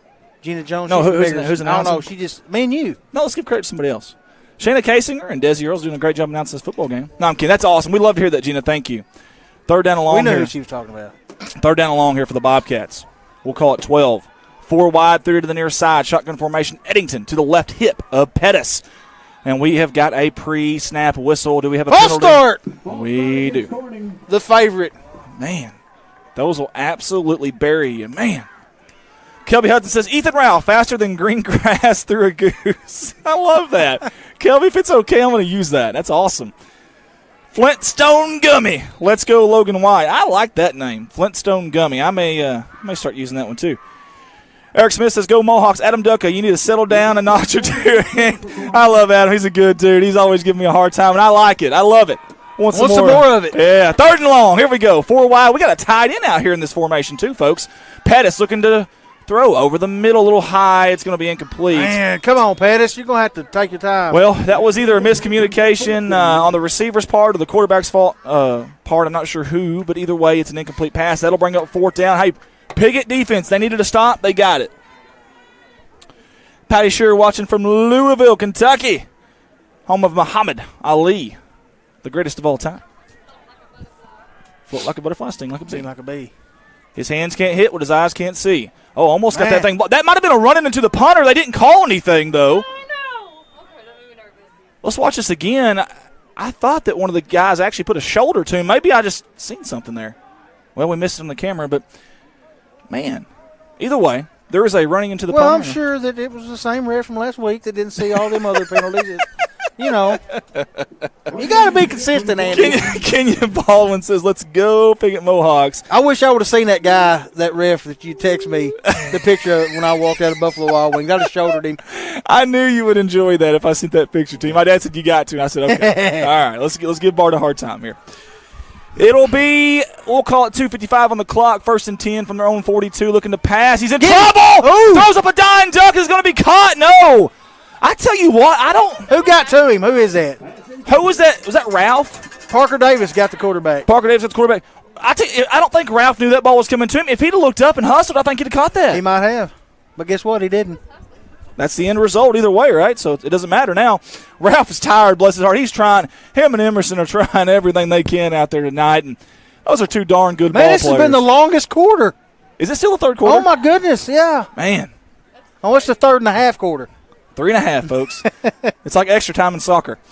2nd down and 10. Again, from their own 46, we'll call it. 2:50 to go. 5 on the play clock. They got to hurry. Emerson in motion across the formation. High snap. Get him, quarterback keeper up the middle. Great job. Yes, sir. Defense. It's going to bring up 3rd down and about 9, Bart. Boy, we need a big stop here, Andy. Golden in. Moody's watching from Pillars Suburbs, wherever that is. Coach Golden and Coach Shelton there was talking over something for a very long time there. We'll see if we bring pressure here. They said, I hear Bart up here. He's right about that referee. That's exactly what they said. Well, it'll be interesting. We haven't brought a whole lot of pressure tonight. Maybe that's what they're talking about here. 3rd and long. We'll see if we bring some pressure from the Bobcats. 1 safety deep. That's Parker Davis. 4 wide outs. Pull. Shotgun. Snap. Smith blocking. Over the. It's almost picked up by Parker Davis. Holy hay bell. Oh, man. He shot the ball. Almost got it after he tipped it. He came out like a cannon. Watch this, folks. The senior on senior night. He's too young to gamble. He don't care. Holy hay bells. Where did he come from? My goodness. You got to watch for the fake here. That's Parker. Sorry, Shayna. Sorry. We need a punt return, baby. Parker can do it. He's a senior. He's done it. He's tired of this streak, this 9-game winning streak that Piggott has earned and has had over Corning now. Ooh, wobbler. High. Yes, it is a wobbler. Get out of the way. Stay Get away out from the it. way. Stay away from it. 30-yard line bounces for Piggott to the 23-yard line. Woo! Take a break for a second, can we? Let's mention our college athletes. How about them, folks? We've got some college athletes for Corning, and I'm going to give you their names right now. Right meow. Luke Rogers and Jaden Whitteman playing basketball at Williams Baptist University, and Michaela Ward playing basketball at CRC, Curly's Ridge College. Give a shout-out to them. Michaela Ward, CRC, and Luke Rogers and Jaden Whitteman at WBU. That's a cool kid. We need to go watch him play, Andy. We really do. Not streaming, because we already said we can't stream there. They said we couldn't. First down and 10 for Corning, taking over again at their own 22.5-yard line. Bunch formation, quarterback keeper up the middle. That's Pettis, and he's going to be hauled backwards. And I tell you what, big play down there. I don't know who that was. We could go live on your iPhone, and they wouldn't even know we were streaming. Bart always, that mischievous badger, always getting us in trouble. Yeah, that's right. That was Zach Crawford on the play, by the way, the senior for Piggott. Goes 5'11", 250. You know what I'm sad about? Tell me what you're sad about. Jesus is a senior. He is a senior. Yes, sir, he is. He is a senior. Man, what a game tonight from both sides. You got to give it to both teams, man. They have absolutely played hard hits. Some great sportsmanship, too. And great sportsmanship. Man, what a night tonight. Man, it's a special night, and we've got a long way to go. 1:20 to go here in the third quarter. Second down, we'll call it 9. Hand off to Eddington. Cuts it up. 2 hands on that football is going to be upended at about the 25-yard line. It's going to bring up third down, and we'll say 8, maybe 7, long 7. Do you go to the air here, Bart? Sorry, Shane. Gain of 1, third down and 8. They need to get him, honestly, this season's over, but next year, if he's going to be the quarterback, they need to run some 10, 15-yard routes. Okay. You know what I'm saying? How about he's pretty accurate on those short passes like that. How about now this quick pass to Parker Davis? It's been there, but we've held on one of them, and then we've missed a throw on the other. And Parker is red hot right now. Watch number 45 on your screen. He's coming to the near side of your screen. He's a senior, and Eli Mason says, no, come to this side, please. Parker's like, what am I doing? Coach Shelton wants a timeout. He said, well, I'll tell you what we're going to do. We're going to talk about it is what we're going to do. Well, Jester Branham said she's pretty sure Ryson just had a heart attack. Oh, bless his heart. I love that kid. Me too. I love that kid so much. All right, guys, I'm going to give you the good old split screen here. Oh, what a battle here in God's country. Guys, the Corning School District is in desperate need of some school bus drivers. Come on, folks. There's got to be somebody out there that wants to drive a school bus, guys. Come on. Corning School District in need of bus drivers. Contact Chad Hovis, 870-857-3041. Seriously, if you hear this, man, that's a big deal. School bus drivers are a big, big deal for a kid. Not only are you helping out the school, the kids, but, man, you make a relationship with these kids, and they'll never forget you. Corning School District, one more time, in need of bus drivers. Contact Chad Hovis, 870-857-3041. Bart, this has been exciting. Oh, there's a lot of words, and there's a lot of emotions riding tonight for a lot of reasons. We've got some things outside of football that are bigger picture than football, and we'll talk about those here in a few minutes too. Are we still in the third quarter? We are still. Oh my God! Third down. They did get the timeout here. We'll see what they decide to go out with. Bunch formation, Husky shotgun. Quarterback keep far side, looking to this near side. It's Eli Mason, and it's good job there by Ethan Ralph. He tipped it. Eli wants the hold on the back end. He's not going to get it. Nah, I don't think there was a hold there. That was a good play by Ethan Ralph. 6'3", 170. Watch the wingspan here. That's just a good defense. That's a good defensive play by your senior right there is what that is. Very good defensive play. Come on. We need a good punt from Pettis. Yes, we do. 26 seconds to go. Fourth down. We're going to call it 8. Almost blocked. It may have been tipped, actually. Takes a Bobcat bounce across the 45 down to about the 43, maybe 42-yard line. That's where it'll be down by Roman, the Great White Blanket Davis, number 20, with 18 seconds to go in the third quarter. 56 from Piggott shows 71 in the bag. Y'all make sure y'all are getting ready. We're not going to go on Dad's cam right now since there's not that much time left. We'll stay up here. Guys, again, 18 seconds before we end this third quarter here at God's Country Bobcat Stadium on the campus of Corning High School. Carson Bowser says Kent Young is bullying their defensive line. Kent Young's a big old boy now. For those that don't know, he goes 6 foot 280. I'd say he's a little bigger than that, honestly. That's number 71 in black tonight. I'd rather say he's dominating than using that word myself. Well, I understand. I understand. But, yes, he is definitely dominating. You get the point. He is definitely dominating. He's the dominator. There you go. 4 wide, shotgun formation, handoff at the middle of Smith. He's going to get him, boys. Find a hole. He's still fighting. Look at the fight there from number 33 and wide. My goodness. We got 9 people on the tackle from Corning on that one. My goodness. Number 33, Kyler Smith, the senior. He will not go quietly into the night, I can tell you that. My goodness. I love how you do movie quotes, man. Yeah. I want to tell you something. You give me the Independence Day movie quote, and I'll run through a brick wall. That wasn't Independence Day, dude. That was Gladiator. Folks, we have played 3 quarters of football here at Bobcats Is the third quarter Stadium. finally over? Yes, 7. Thank Bobcats goodness. 0 Mohawks. We're going to send it down to our sideline reporter, the Mr. Daniel Plemons. Hey, we're going to talk about Coach Don Campbell by the numbers just for a little bit. The General had a career head coaching record of 275, 98, and 6 in 31 years of coaching at Corning, Sheridan, and Wynne. All combined, 257. That's pretty good. This is still a good top 10 all-time state of Arkansas. He won 16 conference champions and 2 state championships. Campbell was the first ever recipient of the Paul Eels Award. Campbell also won the Lowell Manning Award for outstanding high school coaches, the FCA Coach of the Year Award, and the KAIT Award multiple times. He was also the Sporty Carpenter Award in 2001. But besides all this and being the coach that he was and all the numbers, he was an awesome role model. The role model for these students that these students needed. And he did it the right way, the Christian way. The word legend has been tossed out many times, and you hear that many times. But also, he was a true legend as we talk about Coach Campbell. Back to you guys. Love it, Daniel. Love Good stuff from the General. Flushed out pull, far side. He's still going. He's going to be chased. Finally brought down, pushed out of bounds across midfield, about the 49-yard line, maybe at midfield. Good stuff there by Daniel Plemons, our sideline reporter tonight. He's been great tonight, hasn't he?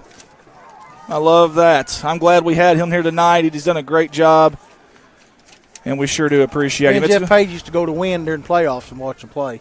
I tell you, I'm thinking about going tomorrow night. One of the best games I've seen was, I can't remember how many years they played Pulaski Academy. He run that 27 trap like 12 times in a row. I believe it. As Johnny Kasinger's on Scott Phillips' 4th quarter. Leave it on the field. Go Bobcats. Let's go. 3rd and short. Bunch formation. Offset I. Under center pull. Handoff. That's Smith at the middle, and he's got a lot of room. He's got a first down. Son, he run over somebody. He did run over somebody. Who was that? Good I Lord. don't know. Hey, we've got extra curriculum. You can't do that. Oh, come on, guys. You can't do this. Come on. Who is that? Oh, this is awful. This is really, really bad. That's ridiculous, man. We can't. Guys, the referees have got to get in there. Get in there and stop. This is getting ridiculous. We got to make sure that none of the crowd get on the field right now. We've got to get some control there. Got to get some control. There's got to be some flags on that. Coaches are out there now. That's a good job by the coaches. Dalton Reed, bless his heart, he was just on the ground. Next thing he knows, he's getting pulled off. Coach Shelton's not happy. Is there not a flag on that play at all? Well, somebody's going to get a flag. I don't know who. It's probably both teams, and rightfully so. I don't know who started. A lot of times. My goodness, they wouldn't let him up, man. They just kept jumping on him. A lot of times the second person is the one that gets caught. This is really, really ugly, guys, and I'm so sorry. This is not what high school football should be about. I know they're rivals. I get it. You're going to have a little trash talk, but that's not what you want to see. Coach Don Simmons pleading his case to the official. Shelton's already pleaded his case. He's going to go back out there and try to plead a little bit more. These officials have got to get this game under control. And now every play from now on is going to have a quick whistle, or at least it probably needs to, honestly. Coach Shelton not very happy right now, and rightfully so. Coach Shelton's talking to Parker Davis, and Parker was kind of in the front end of that with some Piggott players there. And, again, 11:07 here to 4th quarter. You cannot have that happen. Both sides. That is not what we're about. That's not what we want to be known for, either side, I promise you.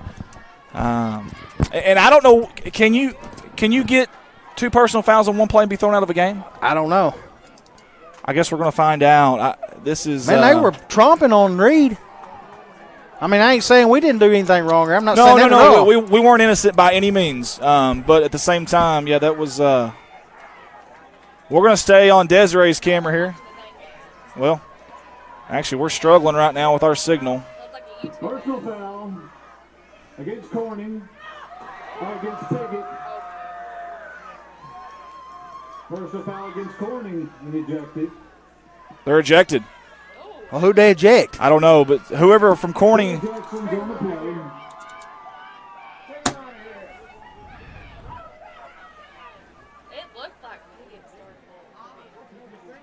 They're ejecting. Really? The whole team was on Reed and the coach out there from Piggott's complaining?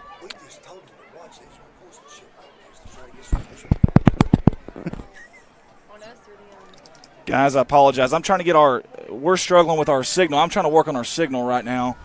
I think I've got it back. We had to lower the picture quality, but I think we're back to being good again. Man, let's talk about something positive here, guys. Tomorrow night, Jaden Winneman and Luke Rogers will be playing at Williams Baptist College at 7 o'clock, guys, okay? So 7 o'clock tomorrow night. Man, I'd go, but I'm going to be headed to Fayetteville. Yeah, I may be in Wynne. We got personal fouls on both sides. 2 personal fouls. He done told us that. Okay, so was the kid at Piggott tossed too, or was it just that? Sorry. I think both of them was tossed. You want to talk about the crowd getting into it, folks. You can't hear it on our headset, but holy it's hay loud. Bells. It's loud. I haven't heard it this loud since Newport 2001, a 15-14 game, and we had players and fans tossing that game. This is unbelievable right now, folks. Piggott, first down and 10 at the Corning 45. Bunch formation shotgun. Pull. Your quarterback. Handoff. That's Emerson. Good job by Ethan George. Yeah, baby! They've got to blow that whistle, Bart. They've got to blow it faster. They're not going to, man. They can't let this get out of hand. What's going to happen? They cannot let this get out of hand. They got to blow that whistle faster. His forward progress was stopped. Guys, I can't tell you how loud it is right. This is unbelievable. This is unbelievable. I wish you could hear and feel the energy right now from Bobcat Stadium. This is crazy. How about Ethan the J-Train Jordan coming up big? He's mad. Second down, we'll call it 15. They're going to go 4 wide now. No more Husky formations. Shotgun formation. That is pull with Walker Johnson, the sophomore, to his left hip. Johnson staying. Pressure to the near side. They're going to sack him in the backfield. Goodness. Holy hay bells. Somebody knocked that play by the Bobcat defense. And we hope Pool's okay. Great sportsmanship there at the end. Who they brought that the kid kitchen down? sink, and they landed it. Holy crap. Who's that right there that knocked that kid down? Wow. Are you kidding me? I think that was Lucas. They stirred up a hornet's nest here at Bobcat Stadium. My goodness. They did, man. They have flipped the switch. Maybe that's what they needed. We got to keep it up, though, Andy. Hey, listen, I want to give some love to Hayden Cox. He's a freshman down there on that defensive line tonight. He's playing like a big boy right now. 5 on the play clock. 4, 3. They're not going to get it off. Simmons got to call a timeout. He's mad. Coach Simmons is not happy. Simmons, one heck of a coach. Coach Shelton, one heck of a coach. We've got a heck of a rivalry here. And God's country fired up. 7-0 in the fourth quarter, baby. Wow. Man. Whew. What a football game, folks. I'm telling you, I haven't heard this stadium. I'm telling you. Newport. No game tomorrow night on Williams Baptist. No game tomorrow night? No, but they changed it to the 19th. Oh. We might have to go to that one, man. Seriously, I really do want to go see these kids play. And it's Luke's last year, isn't it? You come to Corning, I'll drive. Okay, let's do that. I'm being serious. It's Luke's last year, is it not? I want to see that kid play. He's a good kid. We can't stream, Shana. We've already tried twice. We can't stream illegally. Nobody can. Nobody can. It's not just us. Oh, we can. They want us to stream, but they can't. There's some. What are you guys doing down there? We're not streaming. Of course, Mark would try to get us in trouble. Hey, guys, it's going to be, are you ready for it? Third down and forever. Long way to go. It was a little longer. It's third down in Neelyville, Missouri. They got to get to the state line for this one, folks. But they have 2 dangerous guys out there. Emerson, Ralph, watch them. Shotgun formation. That's Ralph in motion across the formation. No help for Poole. Pump fake, quick pass. That's Carpenter near side. We got a hold right here. Some screens. There's going to be a tackle about midfield. It's going to bring up fourth down. Good job by the Bobcat defense. You can't tell me they didn't see that hold. Oh, God, when I am watching football or Monday Night Raw, I don't know which one it is. And that's the bottom line. Oh, man. Don't get it on the sideline. Keep it off the sideline. What? Keep it off the sideline. Fourth down and 15 for Piggott. Sorry, Shayna's yelling at me. I don't know what's going on. She don't know what's going on. We've got an injured player for Corning. I sure hope he's okay. Who is it? It's going to be a punt here for Piggott. Almost blocked by Camden Hudson. High end over end. Parker's going to let it go. I don't blame him. Get away from it, guys. There you go. Good job. Who we got injured? I don't know. I can't tell, but I sure hope he's okay. I think it's Roman Davis, and boy, we sure hope he's okay. It looks like he's got a cramp, maybe.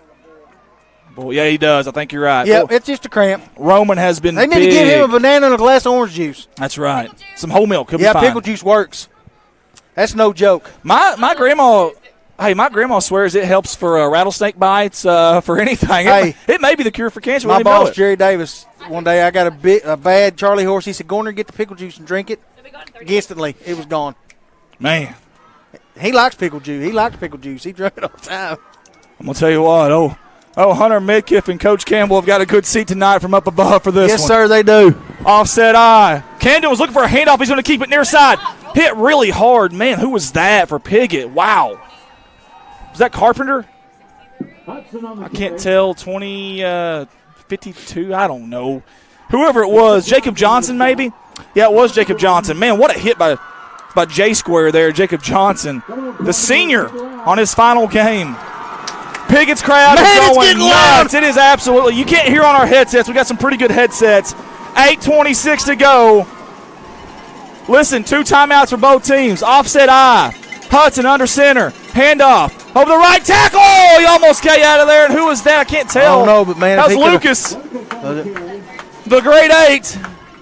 It's going to bring up, though, about third. We'll call it 4, maybe 5. We'll say 5. Ball is at the 26-yard line of the Bobcats. 25 on the play clock should not be a problem here as they break the huddle. 7:50 to go. Big third down, Bart. A little bit of window dressing here. They're moving guys around, but I don't think they're meaning to move guys around. Hudson under center. You got to take care of the football here. Offset eye. Handoff. Near side. I tell you what, Piggott brought the kitchen sink, and it worked. And that was big number 74, I believe, for Piggott in there. That was Zach Crawford, the senior. Dangerous time here. You know what we need right now? Roughing the punter call. Roughing the punter call. Hey, I'm going to tell you something. This guy back here taking this punt return back is very dangerous. Got to be careful right here. That's Ralph, Ethan Ralph. He has 2 kickoff returns for touchdowns. He's going to take a bounce. He ain't going to get it. Across the 35. Good job by Roman Davis. Good job by Roman Davis. That cramp didn't last very long, did it? No, sir, it didn't. That won't go in your newspaper. It won't go in the stat sheet. That's a big deal right there to keep that ball out of Ethan Ralph's hands. Great job by Romo, the great white blanket. 7:09 to go here. I thought we'd change it to the ghost. Zach Crawford, says Kenya Baldwin. Kelly Ron says, I feel like I can hear my sister shaking her cowbell all the way in the Piggott stand. Hey, I'm going to tell you something, Kayla. There's a bunch of cowbells going on both sides on tonight. both sides. Kayla, both sides, even y'all's side tonight is extremely loud. There's people standing up on both sides. This is fun. This is high school football. Rivalry football in a small town. I love it. It's not Friday Night Lights. It's Thursday night, but, man, this is fun. Eric Arnold said it reminds him of LSU and Arkansas back in the day. I love it. Arkansas, Texas back in the 60s. This is fun, man. Absolutely fun. That's when your dad was in his early 20s, wasn't it? He was. Well, who moved first here, folks? Well, I don't think we... Move over to about the 40, okay? Run, Dad.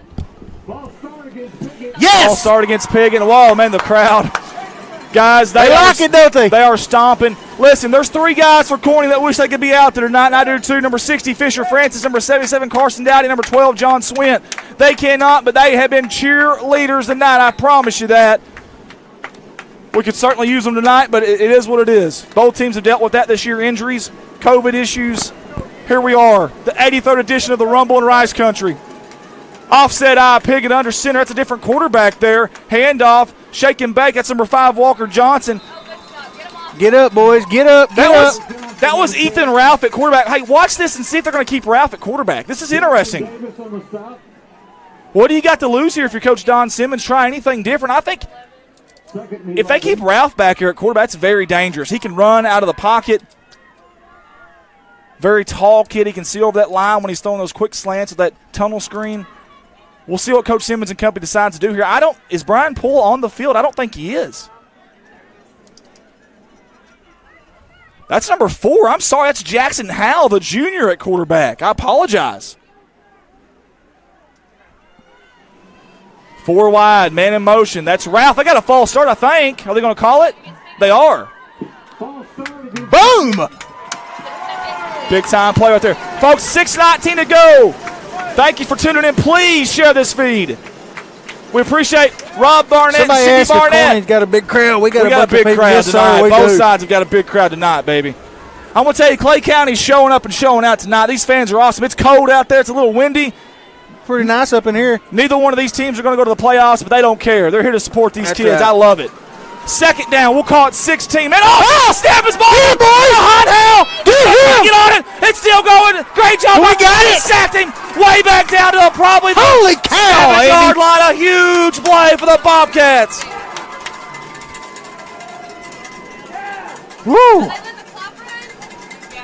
Let it run, baby. Let that clock run. Jackson Howell. Hey, here's the listen. thing, though, Now Andy. listen. A big play could come out of this right now. It could. And if it does, you've got to give Jackson Howell credit because that was dangerous. That was my God. Third down, and seriously, Poplar Bluff. Is there another bobbled one? Rolling to the near side. He's got pressure. He's going to throw it up. He's got a man, Emerson. It's caught. Oh, my goodness. Oh, my goodness. Going to push him out of bounds. He's back to It's about. still 4th and 10, ain't it? I know, but he's back to about the original line of scrimmage. You've got to put somebody else out there on him. You got to watch number 7, Hey, man. he barely got it off. How about Emerson, the senior, coming up huge? This is big, Bart. 5:34 to go. 2 timeouts on both sides. Piggott, 4th down and 11 at their Come on, own boys. 31. We got to get a stop right here. Find number 7 if you're Piggott right now. Let's go, boys. 7 and 1 at the top of the screen. That's who you got to watch for. Nobody over there either. Someone's got to get out there in the zone defense. Zone defense here for Corning. The snap. Yes! Double again. Get him. He's going to pick it up. Get him. Gordon with pressure. Get him, Ethan. They try to get him. He throws. It's going to be pulled. Oh, he got down. It's a turnover. He almost intercepted How about that that. Corning defense? Holy hay bells. How about that Corning defense? Zoom in, Jacob. Jacob. He's got it. He's got it. 5:25 to go here. That was big, man. That was big. Do we have a... Was that Hudson that almost intercepted that? It is. We don't have a timeout after... No, they're just huddling up. They're just huddling up. That's okay. It's no timeouts. They're just huddling up. Good job by Jacob there on the camera. Great job, Jacob. Good job, buddy.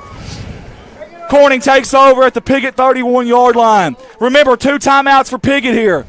5:25 to go. You've got to hang on to the football here if you're Corning. Hudson, the senior, under center. Eddington, a senior. Lucas, the junior. They hand it off to him. He's still going. He's got a first down. Yeah, baby. Move those chains. The Great 8 coming up big tonight. He's fired up, and so is the Bobcat faithful. So is Martin Andy, baby. Oh, I love it. Oh, this is fun, man. And you're probably wondering, why are we screaming? Dude, this is the best football game I've seen all year. From both teams, this is I'm fun. talking about from college, pros, high This is school. fun, man. Best game by far. Yeah, this game should be on ESPN tonight, baby. That's right. Piggott and Corning have came to play, man. It's almost been a street fight out there. It hasn't been pretty at times. They got close to one. But it's been physical, and that's Clay County football from Rector to Corning to Piggott. That's what it's always been. Handoff up the middle, Eddington behind that big Corning crusher offensive line, but Piggott's going to push them back. I thought you were going to start singing "Let's Get Physical" again a while ago. Olivia Newton-John, baby. You ready for it? No, Let's don't. get Physical. There we go. We sounded more like her brother. I really, that was awful. How about that Piggott defense there? That bend but don't break defense. They're going to have to come up big for Piggott right now. You see them right there. A lot of kids out there are winded on both sides. It's cold. They're wore down. They took a beating, both sides have. This is one of those things where who wants it more, Bart? Why is the clock stopped? 4:07 to go, and it has stopped. There he goes. Now it's going. 4:05, handoff to Lucas up the middle. He's going to be galloped or swallowed up right there by the Piggott defense. That interior line has done a great job for Piggott. Lucas on the carry. I'm telling you right now, if they get close enough on 4th down, they need to let Jesus kick the field goal. Hey, I'm all for that. I'm all for that, Bart. Now, listen, that clock is a tick, tick, tick, tick, tick, and that is Piggott's enemy right now. Arlene Lane says, "Holy hay bales." Yeah. Listen, now, if things don't work out here for Corning, they have got to find a way to guard number 7 out in that boundary. Well, we got 3rd and what, about 4, 5? No, we're going to call it 6 or 7, Bart. 9 on the play clock. They're going to milk this clock at 7, 6, 3:20 on the game clock. Under center to 2. He's got it. Toss to Lucas. Go, Landon! He's going to cut it up. Lucas still going to be brought down. That's close enough for him to kick a field goal. Well, this will be interesting, Bart, because now you seriously have a decision. If you run it, though, if you run it and get the first down, it could be the ball game. Yeah, but if you kick a field goal, you're up by 10. Under 3, that's 2 possessions. What do you do here, Bart? I let the clock run out and call a timeout and make a decision. Yeah. We've got 2. You might as well burn one here. Let the play clock go down. It's at 25 right now. Game clock, 2:43, 20 on the play clock. I think that's what they're going to do. Man, if you're Coach Simmons and company, should you call a timeout there? I don't know. But either way, they're going to hang on to those 2. They're going to hang on to them. Oh, what a game. The 83rd edition of the Rumble and Rice Country, the 2021 Rice Bowl. Man. This has been fun, folks.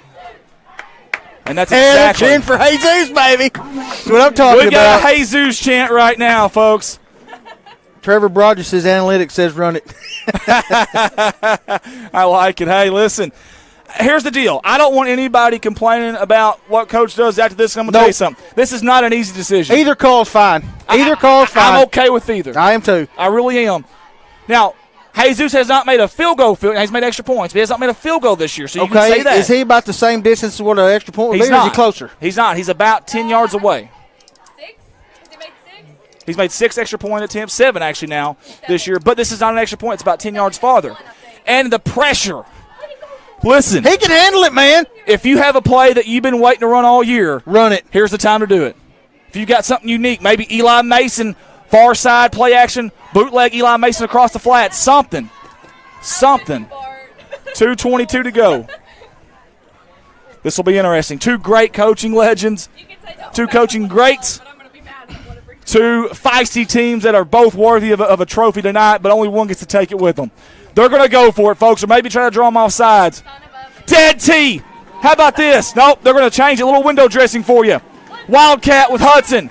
He's going to the near side.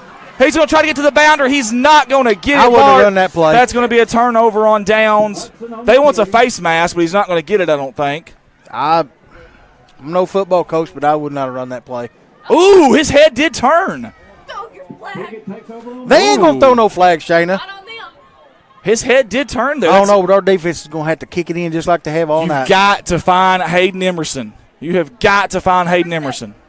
Number 7 in white. Don't forget about Ethan Ralph, number 1 in white. And if you're Piggott, you've got to get the snap off. If you're Piggott, you've got to get the snap off. Remember, 2 timeouts here for Piggott. We'll get our scoreboard back on there. I apologize. Folks, it is absolutely loud right now. I mean, it's almost deafening.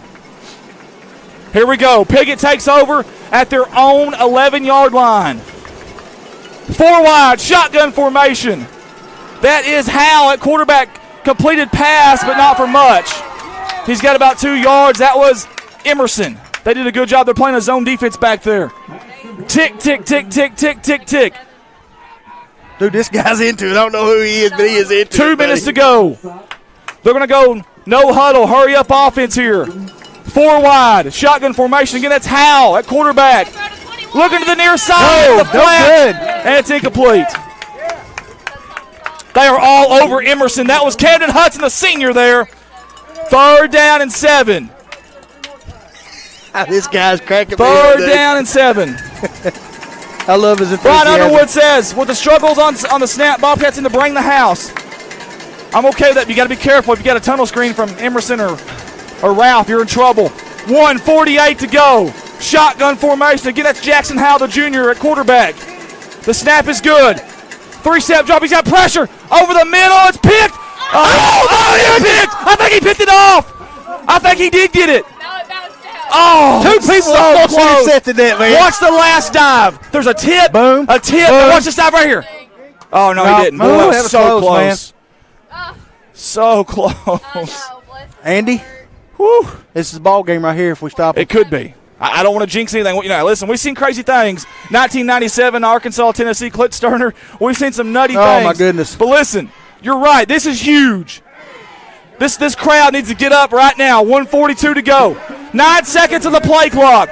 They have 2 timeouts as Don Simmons tried to use one right here. 5 seconds of the play clock. Shotgun formation, Howell, 4 wide. Running back to his left, he's going to protect. Looking to pass, get all kinds of time. He's going to throw it up.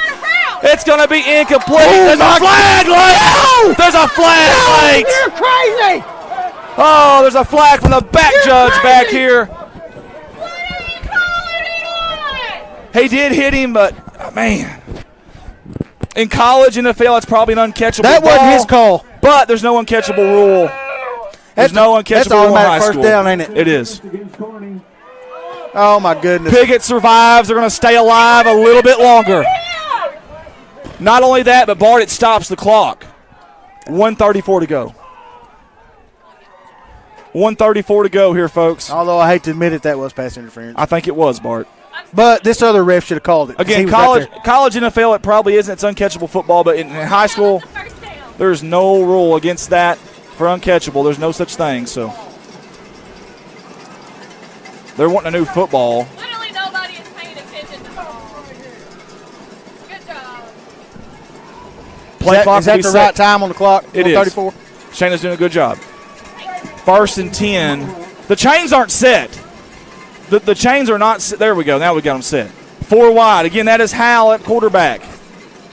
He's got time. He's looking to pass over the middle. It's going to be back. Yes! Oh, Ambrosio! He's got the ball. He's still going. He's he does! Yeah! Play! Woo! The coffin! Yeah! For number 3 of Black, that's senior! Oh, it's senior night, baby! Holy A-Bells, what a play! I wish he'd have run that back, man. Are you kidding me? Are you I'm kidding glad me? we got the pass interference call so he can get that interception. First down, baby. Daylight come, and you got the Ambrosio. 1:22 to go. This game is not over, though. They still have 2 timeouts. Holy hay bells, what a play. You're about to pass out, Andy. I fell down. Calvin Burkhart gives him some love. And not over. Got to hang on to the football. Offset eye. Up the middle, Rhett. Statters. Oh! He's still going. He's got a first down, Bart. Hang on to that football, yes. Move those chains. Piggott will have to use their timeout. Good sportsmanship down there, too, as well. Red Eddie to the senior. He's not going down easy.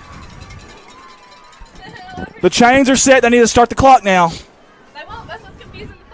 There we go. Now they're going. 1:10 to go. Sorry, Shayna.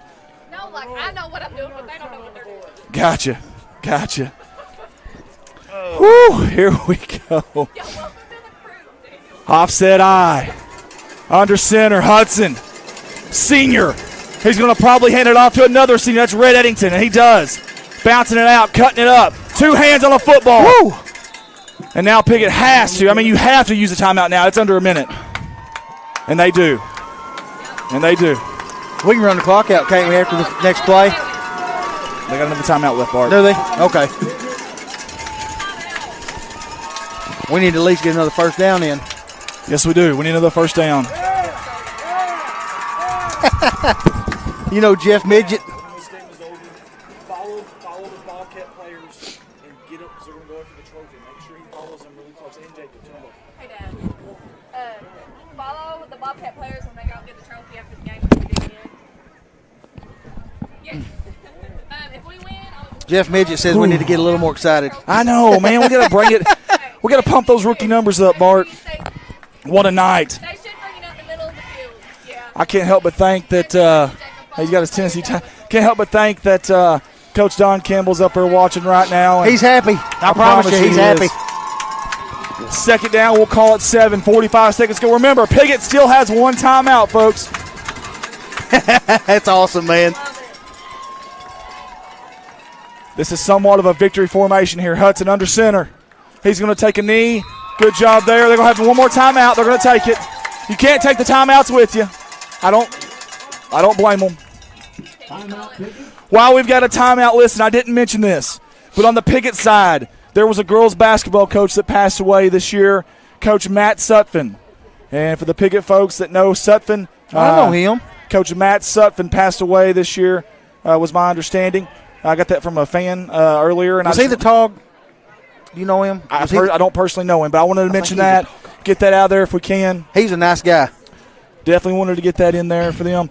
Hey, to the family of Jaden Farmer, we love you. We're here for you. We miss that girl, her smile. And we're all smiling tonight, and I know she's up there smiling as well. And, of course, Hunter Mickiff for that Piggott football team, number 56. Tonight would have been his senior night, or his final senior game, his final game ever, actually. And to the Mickiff family, you're in our prayers, I promise you, even now, even a year later. Another victory formation. They're going to take a knee. Piggott does not have a timeout. Folks, it's been almost 10 years since the Bobcats have won the Rice Bowl. They're down right now.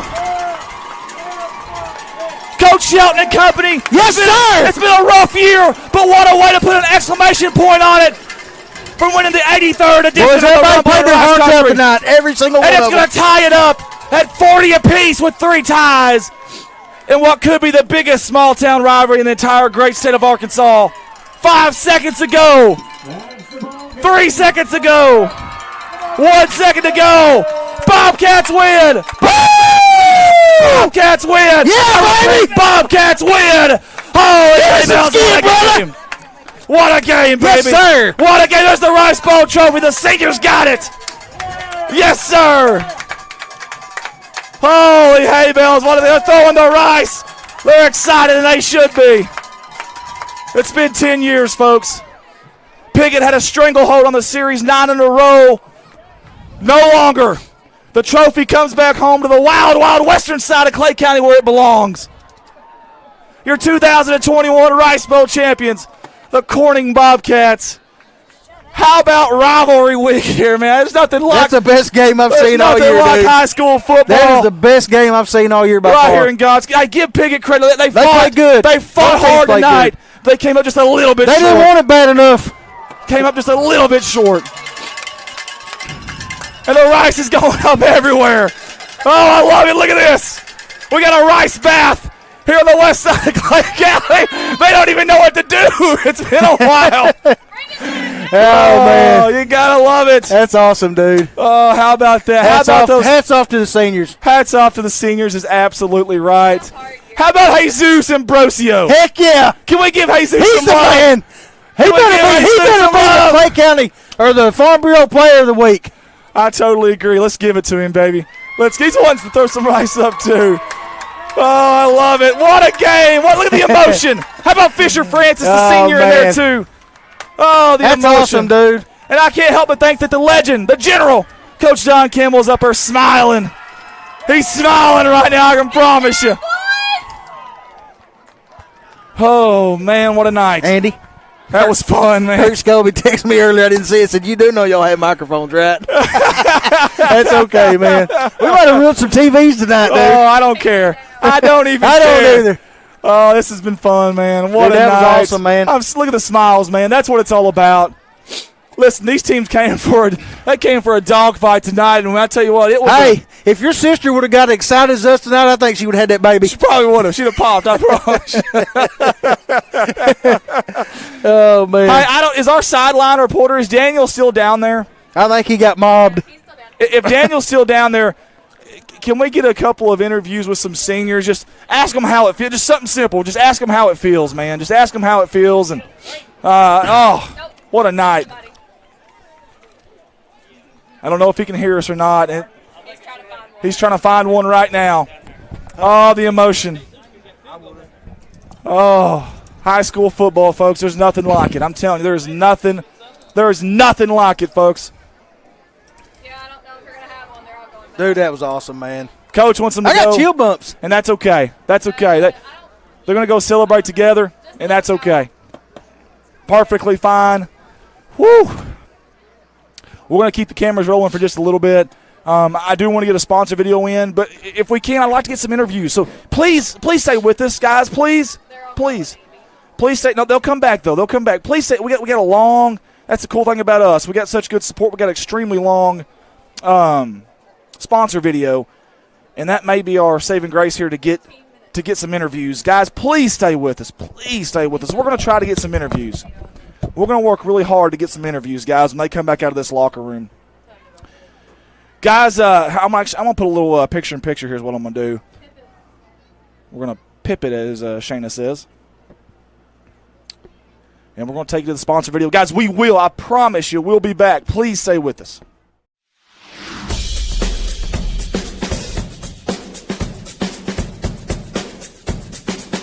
That was dang good. Oh, good job tonight. You did so good. Y'all did too. It's so much better when Desi and Shane are here. I'm serious. You guys It do is. such. It really is. For real, y'all work y'all stuff so well, man. I don't have to. Y'all do an awesome job. Is that the hero cam? That's the wide dude. He's got the hero. He did a good job. She needs to run the hero cam. She's a hero. God bless Desi's her. got those steady hands. I'm proud of you, buddy. Woo. What a game. Andy, I'm ready for next year, baby. I know. Hey, wait. What?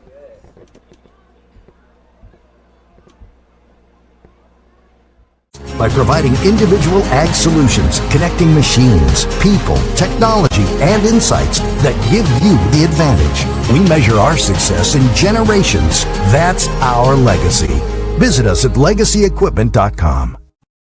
This is Mike Vincent, certified public accountant. I've been a Bobcat fan for as long as I can remember, having worn the black and gold as a student years ago. Join me in supporting our students as they proudly represent our school and community. And come see me on 2nd Street in downtown Corning for all your tax and accounting needs. Go Bobcats. A big thank you to Big Iron Auctions. Jason Horner with Big Iron Auctions can help you with all of your farm retirement, estate, and equipment sales. Big Iron Auctions is one of the industry's fastest growing online auction companies that have nearly 9,000 items on their September auctions alone. Big Iron Auctions. Amber Watson here, representing Watson Oil Company out of Corning, Arkansas. Watson Oil Company has been helping fuel the city of Corning and Corning Bobcat athletics for many years. In addition to that, the Watson family is in year 3 of being proud sponsors and supporters of Corning Sports Report. Oil may be fluid, but one thing at Watson Oil is without a doubt solid, and that is our pride and backing of the black and gold.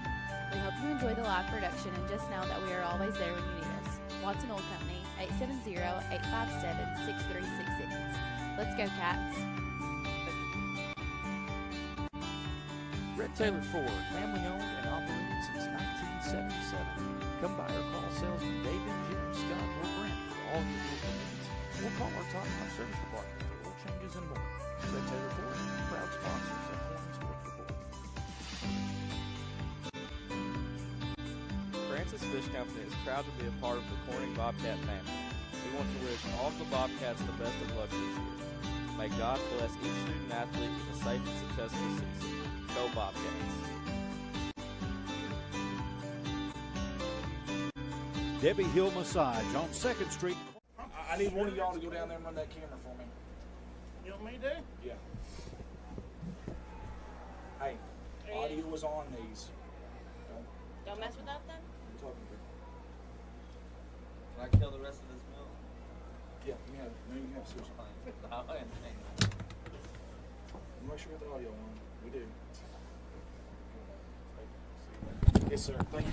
Guys, I'm gonna try to go down and get some interviews. This is Andy Earls on the headsets right now. I'm gonna go down there and move that camera, and I'm gonna try to get some interviews. Okay, y'all stay with us. All right, stay with us here.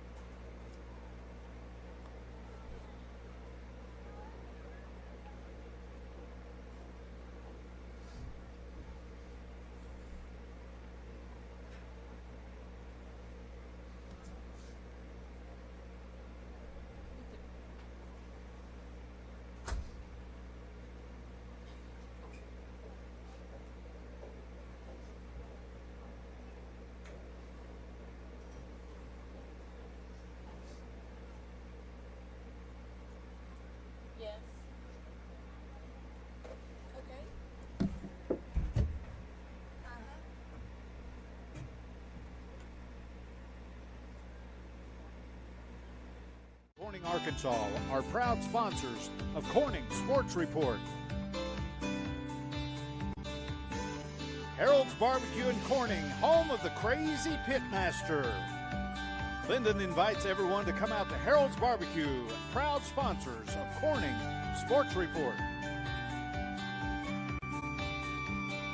Nutrient Ag Solutions, the largest ag retailer in the United States, is a proud sponsor of Corning Sports Report. Come see James for all your seed, chemical, and fertilizer needs. Heritage Ag, your Kubota and Bad Boy dealers out of Epoxy, Arkansas, are proud sponsors of Corning Sports Report.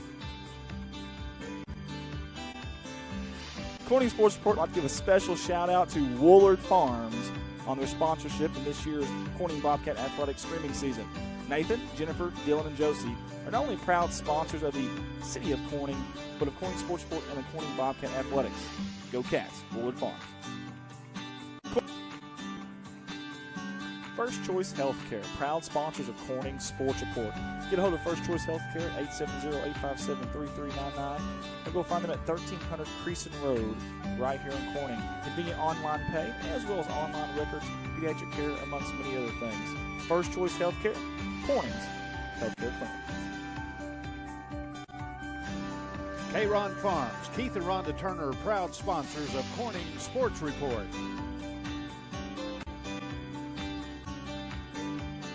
Thank you to Solace Grain Bins and SNL Irrigation out of Corning, Arkansas for their sponsorship.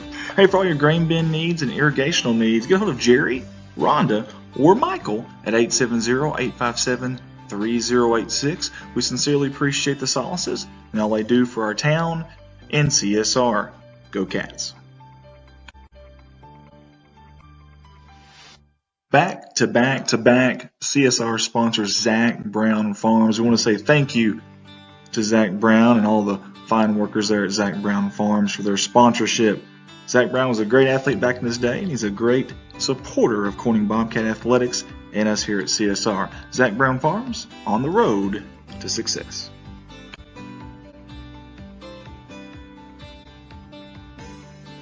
This family is all Bobcat all the time. CSR wants to give a big thank you to Jeremy, Amanda, Jaden, and Callie Wiedemann for their 3 years of sponsorship here with us at CSR. The Wiedemans want to wish the Bobcats the best of luck on the upcoming season. Go Cats. CSR would like to say thank you to Clay County Electric and Clay County Connect, a broadband company, for their sponsorship for Bobcat Athletics. To see if you're eligible for Clay County Connect, a broadband company, contact them Monday through Friday, 8 a.m. to 5 p.m. at 870-202-1990. Clay County Electric and Clay County Connect. Here are some familiar faces on your CSR sponsorship video. Jerry and Linda Turner from J-Lynn Farms. Hey, J-Lynn Farms has been supporting the city of Corning and Bobcat Athletics for many, many years. We sincerely appreciate J-Lynn Farms. Go Cats. Your local Farm Bureau insurance company introducing Ag Promise, an exceptional policy that protects everything farmers rely on. Ag Promise is a competitively priced, easy to understand, and tailored to meet your specific needs. That's Farm Bureau's commitment to you, and we have a team of local agents and adjusters ready to back it up. Give us a call today to protect your agri business. It's not complicated, it's a promise. Ag Promise. Wiedemann Farms, 561 County Road 131 in beautiful crime-free Corning, Arkansas. Larry and Mary Wiedemann would like to wish the Bobcats nothing but the best of luck on the upcoming season. And we want everybody to know they've been serving the Corning community since 1978. That's Wiedemann Farms. Couldn't meet two nicer people than Larry and Mary, and we sure do appreciate their sponsorship. Wiedemann Farms, go Cats. 3 years of Corning Sports Report and 3 years of Carter Cox Seeds sponsorship. We sincerely appreciate Michael Smith and all the fine folks there in that little old Noble, Arkansas, coming up big time and supporting us here at CSR. Carter Cox Seeds, go Cats. Hey, let's give a shout out to everyone at Bauschlicker Brothers Farms for their continued sponsorship of all of us here at CSR, your Corning Bobcat live streaming company. Big supporters of the city of Corning and of Corning Bobcat Athletics, and we sincerely appreciate their continued support. Thank you, Bauschlicker Brothers Farms. Special shout out to one of the hardest working men I know, Mr. Brian Bass and his company B&B Well Drilling out of Peach Orchard, Arkansas. We sincerely appreciate Brian Bass and Lisa Bass on their continued sponsorship. 3 years in a row now with CSR. Get a hold of Brian Bass for all your well drilling needs. B&B Well Drilling. Give it up for Jim's Tire and Auto Services Incorporated at a beautiful crime-free Corning, Arkansas.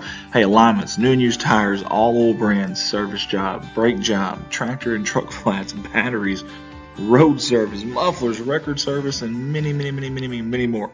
Their hours are Monday through Friday, 7 to 6, Saturday from 7 to noon. We appreciate owner Jim Venena for jumping on board with us. Again, Jim's Tire and Auto, 870-857-6266. A big thank you to not only a new sponsor of ours this year, but a good friend of mine, Lisa Bass and the Oaks of NEA. The Oaks of NEA is a beautiful outdoor wedding and indoor wedding event venue that offers complimentary wedding / party planning and coordination services. To get a hold of them, 870-631-2279, right here in beautiful crime-free Corning, Arkansas. Again, a big thank you to the Oaks of NEA. Next on our sponsorship list is Fritt Industries Incorporated. We sure do appreciate Fritt Industries jumping on board with us this year out of Walnut Ridge, Arkansas. And yes, that's Mark Hufford up there at the top right-hand corner. We sure appreciate everything he does for the kids, for the school, and for us at CSR. For all your micronutrient needs, get a hold of them at 870-886-2411. Fritt Industries Incorporated. Go Cats.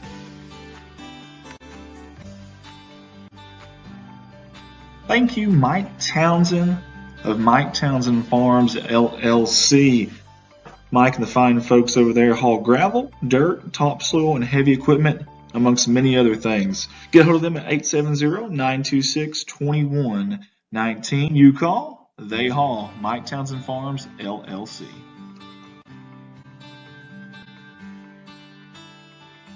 Hey, the second year in a row, we want to thank Kerry Russell Qureshi and Qureshi Law Firm and Wealth Management on their sponsorship with CSR and the Black and Gold package. Lower taxes, greater wealth, lasting legacy. Get a hold of Qureshi Law Firm and Wealth Management, and we appreciate their sponsorship. Go Cats.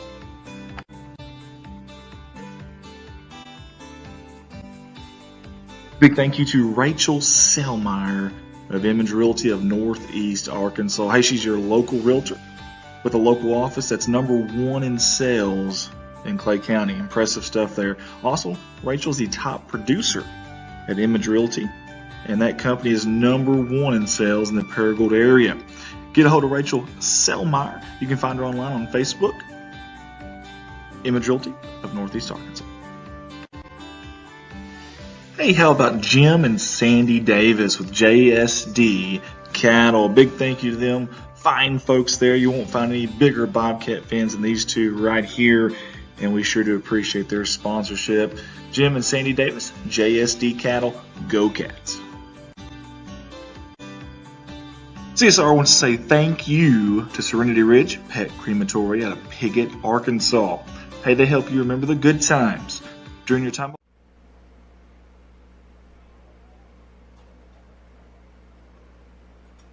All right, guys, we caught up with one of the Bobcats here, the starting center, Mr. Timothy Huff Daddy, as I call him, Huff Daddy Hufford. Man, it's been 10 years. How does that feel? Feels great. Probably the greatest feeling I've ever had in my life. It's just amazing to end that long of a streak of losing to our rivals. Probably the best feeling you could ever have. Man, that's awesome. We're so proud of you guys. Obviously, y'all have had a rough season. Obviously, you've got a couple wins there, but it's been a rough season. Did y'all have any lack of confidence coming into this game tonight? No, not at all. We were as confident as we could possibly be. I love that. That's Mr. Timothy Huffer. He's a starting center here. That's our first of our interviews. We're going to try to get several tonight. Timothy, hey, good job, buddy. We're proud of you. Thank you, too. Thank you for jumping on with us. We're going to try to get a few more if we can here, guys. Bear with us. I hope you can hear me. My voice is gone. It's been gone for a while. They're still getting pictures. We're going to try to get the trophy over here so everybody can see it, get a good view of it. We're working on it, guys. They're so excited, man. There's so many smiles. It's crazy what one game can do for a kid, for a team, for a community. And this has been an unbelievable night that none of us will never forget. And here comes Ethan. Come on, Ethan. This is another one of the boot camp boys right here, Mr. Ethan Jordan. Ethan was he played a pretty big role tonight, I'd say. A pretty big role. You were a big time tonight. Hey, listen, it's been a long time coming. It's been almost a decade now since we won this game. Yeah. Give me the emotions, man. How did that feel tonight? Well, I really don't know, man. It's a mix of happy, sad, kind of. It's sad to see these seniors having their last game of the year, but, man, I couldn't be happier to send them out on a good note. That's awesome, man. Now, listen, your dad, Danny, has gone through a lot. We know that, and we're hoping he's doing well. Was he able to be here tonight, or was he? He was. Okay, so I'm sure he was watching. Oh, yeah. Is there anything you'd like to say to your dad right now? I love you, Papa, and we did it. That's awesome right there. Thank you, brother. Love you, kid. Thank you. Can we get Eric? Come on, guys. Come on. I want that trophy over here at some point, too. This is a big, bad dude right here. Now, we spoke about Kent earlier. He leveled a kid earlier for Piggott. Man, you guys brought a totally different tone and aggression tonight, man. Is that something that was preached in practice this week, or did y'all hey, this is the seniors' last game? We got to really turn this thing around tonight. I mean, we were told to be aggressive all week and everything, and it was just drilled through our heads in practice all week. Coach Shelton did a great job just telling us to get after people and treat it like it's a real game all week, and we did that. We got after people all practice, banging heads and everything, just getting after it down and dirty, and we did the same thing tonight. We were well prepared. That's awesome. So I'm going to ask everybody this tonight. It's been 10 years since we've had this trophy over here. How's that feel, man? It's the best feeling in the world. It's the best feeling in the world. I couldn't ask for anything more. That's awesome. That's Kit Young there. Thank you, brother. Hey, great job tonight, my man. Thank you. We're going to get a few more here if we can. Hey, Dalton. Hey, there we go. Guys, senior night. Last game for this young man. And I'm going to tell you something, man. I always say, you're the hammer or the nail. And tonight you were a sledgehammer out there. How'd that feel, man? It felt pretty good. I mean, getting the first win in Corning versus Piggott in 10 years, I mean, feels amazing. Feels great. I don't know. It's up there with that playoff win last year. Okay. That's big-time stuff now because that was our first home playoff win in a long time, so that's big-time stuff. Did you feel like you guys were prepared for this game? Now, I know it's been a rough season, obviously, but y'all had some bruises and ups and downs, but did you feel like you guys were pretty prepared tonight? I feel like we was prepared. We could tell when Piggott was coming out. They had two people watching us the whole entire time, so I thought we was pretty prepared. We came out and was talking in the locker room. We was listening to music all day and came out and hit them in the mouth and won the football game. You're correct about that. That was a physical game tonight. This kid's got bruises all up in there to show it, too. Dalton, I love you, buddy. I'm proud of you. Hear me? Good job tonight, my man. Good job. Congratulations. We're going to get a few more. Here we go, Mr. Chucky. Come here, Chucky. We had 10 years, man. It's been 10 years. I'm going to ask everybody this. How's it feel? Feels amazing, After 10 hard years of just grinding, we finally brought one home. That's awesome. I'm going to tell you something. You, in my mind, embody a Bobcat. I'm going to tell you why. You're undersized. I'm bigger than you are. Look at this, guys. I'm bigger than he is, okay? And I was running back. But this kid is on the O-line and D-line, and I'm going to tell you something. It's a battle, especially with these guys tonight. Man, how do you do that? Did you flip a switch? You get mad for them? How do you come out there and play with that kind of physical nature at your size and hold your own like you do? I just, I come out with the mentality that I'm going to hit somebody in the mouth, and that's just what I go out there and do. Well, that's awesome, and you did it tonight many, many times. I was watching you. Hey, thank you, brother. I appreciate it. Good job tonight. Go enjoy it. You hear me? Go enjoy it. We're trying to get as much interviews as we can. We'll get another senior, Fisher Francis Ken. Now, he's going to be a little bit getting here, okay? He's kind of hobbled right now. Come here. First of all, yes, sir. You know I love you, right? Yes, sir. I do know that. You do know that? Okay. And you know that it pained me. It hurts me deep to have to see you on that sideline because I know that's hard on you, man. Explain to people who may not know, you prepare all summer, you work your tail off, you're the vocal leader, the senior on this team. How hard is that for you to sit on the sideline knowing that you're not able to go out there and help this team out? It's hard. It's hard not being able to play, not being able to be out there with my guys. But at the same time, still at practice, I'm still seeing them put the work in. It makes me happy to see the progress we're making, these younger guys, and I see them working, and I see that it's important to them. And as much as it sucked that I couldn't be out there tonight, I couldn't be more proud of my guys, and I'm glad they got it done tonight. That is well spoken. Now, I want to ask everybody this. It's been 10 years, man. 10 years. Yes, sir. How's it feel? Oh, it feels freaking great. Listen, I told Calvin about midway through the third quarter, I said, Calvin, when we bring this thing home, I'm sending you over there with some boxing gloves, and we're going to get that trophy. You're going to go get that trophy for us, Calvin. That's what I told him. Oh, that's awesome. So, hey, that's a senior leader right there, Fisher Francis. This is a good kid. Hey, love you, kid. Seriously, I'm proud of you. Go enjoy this tonight, okay? Go enjoy it. We're going to try to get a picture of this trophy, guys, if we can. I'm going to have to go snag it from them, man. They're all over it. I don't even know where it's at right now. But I'm going to make my way back. I'm going to get us this trophy. Y'all stay with us. Stay with us. Get a few more if we can, okay? I know it's late, and I hope we're getting enough signal up there. We're still good. Desi, can you hear me up there? Are we good signal-wise? Are we good signal-wise up there on that live view device? What's the numbers on there? It'll be blue numbers. It'll be okay. Good. So we are good. Awesome. So we're gonna hang around then. Good. Didn't know if our data had went out yet or not. We're gonna get as many people in here as we possibly can, and we're gonna try to get the trophy too. It's been a while. It's been a while since we've seen this thing, so I want to try to get that if we can. Hey. I may even try to get a coach or two in here if we can. I don't know. We're trying right now, so bear with us here. We got Coach Sheridan. Come on. We did it, yes, man. That's what I'm talking about. Do you mind just real quick, man? I'm done, man. 1-0. I can't beat that record. No, that's awesome, man. This is Coach Shelton here, man. He's done an awesome job. Let me tell you something. It's been 10 years for us. You have, obviously, family in this area. Did you know the depth of this rivalry when you came here? Yes and no. You don't know the depth of any rivalry. I'll go back to my days at Kirkwood. Kirkwood plays the oldest game west of the Mississippi, the Turkey Bowl game. And you don't know the Thanksgiving Day until you're involved in it. You don't know the Rice Bowl until you get out on the field. You know, you don't see the emotions of it. You don't see the feelings of it until you hear, and then the release of the emotions. And, and I am just so happy for these kids, so happy for our school and our community, just to see them smile, and to come out, and to play Piggott, a class act, and well coached, and we just we gutted out, and what a 7-0 game, but I'm so happy for the kids. That's who, and especially these seniors, to send them out, and they've had 4, I don't know, all those coaches, and I just tried to preach with them, be patient. We had breakfast this morning, had a senior breakfast, and just. And the thing about it is, I think Coach Campbell's looking over us tonight. Yes, so, yep. Yes, I couldn't agree more. Well said by Coach Shelton here. I'm going to tell you something. I don't know how many people you may have. It's amazing what one game can do for a kid, for a team, for a community. There's nothing like high school football. Well, no, and for us, I hope this launches us off, into a real good off season. The kids will be able to see that, we've got to put in hard work. We have a long ways to go.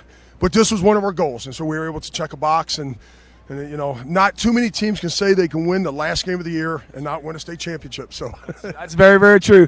One last thing. You of all people, have been in this locker room. You've been on these practices. You've seen the emotion of these kids and how hard it's been at times. I know we lost a ton from last year. I don't think anybody thought we were going to come out here and run out, go 10-0 or anything. But you've seen the downs of this team. What's it like now to see that raw emotion coming out after such a long year? Well, that's a humanistic part of this job. Is that you just get to see the sheer happiness of these kids. A lot of these kids, when I spoke about Coach Campbell the other day, they talked about they had an uncle or a dad who had played, for grandpa for Coach Campbell. So they knew about it. They knew the seniors. This is their legacy. Yeah.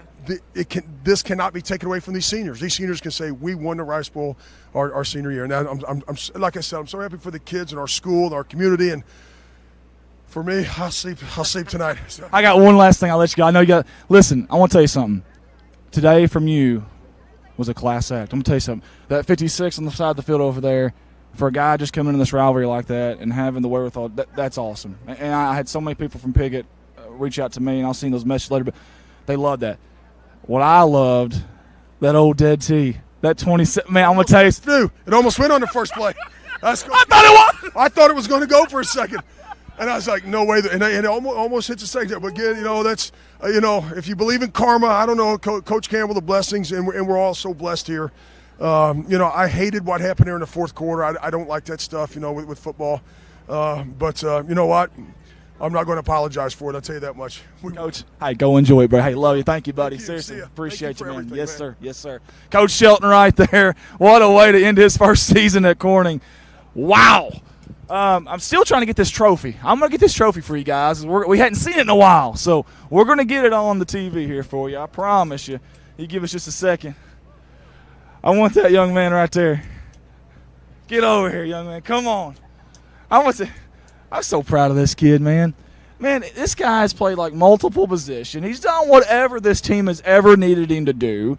I don't think you've ever complained. I never even seen you not smile. It's unbelievable, man.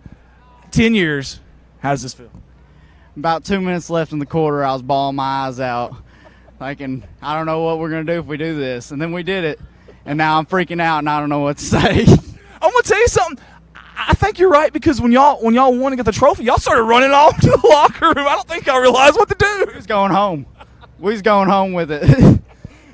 That is awesome. This kid, I love him. He's a great player. He's done everything like I said they need him to do. He embodies a Bobcat. I'm going to tell you something. I'm proud of you, buddy. I'm proud of you. Listen, enjoy this one, okay? Enjoy this one. Thank you, buddy.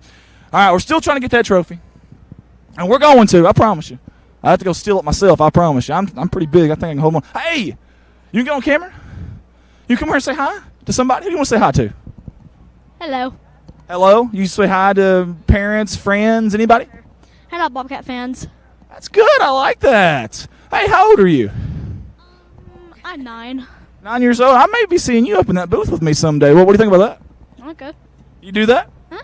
All right, we may have our future CSR commentator right there. Give me some, buddy. There we go. That's what I'm talking about. Love it. Calvin, come on. Get over here. Get over here. Hey, you too. You too. This is Mr. Bobcat right here, okay? I love this guy. He's been on these sidelines for, I don't know, since my dad's been little, and we call him Old Man River. That's since the dirt. But you've seen a lot of games here, Calvin. Yes, I have. A lot of games. Yes. Where does this one rank all time? Probably. Yeah! There we go! That is the Rice Bowl trophy. Can we zoom in, Dad? Zoom in on that thing right there. Mr. Calvin Burkhart's holding that. Let's get back to that. Seriously, where does this one rank for? This is what a dandy. Number one in quite a few years. It's been quite a few years, but this is number one. Let me ask you this. When's the last time you've heard this place this loud tonight? It's been a while. Especially the ones in the stands. I never heard it that loud in a long time. Oh, that's awesome. That's awesome. Hey, guys, that's Calvin Burkhart. He is Mr. Bobcat. And I don't know. He might be out here another 30-something years. The way he's going, he's looking good and doing good. Calvin, we love you and we appreciate everything, buddy. Go enjoy this one tonight, okay? I enjoy it. Yes, sir. Yes, sir. That's Calvin Burkhart there. We finally got the trophy in. I don't know if yeah, there we go. Let's get a picture of that, Dak, if you can zoom in on that. That is awesome. Hey, we also want to thank State Farm Insurance of Clay County. They are the sponsor. Matter of fact, if they're listening, anybody from there's listening, we're going to need another sponsor next year. Now we'll be in charge of that. So if any of the businesses want to sponsor, keep this thing going, let us know. Holler at us, the school, or myself, anybody, and we'll leave that to Coach Shelton, and we'll get that out there. So Rice Bowl trophy, it's gonna stay right here in Corning, Arkansas, where it belongs. We're gonna clear out the trophy case there and have a nice little spot for it. So that's awesome. Coach Poe, you got a second? Come on, man. Just one question, man. Coach Poe is like so humble and he don't want to talk. Come on, man. They got to hold that too, man. Yeah. You've been here a while now. I have. You have. You've been here a while. Now this is your first. Is this the first Rice Bowl victory you've been a part of? This is the first Rice Bowl victory. This group of seniors was my first group. They came in the 7th grade my first year here, and what a way to win it, man. That's awesome. I'm going to tell you something. You guys are with these guys every day, and you see the ups, you see the downs, you see the struggles, and you see the frustration. And we've had a couple of frustrating games, obviously, this year. What was it like as a coach being so close to these kids, seeing that just pure joy tonight? Hey, man, it's undescribable. These guys, they came out here, had a hard week of practice. They fought through it. They came out here tonight, faced adversity, and they fought through it. And there's no better feeling than watching those kids do that tonight. And they came to fight tonight, man. They're like a bulldog. They like this guy right here. I wouldn't get to fight this guy either, and they fought hard. That's Coach Trevor Poe there. Golden's got to get in here. Now he hates getting on. He's got to get in here for one question at least. He ought to see his face right now. He's kind of my go-to for a lot of things. He says, "What?" Looks like the Stanley Cup. It's a big trophy, man. Coach, we've been at this for 10 years, and we've missed for 9 years, and finally got it. What's it feel like? I don't know. I don't even know where to begin, honestly. I mean, man, I almost think it's better than that playoff win last year. It feels, and I hate to say that because it's playoffs, and that's obviously the goal every year. But man, it feels great. This thing belongs here. Yeah. It's way overdue to be here, and it's going to be here for a lot of years. That's right. I'm going to tell you something. Your defense tonight was unbelievable. Man, listen, this team here, they put up big numbers against Harrisburg. They put up some big numbers against some other teams. Put up 52 last week. Man, how did you rally these guys? I mean, it was a dogfight out there, and they were the more physical team tonight. Yeah, we really thought it would be a dogfight, and just credit to the kids.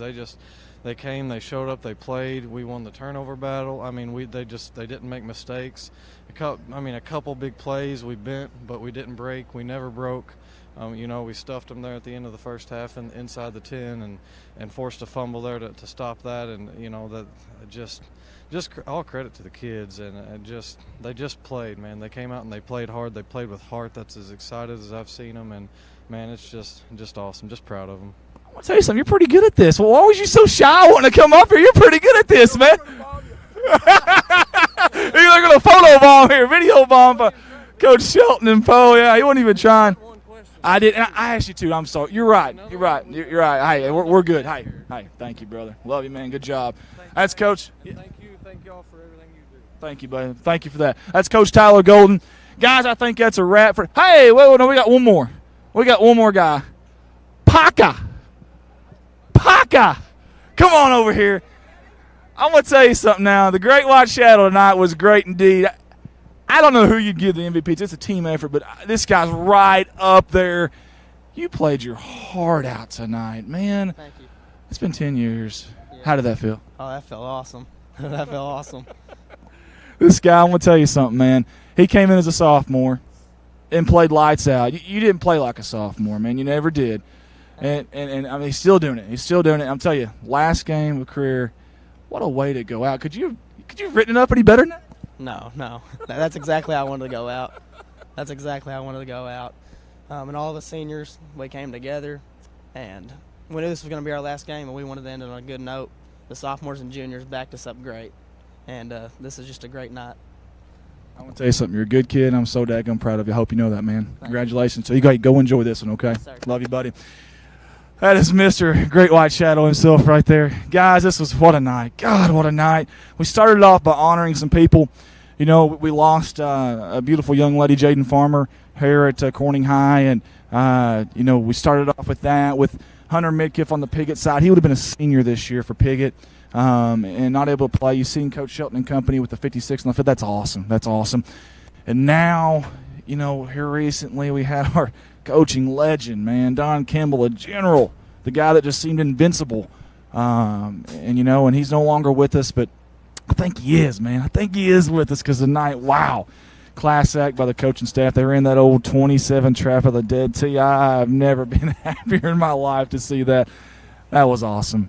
And I'm going to tell you something, the fans tonight, holy cow, the fans tonight, holy hay bells, they were awesome. They were rocks, both sides. That's a rivalry game, guys. Kudos to both sides. Y'all brought it tonight. The fans did, man. That was fun. I hope y'all enjoyed our production. We were down a few guys tonight. I'll be honest with you. We didn't have all of our people here.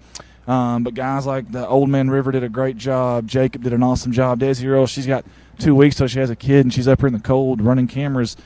Shayna just had a little deal there medically, and she had to deal with, and she's up here. And Bart being here, when Bart's not here, I can kind of loosen up a little bit and be kind of fun and funny. But when he's here, I got to be a little more professional. But we counteract each other really well, I think, and it's fun having him here. He makes it a lot of fun. Man, I don't know what else to say. We had Daniel Plemons tonight, a sideline report. That was fun. I don't know how you end it, man, but the 83rd edition of the Rumble in Rice Country is going to belong to the Corning Bobcats, 2021 Rice Bowl winners, and that ties the all-time series up 40-3. I'm not saying that this is the biggest small-town rivalry in Arkansas, but by gollies, it's right up there, and it's got to be in the discussion without a doubt. Tonight shows that. Neither team in the playoff hunt, not even close, and you've seen the crowd tonight. You heard the crowd tonight, I think, even through our headsets. Unbelievable. Man above tonight, God bless everybody at home. Thank y'all for tuning in with us. We love you guys. We'll see you Monday for some basketball, Corning Maynard boys and girls. Desi, if you can hear me up there, I don't know if you can hear me. Let's end it with our sponsor video because without them we couldn't be here, guys. Good night to you. God bless you. Go Cats, baby. Go Cats.